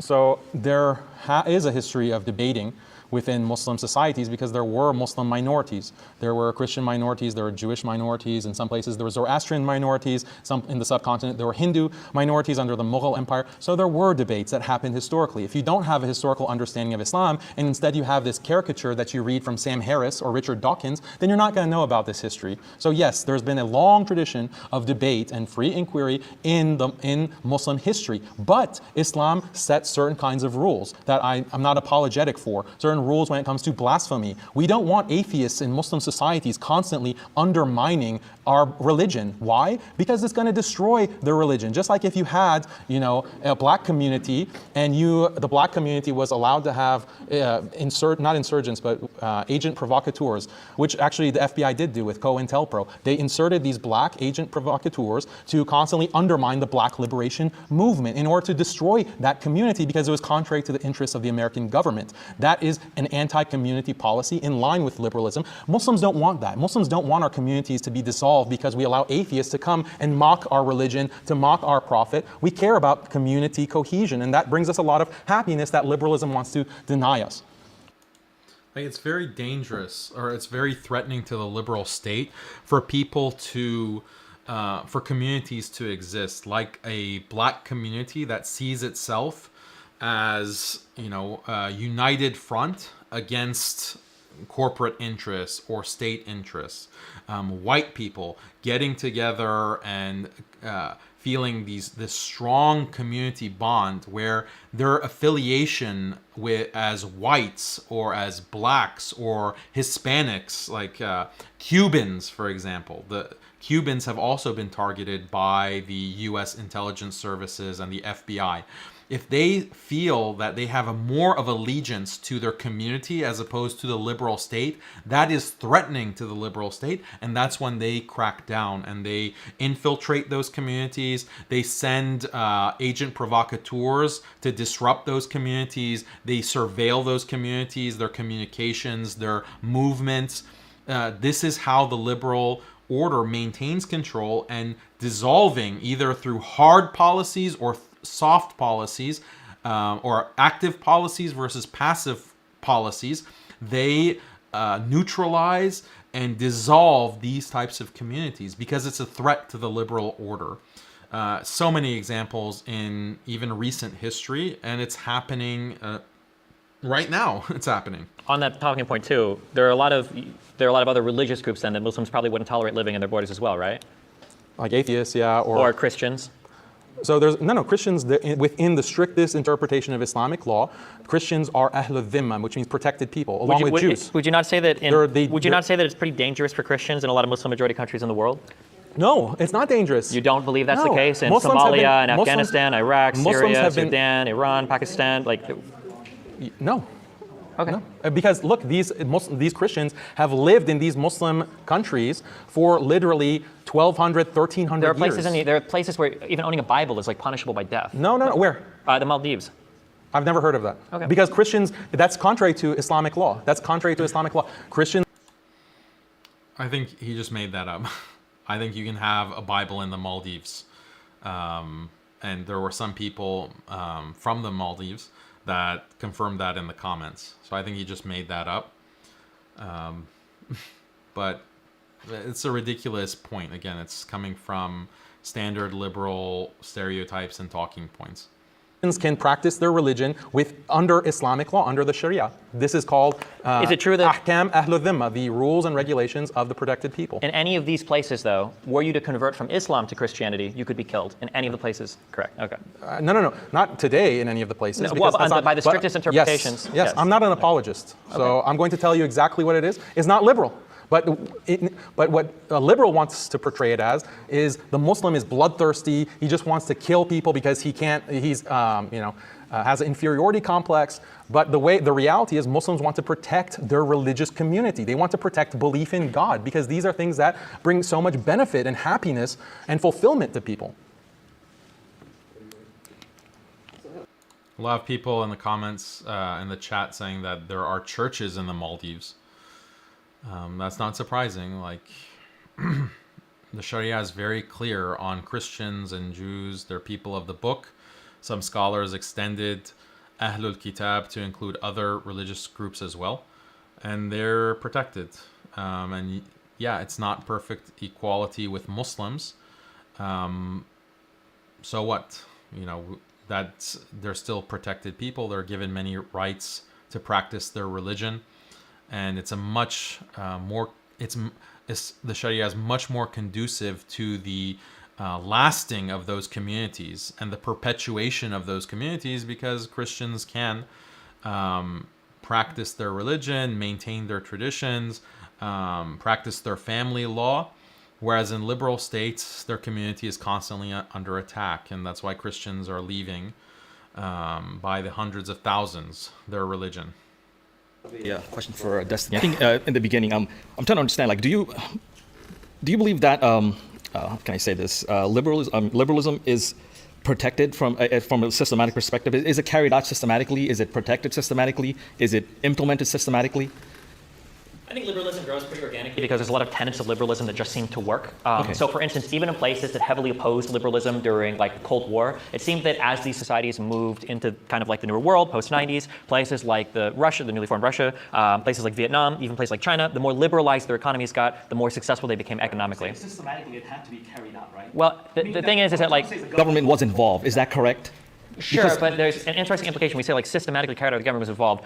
Like, are we saying that the government imposed this against the will of the people, or the government was kind of organically expressing the will of the people? I think as a whole, how the government functions, that's what I'm referring to. When it comes to liberalism, right? As in terms of how the world views, hey, look, here's liberalism working. Why is it working? It's because there is a system in place that's, it has its rules and everything in place, and it's working, right? So the government is doing it. So the reason I ask that is because it's important in the sense of how it's affected not just the Muslim world, but the entire world in general. Well, what I mean by that is the freedom that you have enjoyed, that America has enjoyed, particularly most of these first world countries enjoyed, is on the backs of the labor of Native Americans, the extinction, the genocide of the Native Americans, the African Americans, and currently the despotic regimes in the Muslim world that give them all these resources at dirt cheap prices so we can enjoy all these benefits. I mean, like, but like imperialism is not unique. But it is intertwined because we say that, but Muslims ran a slave trade for 1,300 years. It's not fair to say that liberalism is solely the one responsible for the slave trade to. Excuse me, sir. Just here.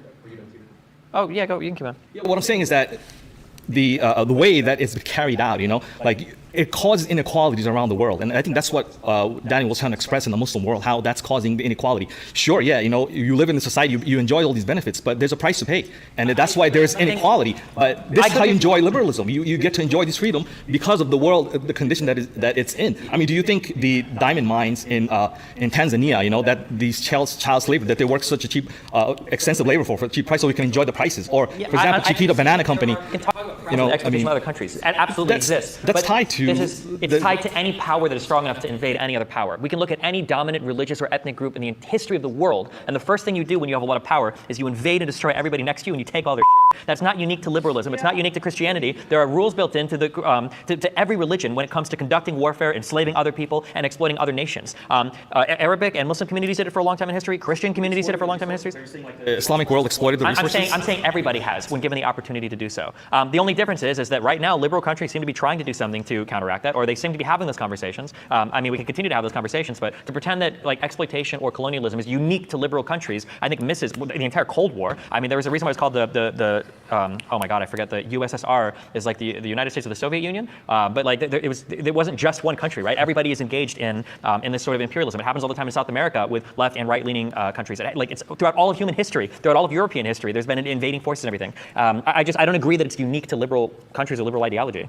I would disagree, but sure, that's fine. Yeah, can I just say one quick thing? But my question is the exact same thing, so I'd like you guys to talk about it more. I think it'd be more interesting instead of one of the questionnaires. I appreciate that. I would just say that the liberal domination, I agree with you, as I mentioned, that all nations have engaged in warfare and slavery and so forth, but the character of liberal domination is different because it erodes these important institutions. Other kinds of domination that has existed has not had that same character, and liberalism, in fact, is going to lead to transhumanism. Like if you've read Yuval Harari, if you read any of these transhumanist philosophers, they talk about how with technology you can do all kinds of things to change the human body and genetically engineer the human body, create alternative virtual realities, create certain pharmaceuticals to affect human consciousness. And at a certain point, the liberal mentality is going to mandate these kinds of technology. So why can't we have artificial wombs? Because this is inequality. If women have to get pregnant, it leads to a kind of dependence that's intolerable to liberal equality. Why don't we mandate certain kind of testosterone restriction for men? Because men it's the testosterone that makes them aggressive, which causes them to commit crimes or rapes or any kind of violence. So let's have mandatory testosterone restriction. We can actually change the DNA or whatever. This is going to lead to the extinction of the human race because human beings are going to be this transhumanist new reality that we are headed towards in a very fast and furious way. So we have liberal colonialism is unique in a number of ways that distinguishes it from other types of war and colonialism or imperialism of the past. There has been a lot of imperialism that has just been about genocide. We're wiping out people. That's not part of Islamic war theory and conquest. In Islam, there's no conception that we have to racially or ethnically, cleanse any area. You do find that in Judaism and in Christianity. Read the Talmud, read the Old Testament, read actual Christian history, Jewish history. There is a concept, a religious concept of ethnic cleansing. Read about Amalek, for example, in the Old Testament. Or go to the David Wood debate that I had a few months ago. So that doesn't exist in Islam. It does exist in other religious traditions and cultures in pre-modernity. But there's another way that we can distinguish liberal colonialism from other types of colonialism and imperialism is because of technology. Liberalism creates a kind of structural inequality between the technologically advanced countries and the less advanced countries. And this is discussed by sociologist Emanuel Wallerstein. And Wallerstein is an interesting thinker.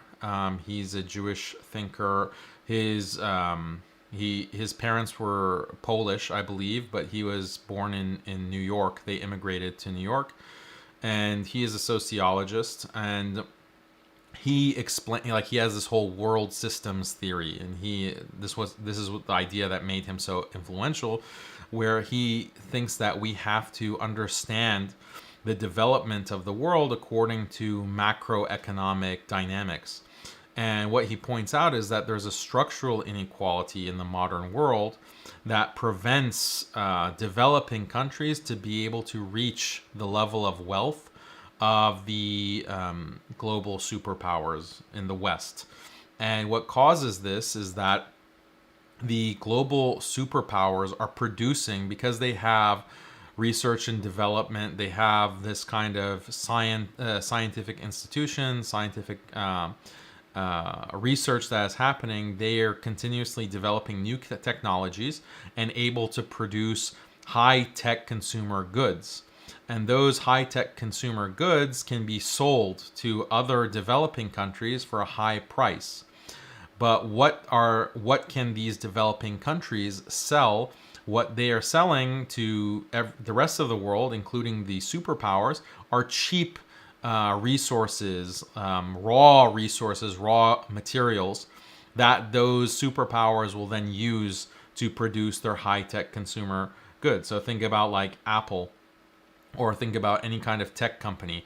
Tesla, for example. Where does Tesla get the lithium for its batteries, or the raw material for its batteries for their cars? They get it from the developing world for very cheap, and then Tesla can sell those cars to developing countries or wherever, and that creates a dependence, because those countries, the developing countries, if they want to economically advance in the same way, they require technologies. They require these technologies, so they have to buy them in order to get those technologies. But when they buy them, that wealth that they have, whether they're buying it through raw materials, or if they're accepting IMF loans, high interest-bearing loans, in order to buy infrastructure or any kind of technology, they are locked into this situation of dependence. They're locked into a situation of poverty, essentially, for most of the country. So this is Emanuel Wallerstein's idea, and it's very compelling because it explains why the West has created a situation where it cannot lose. Which makes sense from a self-interested point of view, that they want to create a system where they cannot lose. It's always the rest of the world that is losing, and that explains the extreme wealth inequality, where some countries are $1,000 GDP per capita, and the United States is at 60,000 USD GDP per capita. So 60 times the GDP as some other countries.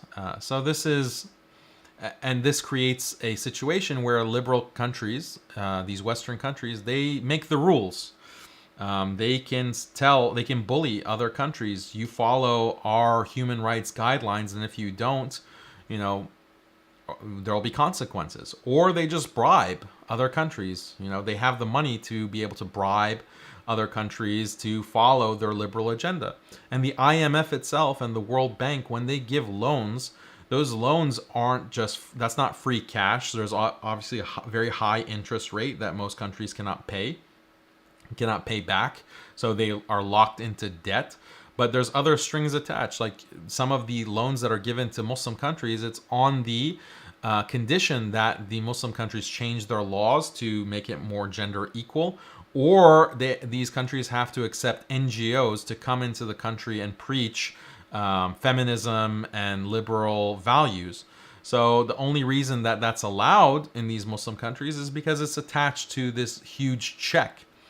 And if it were an ideal world, Muslims would say, no, we don't want to, we're not going to sacrifice our values and our traditions for the sake of money. But unfortunately, some Muslims are in a desperate situation, and they are forced, because of the inequality that's created, to accept these types of deals. I mean, it should also be clear that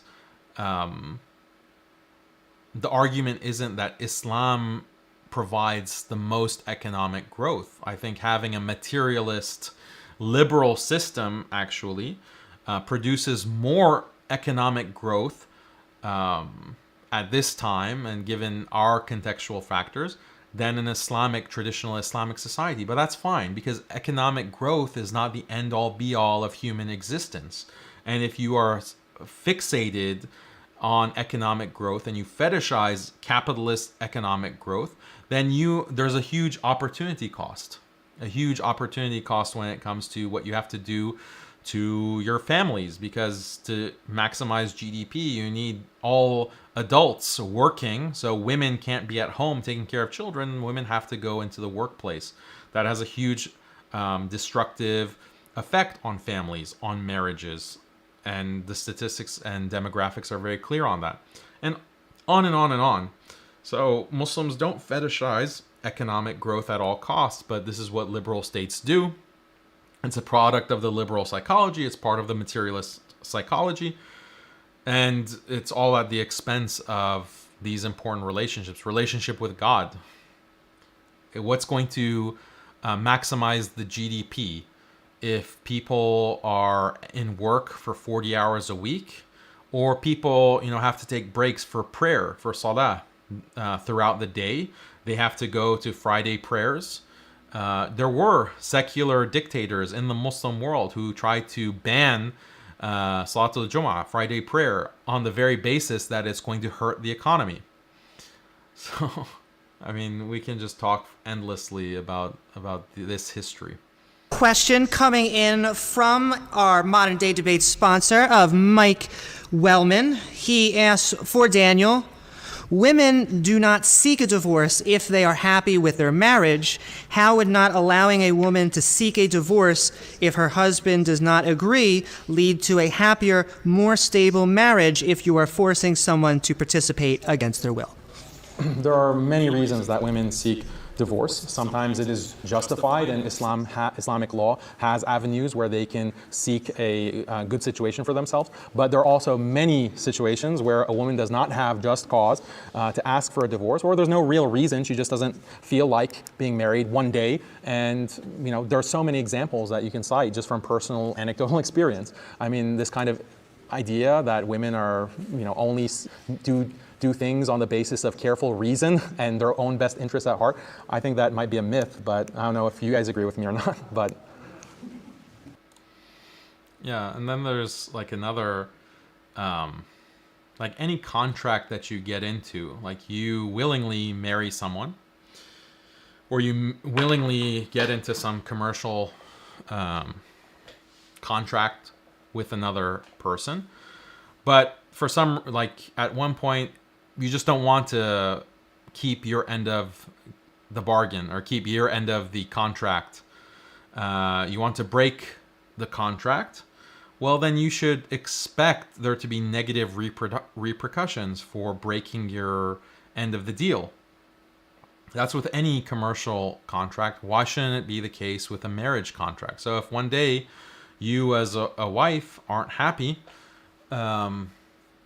or you don't want to be a part of the marriage anymore, that means you can just exit it and face no consequences for that decision. You're not holding up your end of the bargain.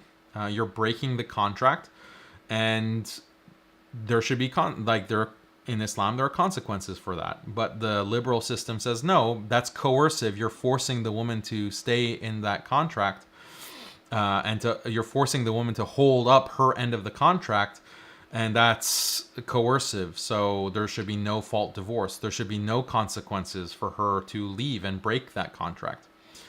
I don't know how you can think that that's just.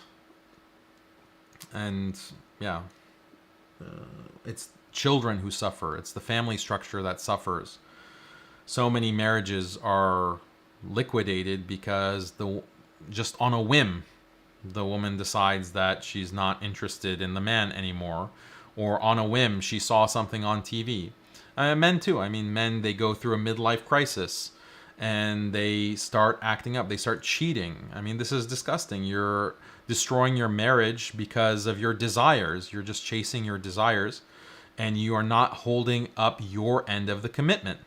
And as I mentioned earlier in the stream, the men are also disincentivized in Islam and deterred from divorce because they lose the mahar. If you break the marriage contract, then any mahar that you own, the dowry that you own, you're liable for that.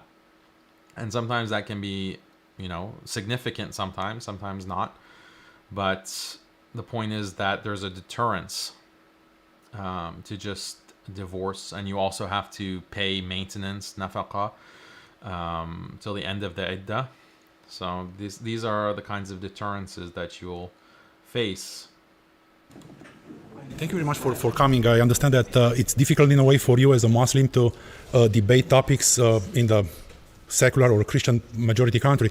But one of the questions I have is that if you are free here in the United States, in a relatively liberal country, to try to convert me to your religion. But if I will go in one of the Muslim majority countries, let's say I'm going to Mecca, and we'll go together, can I try to convert you to Christianity in Mecca?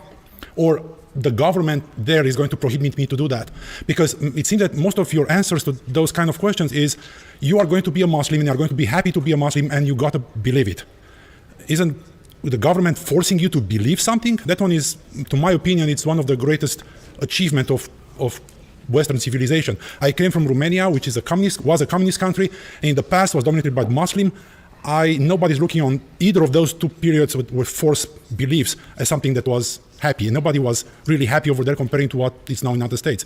So is it the Muslim regimes forcing you to believe and to be happy that you believe what you believe? So there's this kind of myth that coercion doesn't exist in liberal societies, but this is completely false.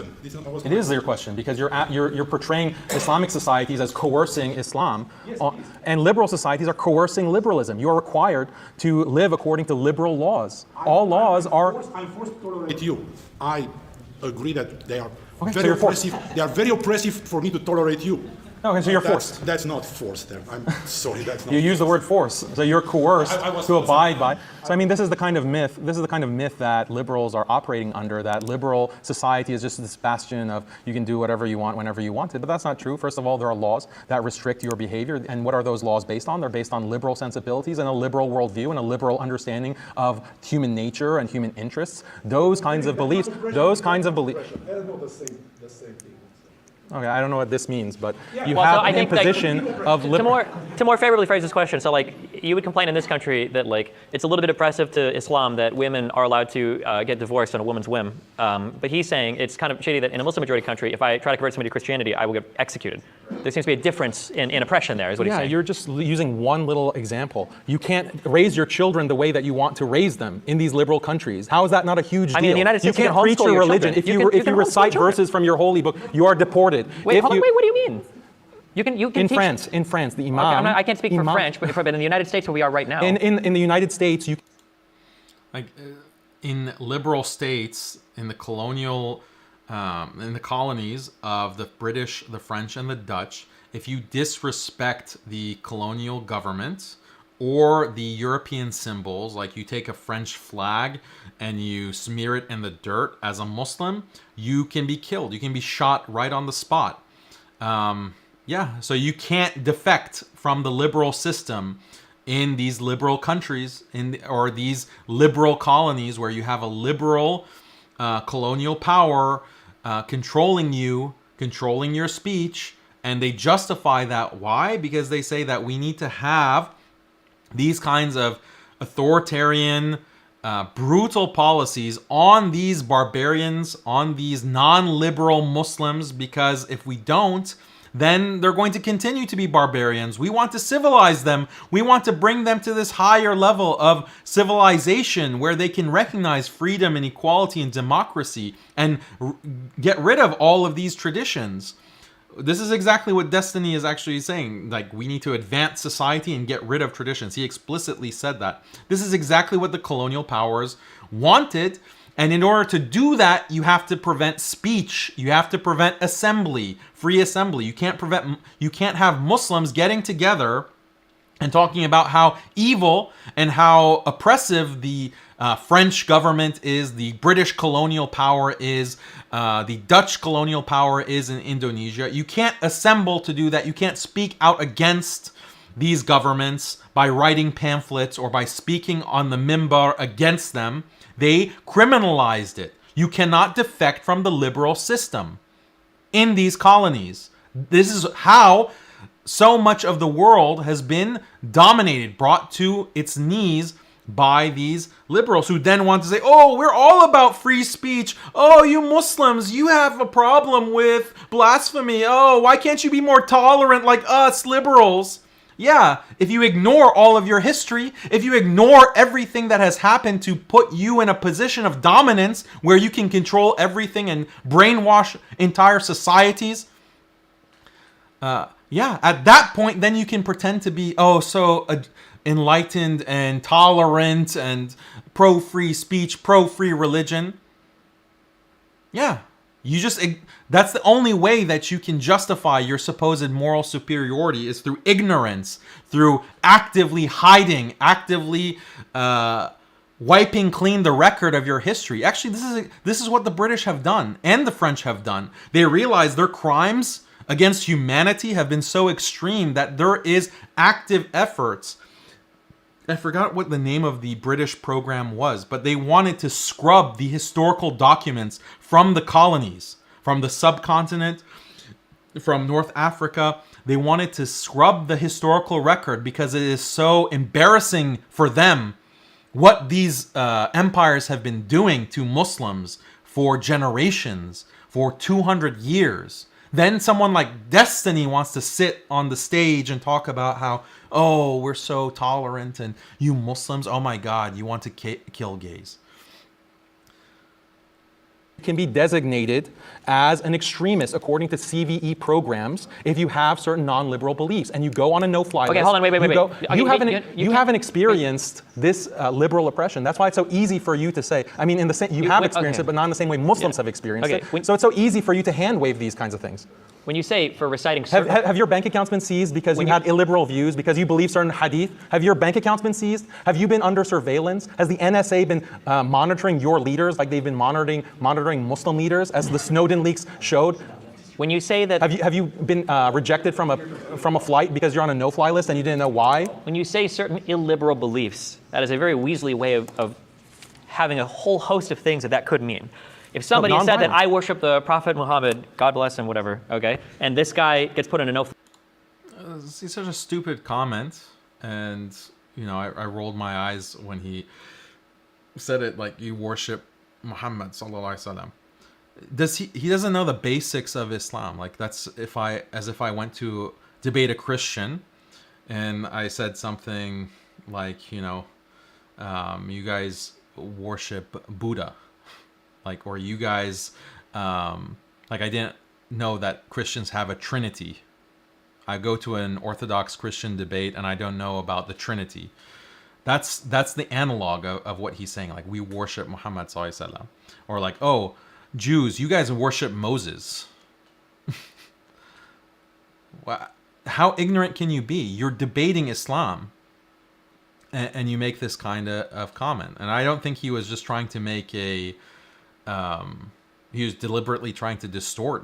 I think that's what he thinks. That's what he thinks. That's how ignorant he is. Fly list, that's horrible. If somebody's saying that society is degraded to the point to where we need a holy war to kill all the infidels in the United States, and he's put in a no-fly list, I'm a little warmer to that idea. You have no clue what the CVE requirements are. Why are you just talking out of your rear? Because you haven't given me the actual any of those beliefs that are listed under the FBI documents of what makes a Muslim radical are very clear. Do you live in this area?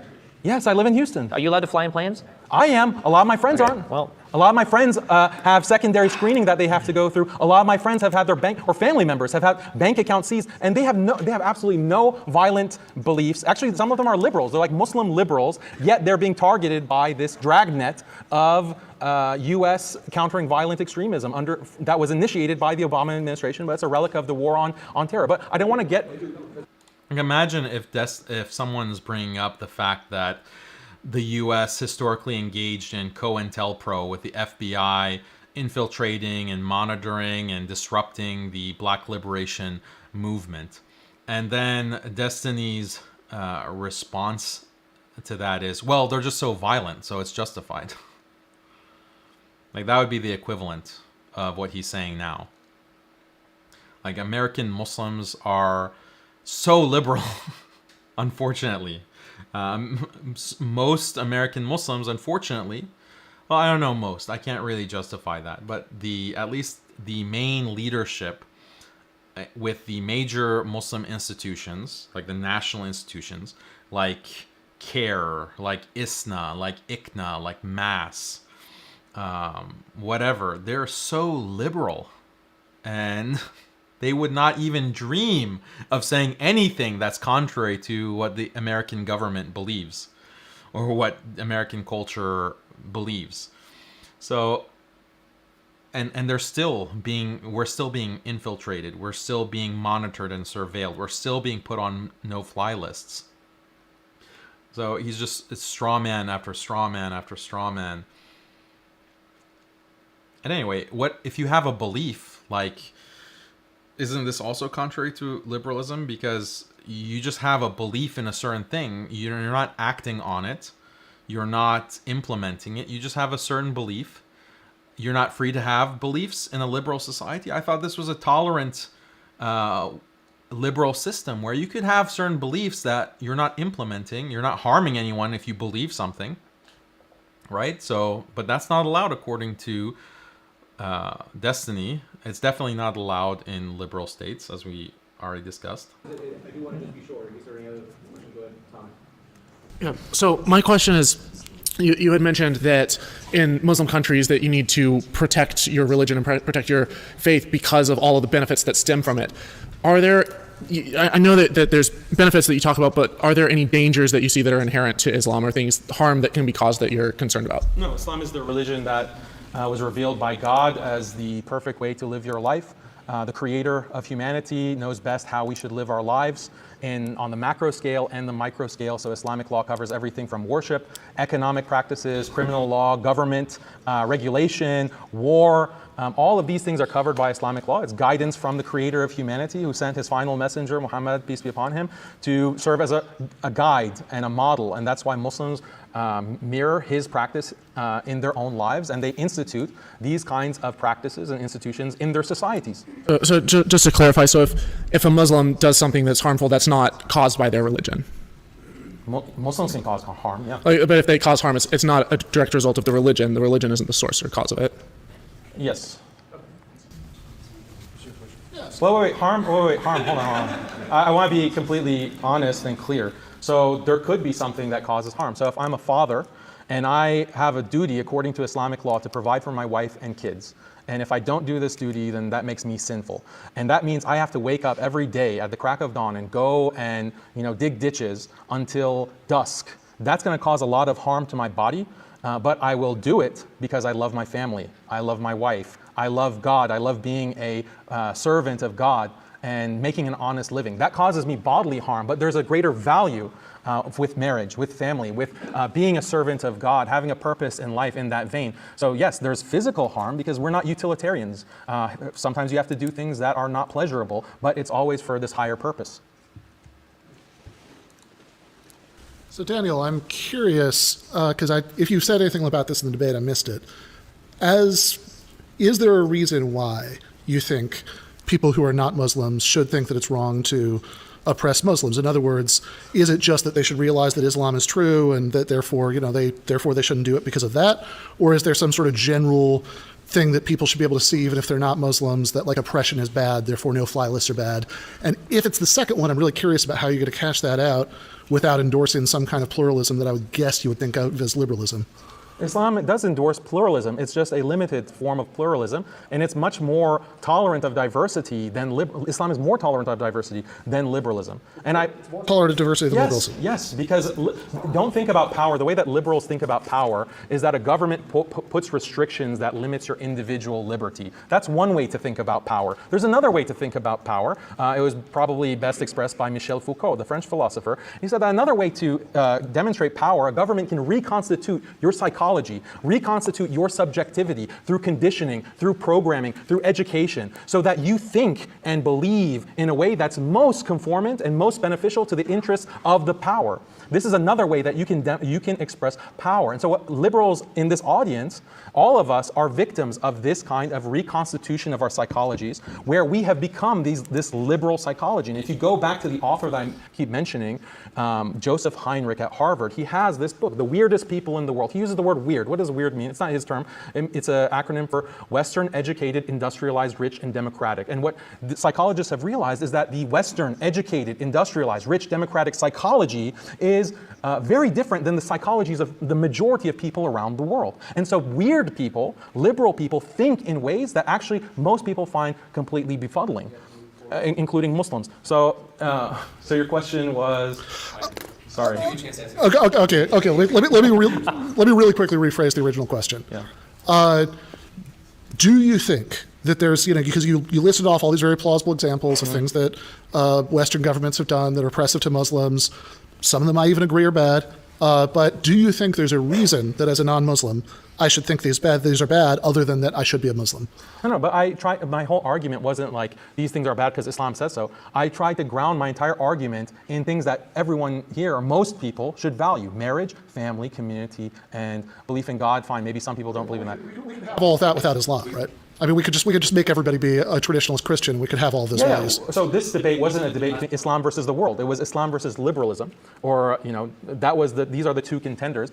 We can talk about other systems. Sure, I'm just very curious if there's a reason why you think that it would be wrong to oppress Muslims, other than just that Islam is true. You mean, is it wrong to subject Muslims to this kind of liberal system? I mean, like the no-fly list, the surveillance, all the things that you brought up. All liberal policies are wrong because of the contradiction to marriage, family, community, and God, that are biologically rooted in human nature. That's why it's bad. That's the argument I made to appeal to people who are not Muslim. Okay. But you could have all those values without tolerating Muslims. All right. What is it here? So Islam does have a measure of pluralism, because Islam recognizes that human beings have rights. By virtue of being a creation of God. Animals have rights.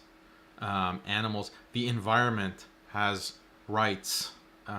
These are things that are acknowledged in Islam, and those rights are delineated by revelation, right? So a Muslim does, if someone is killed, if a Muslim unjustly kills someone, like a non-Muslim, that's an injustice, that's a crime, and the Muslim has to face consequences. This is not the case in all religions.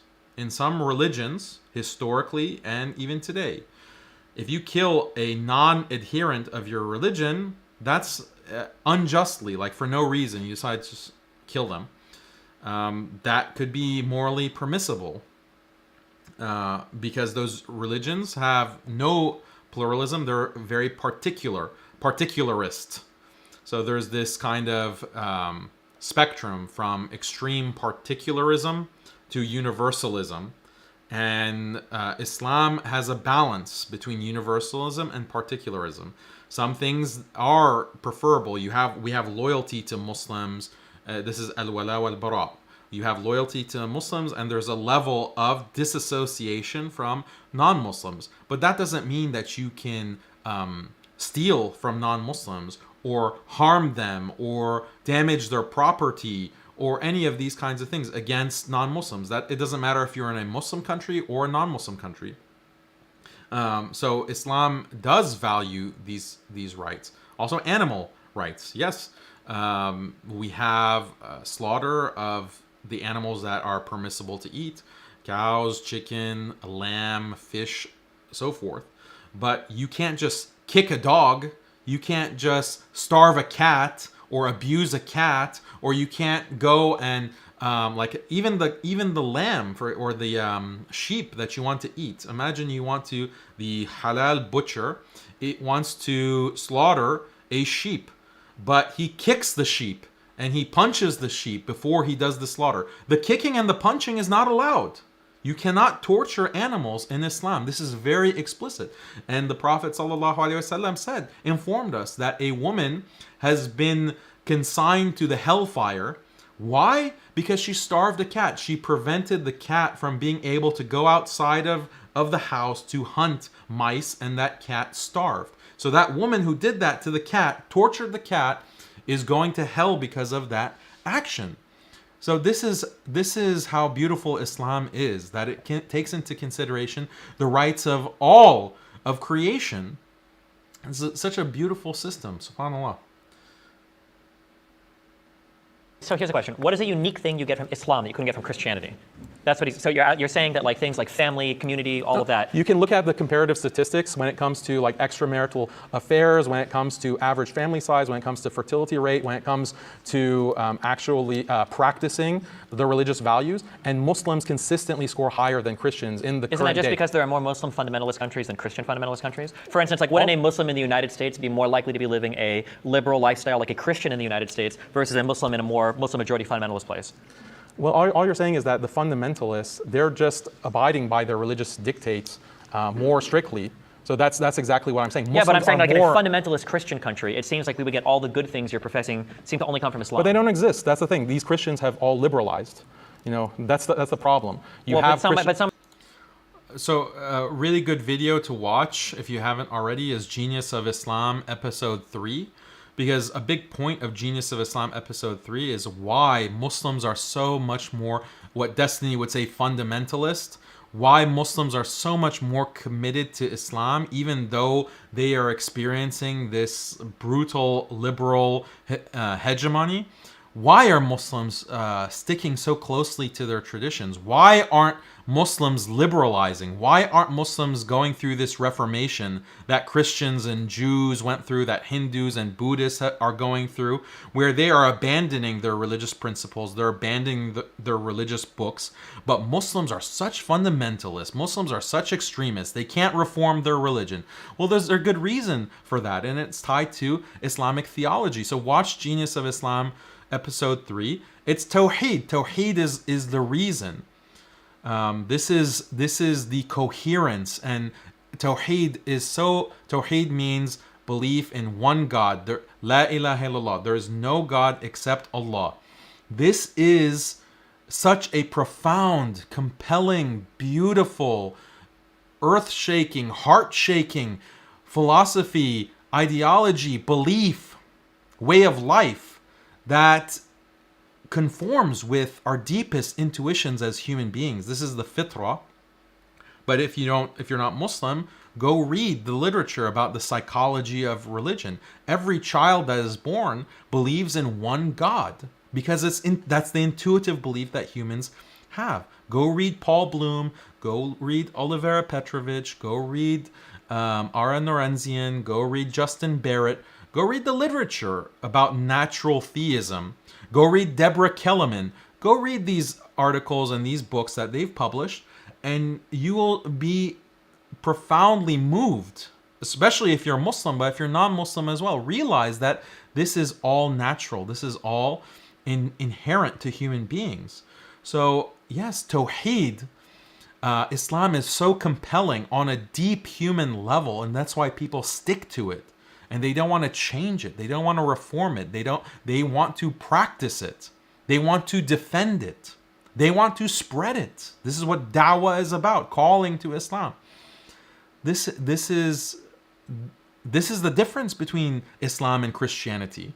Christianity is not compelling. Christianity, the Trinity, does not concord with human intuitions. The Trinity is something that you can't even understand according to Christians themselves. They say this is a mystery that no one can understand, the Trinity, how it's possible to have three in one.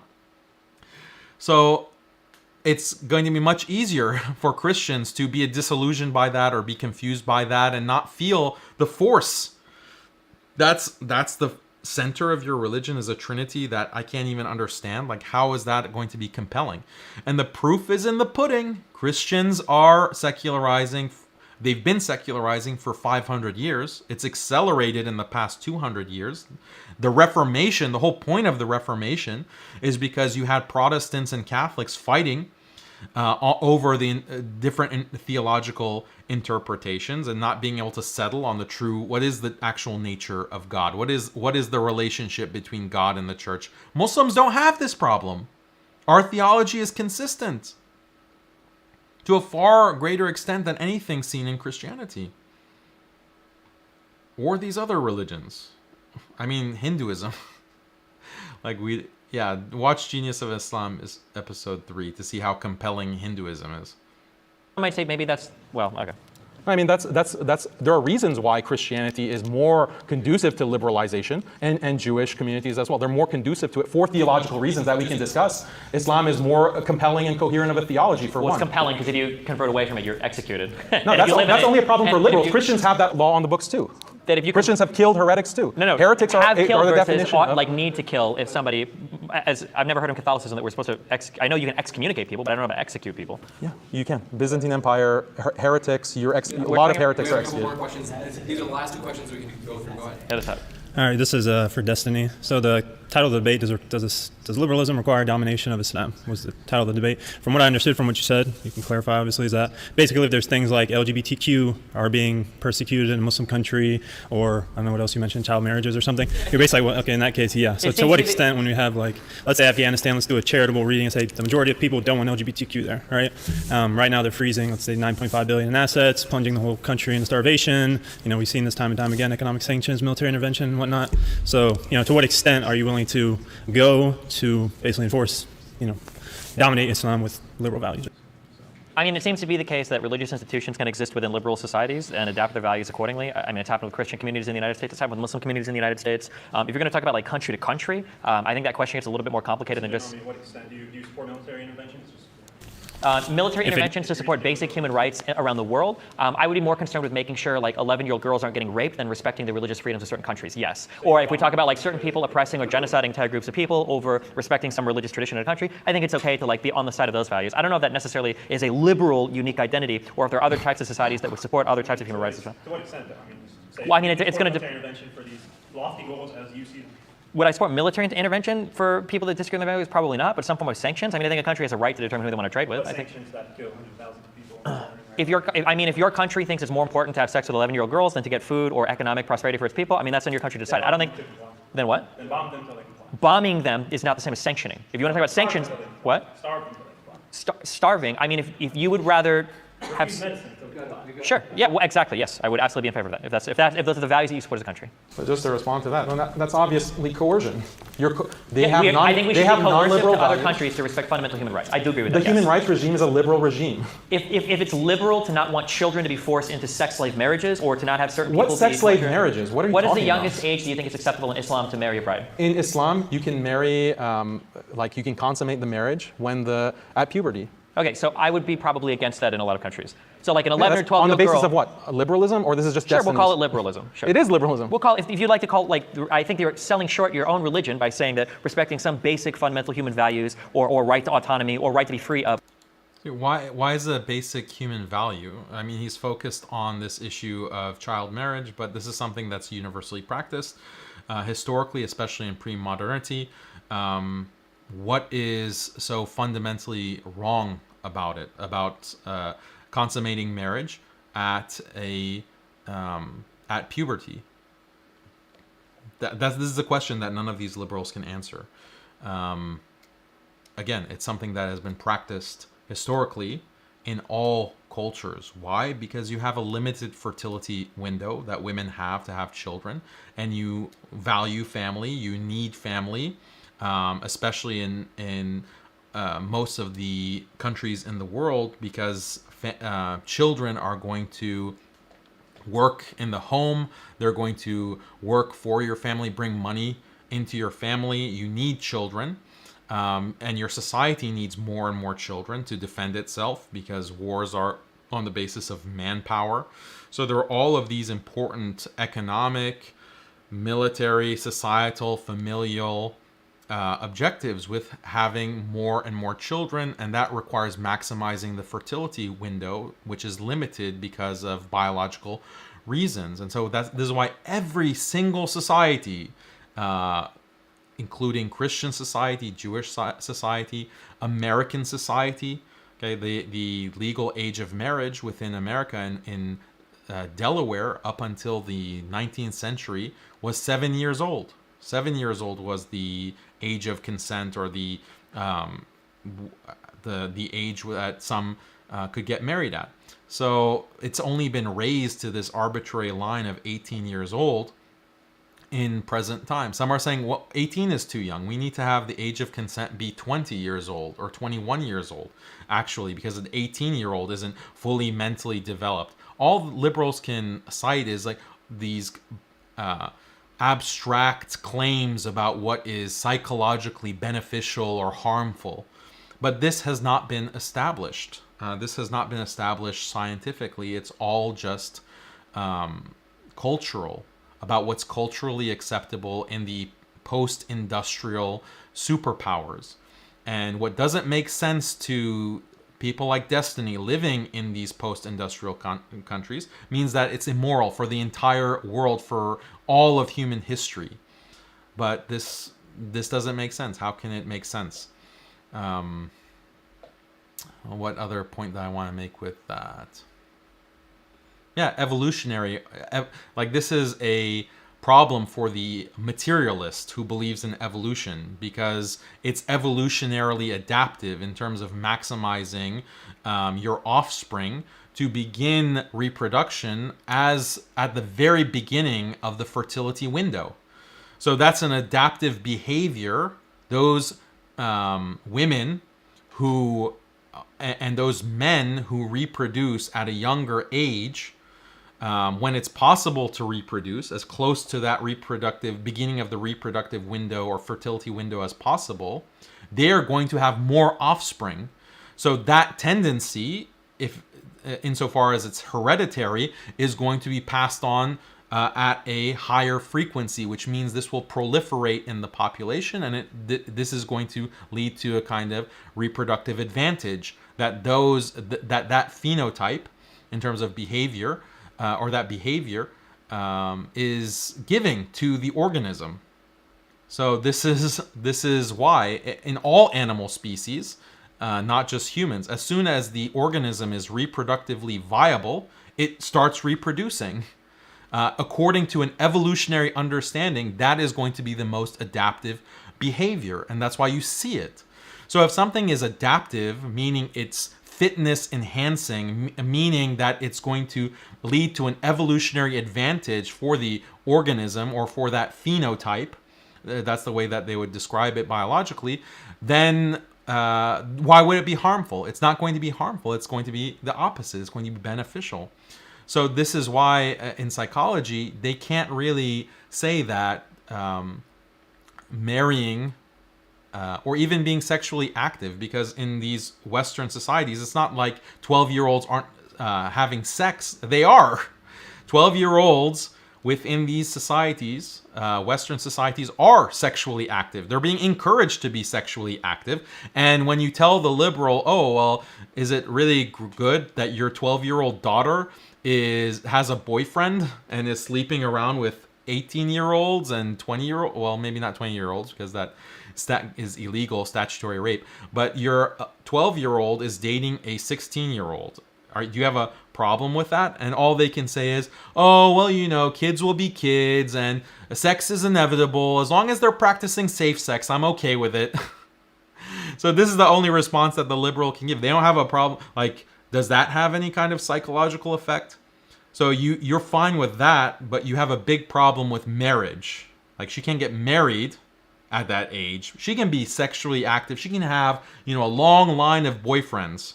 That's perfectly normal, actually. She's expressing herself as a teenager, and as long as it's not statutory rape, there's no problem with it.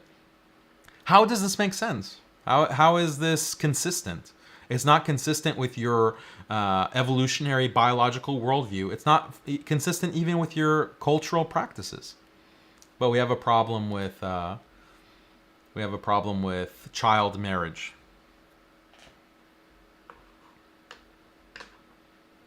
Oppression or rape or whatever. If you want to call that liberalism, then I guess sure. But. No, it's like, what's wrong with... Also, what a lot of these liberals do is they conflate child molestation where it's, you know, the Boy Scout leader, the gay Boy Scout leader diddling kids in the closet, diddling Boy Scouts in the closet.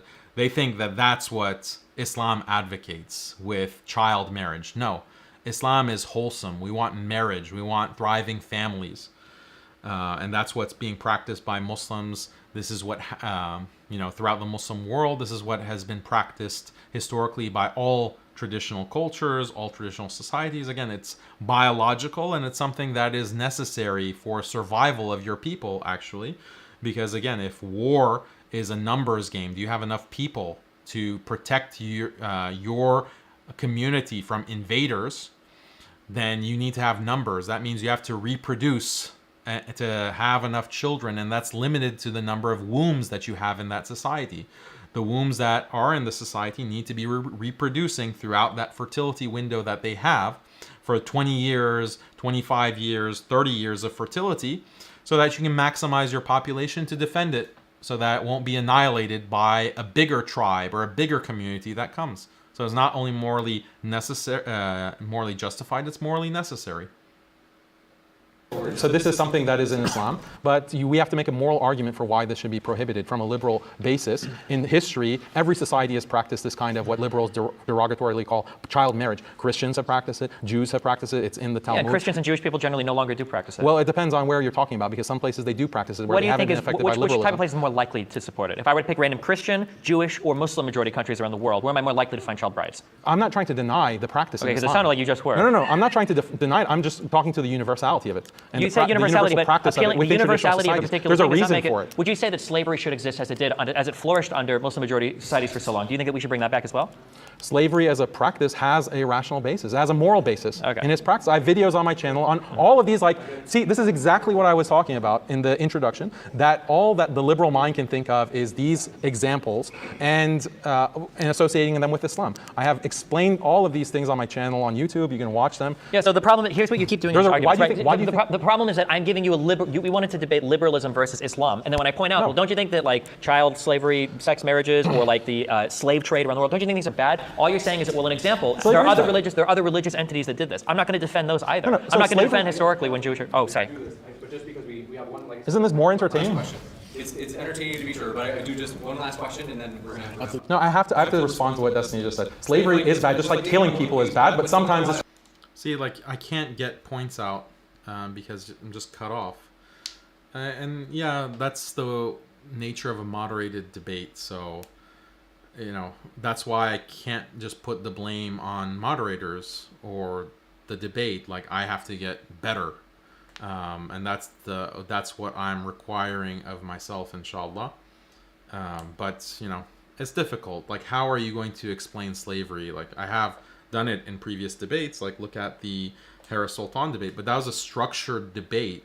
And I wanted it to be a structured debate, so there'd be time. I knew he was going to put all of these stupid claims against Islam, all of these sound bites. So I had 5 minutes to explain the point, because the whole topic of the debate was Sharia versus human rights. So obviously slavery is going to come up. Obviously all these issues are going to come up. So I just need time, a little bit of time, to be able to explain it and show how it is rationally and morally consistent. But this debate wasn't about these kinds of topics. It was about liberalism and its domination of Islam historically and conceptually. But since Destiny completely ignorant on those topics, he has to throw out these sound bites. It's required. Okay, go ahead. Ready for the question. Do you want to talk about the pro-slavery? Right, that's exactly what I'm about to talk to right now. Right. But my question is actually for the women in Islam. In the past decade, we've seen an insurgence of them just leaving Islam. Really? Where are the stats on? You can Google. Oh, Google. Okay. Is there something wrong with Google? Oh, I'm saying, but there is. I mean, you see. No, I don't concede. Okay, fine. But the problem is in Islam, women are leaving Islam, and the reason why they're leaving, and once they do leave, they basically are shunned by their family. Even the men, they talk about death threats. And the same as if an apostate leaves Islam, you guys talk about killing that person. Why do you think women are actually leaving? Because they are. Why do you think they're leaving Islam the way that they are leaving Islam? Because they're getting divorced and they're tired of being in these marriages where in Islam you hold them under your thumb. They can't talk. They can't think for themselves. They can't talk. Can't dress what they want. Wear what they want to wear. And why do you think they're actually leaving? The domination of women in Islam, or? And actually, usually the converts to Islam, there is more women who convert to Islam than men, actually. And they convert to Islam because they see that Islam provides dignity to women, that women aren't just a piece of meat to be trotted out for men to ogle at and consume. Can you stop interrupting me, please? This is why you see more women actually converting to Islam than men in Western countries. Now, are there Muslim men and women who are leaving Islam? Yes, because of exactly what I mentioned, because of secularization and liberalization. As societies become more secularized and value more freedom and equality as values, they tend to also devalue religion. So there are Muslims leaving, but other religions are outpacing Islam. More Christians are leaving Christianity than Muslims are leaving Islam. Check Pew. I know you like to check Google, but check Pew, an actual official source. More Christians are leaving Christianity than Muslims are leaving Islam in the modern world. Last question? I'm really sorry it's just gone so late. But do want to say thank you very much, folks. We do have to wrap up, but want to say thanks. Okay. Alhamdulillah, we made it, and it wasn't 8 hours, just a little bit over 5 hours. So this is super chat from Just a Dude. Jazakallah khair. Daniel John, France was more brutal than England towards colonial lands, not vice versa. This was a debate between the French liberals and the British liberals because there's this kind of you had some liberals who wanted to prop themselves up as being better liberals, so they would criticize England for its brutal colonial policies, even though they were also being brutal to the colonies, and vice versa. The French were saying, or the British were saying the French were worse.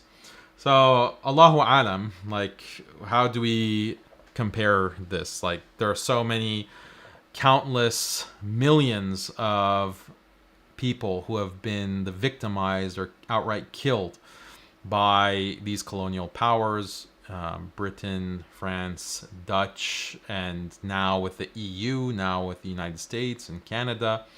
So I don't know if it's if you have data on France being more brutal, like in a quantitative way that we can measure, or how can we measure? Yeah, you can share that, inshallah. But it's a question. It's a good question. Because like with British colonialism over control of the subcontinent, they starved millions. They starved. Excuse me. So I think it's like over 10 million total through the past 200 years starved in India and Bangladesh by the British. In Algeria, the top level estimate is 8 million were killed by the French. So then you have to also count Native Americans killed by American Empire. In North America generally, you have to look at Africans generally who are non-Muslim. In sub-Saharan Africa, how many millions were killed by Europeans? Different countries. So another super chat, Jazakallah khair, from M. Farid. One answer you can give for the LGBT question is that yes, they'll be happier in Muslim lands because they will be cured from their delusions instead of encouraged. As proof, cite suicide, STD, and depression. Yeah, so what Islam prescribes is going to be better, and there's objective empirical data for the dunya. Like, are you going to be happier in the dunya if you're not constantly pursuing every desire that you have, every shahwa that you have, especially these very destructive shahwats that, you know, lead to wanting more and more and a kind of addiction? Yeah, that's going to be better for you in this dunya. It's going to be better for you in the akhirah. So I've made these arguments many times before, and we mentioned it earlier in the stream as well. Okay, what else? Overall, alhamdulillah, I think the debate went well, and I just was disappointed with Destiny not being conversant or having the minimal level of education on these topics, and also not showing a willingness to improve his knowledge in response to the kinds of points that I was making during the debate. He kind of defaulted to sound bites and stereotypes about Muslims. One of the things that I could have pushed him more on is that, look, you claim to be a liberal, you claim to be a pro-democrat, and these Democrats are constantly talking about how they are so tolerant of minorities and refugees, yet you are here talking about starving countries through sanctions if they are not sufficiently liberal according to what you think is what are human rights and what freedoms people should have. So isn't this a contradiction? How can you be so tolerant on the one hand, but you want to starve people into following your political and moral ideology? So I could have pushed that more, at least to kind of wake his Democratic audience up. I mean, but I didn't want to get too political either, because this is like a more historical and conceptual issue when it comes to liberal brutality of Muslims and people around the world. So, alhamdulillah. Overall, I think there's going to be a lot more debates, inshallah, that I'll have with liberals. We'll see. I would love to debate a feminist, or more than one feminist. These different groups, you know, I'm going to try to arrange more debates. If you have suggestions, please include them in the comments. Or if you have certain kinds of contacts where you can set up a debate with someone who would be a good opponent and, you know, has some kind of following. Jazakallah khair, brother Muhammad Tahir, for your super chat. Yeah, so I hope you enjoyed the stream. Another super chat, last minute super chats. The West, brother Farid Ahmed, Jazakallah khair. The West is responsible for the death of 300 million infants, and they think they have the audacity to question us about morality. Yeah, so just a constant stream of death and destruction. That's what liberalism has offered so far, and it's going to offer the extinction of the human race because of all of these transhumanist technological trends that we already discussed. Okay, so barakallahu fikum. I hope you enjoyed the stream, and look out for more content on the channel. A lot of good videos coming up. We're working on Genius of Islam, episode 4. I think you guys will like that. It'll answer a lot of questions about the Genius of Islam, and working hard on that. More videos. If you want more in-depth answers along these lines that you've heard in this stream, sign up for Alesna Institute. Just go to alesna.org. And we have courses that go in depth on liberalism, on atheism, on feminism, and many other topics. And I think that you will, if you enjoyed this stream, you will enjoy our courses. And we're continuously expanding, or we want to continuously expand our course library. So you can take part in that, inshallah. Or just subscribe to this channel, follow Muslim Skeptic. Oh, there's a lot of cool stuff happening with Muslim Skeptic. As you've probably noticed, we have a lot more writers on Muslim Skeptic. And I'm going to start, inshallah, having them on Muslim Skeptic Live. We're going to have discussions with Muslim Skeptic writers, and we're going to talk about all kinds of interesting news and opinion and topics. So that's coming soon, inshallah. Final super chat from RD. The only part of your religion you aren't allowed to practice in a liberal society are the aspects that infringe on other people's freedoms.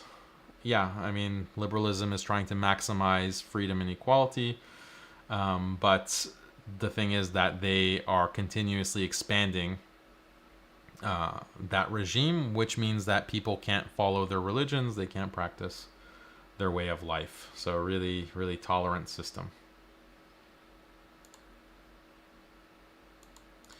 There's another super chat from this group.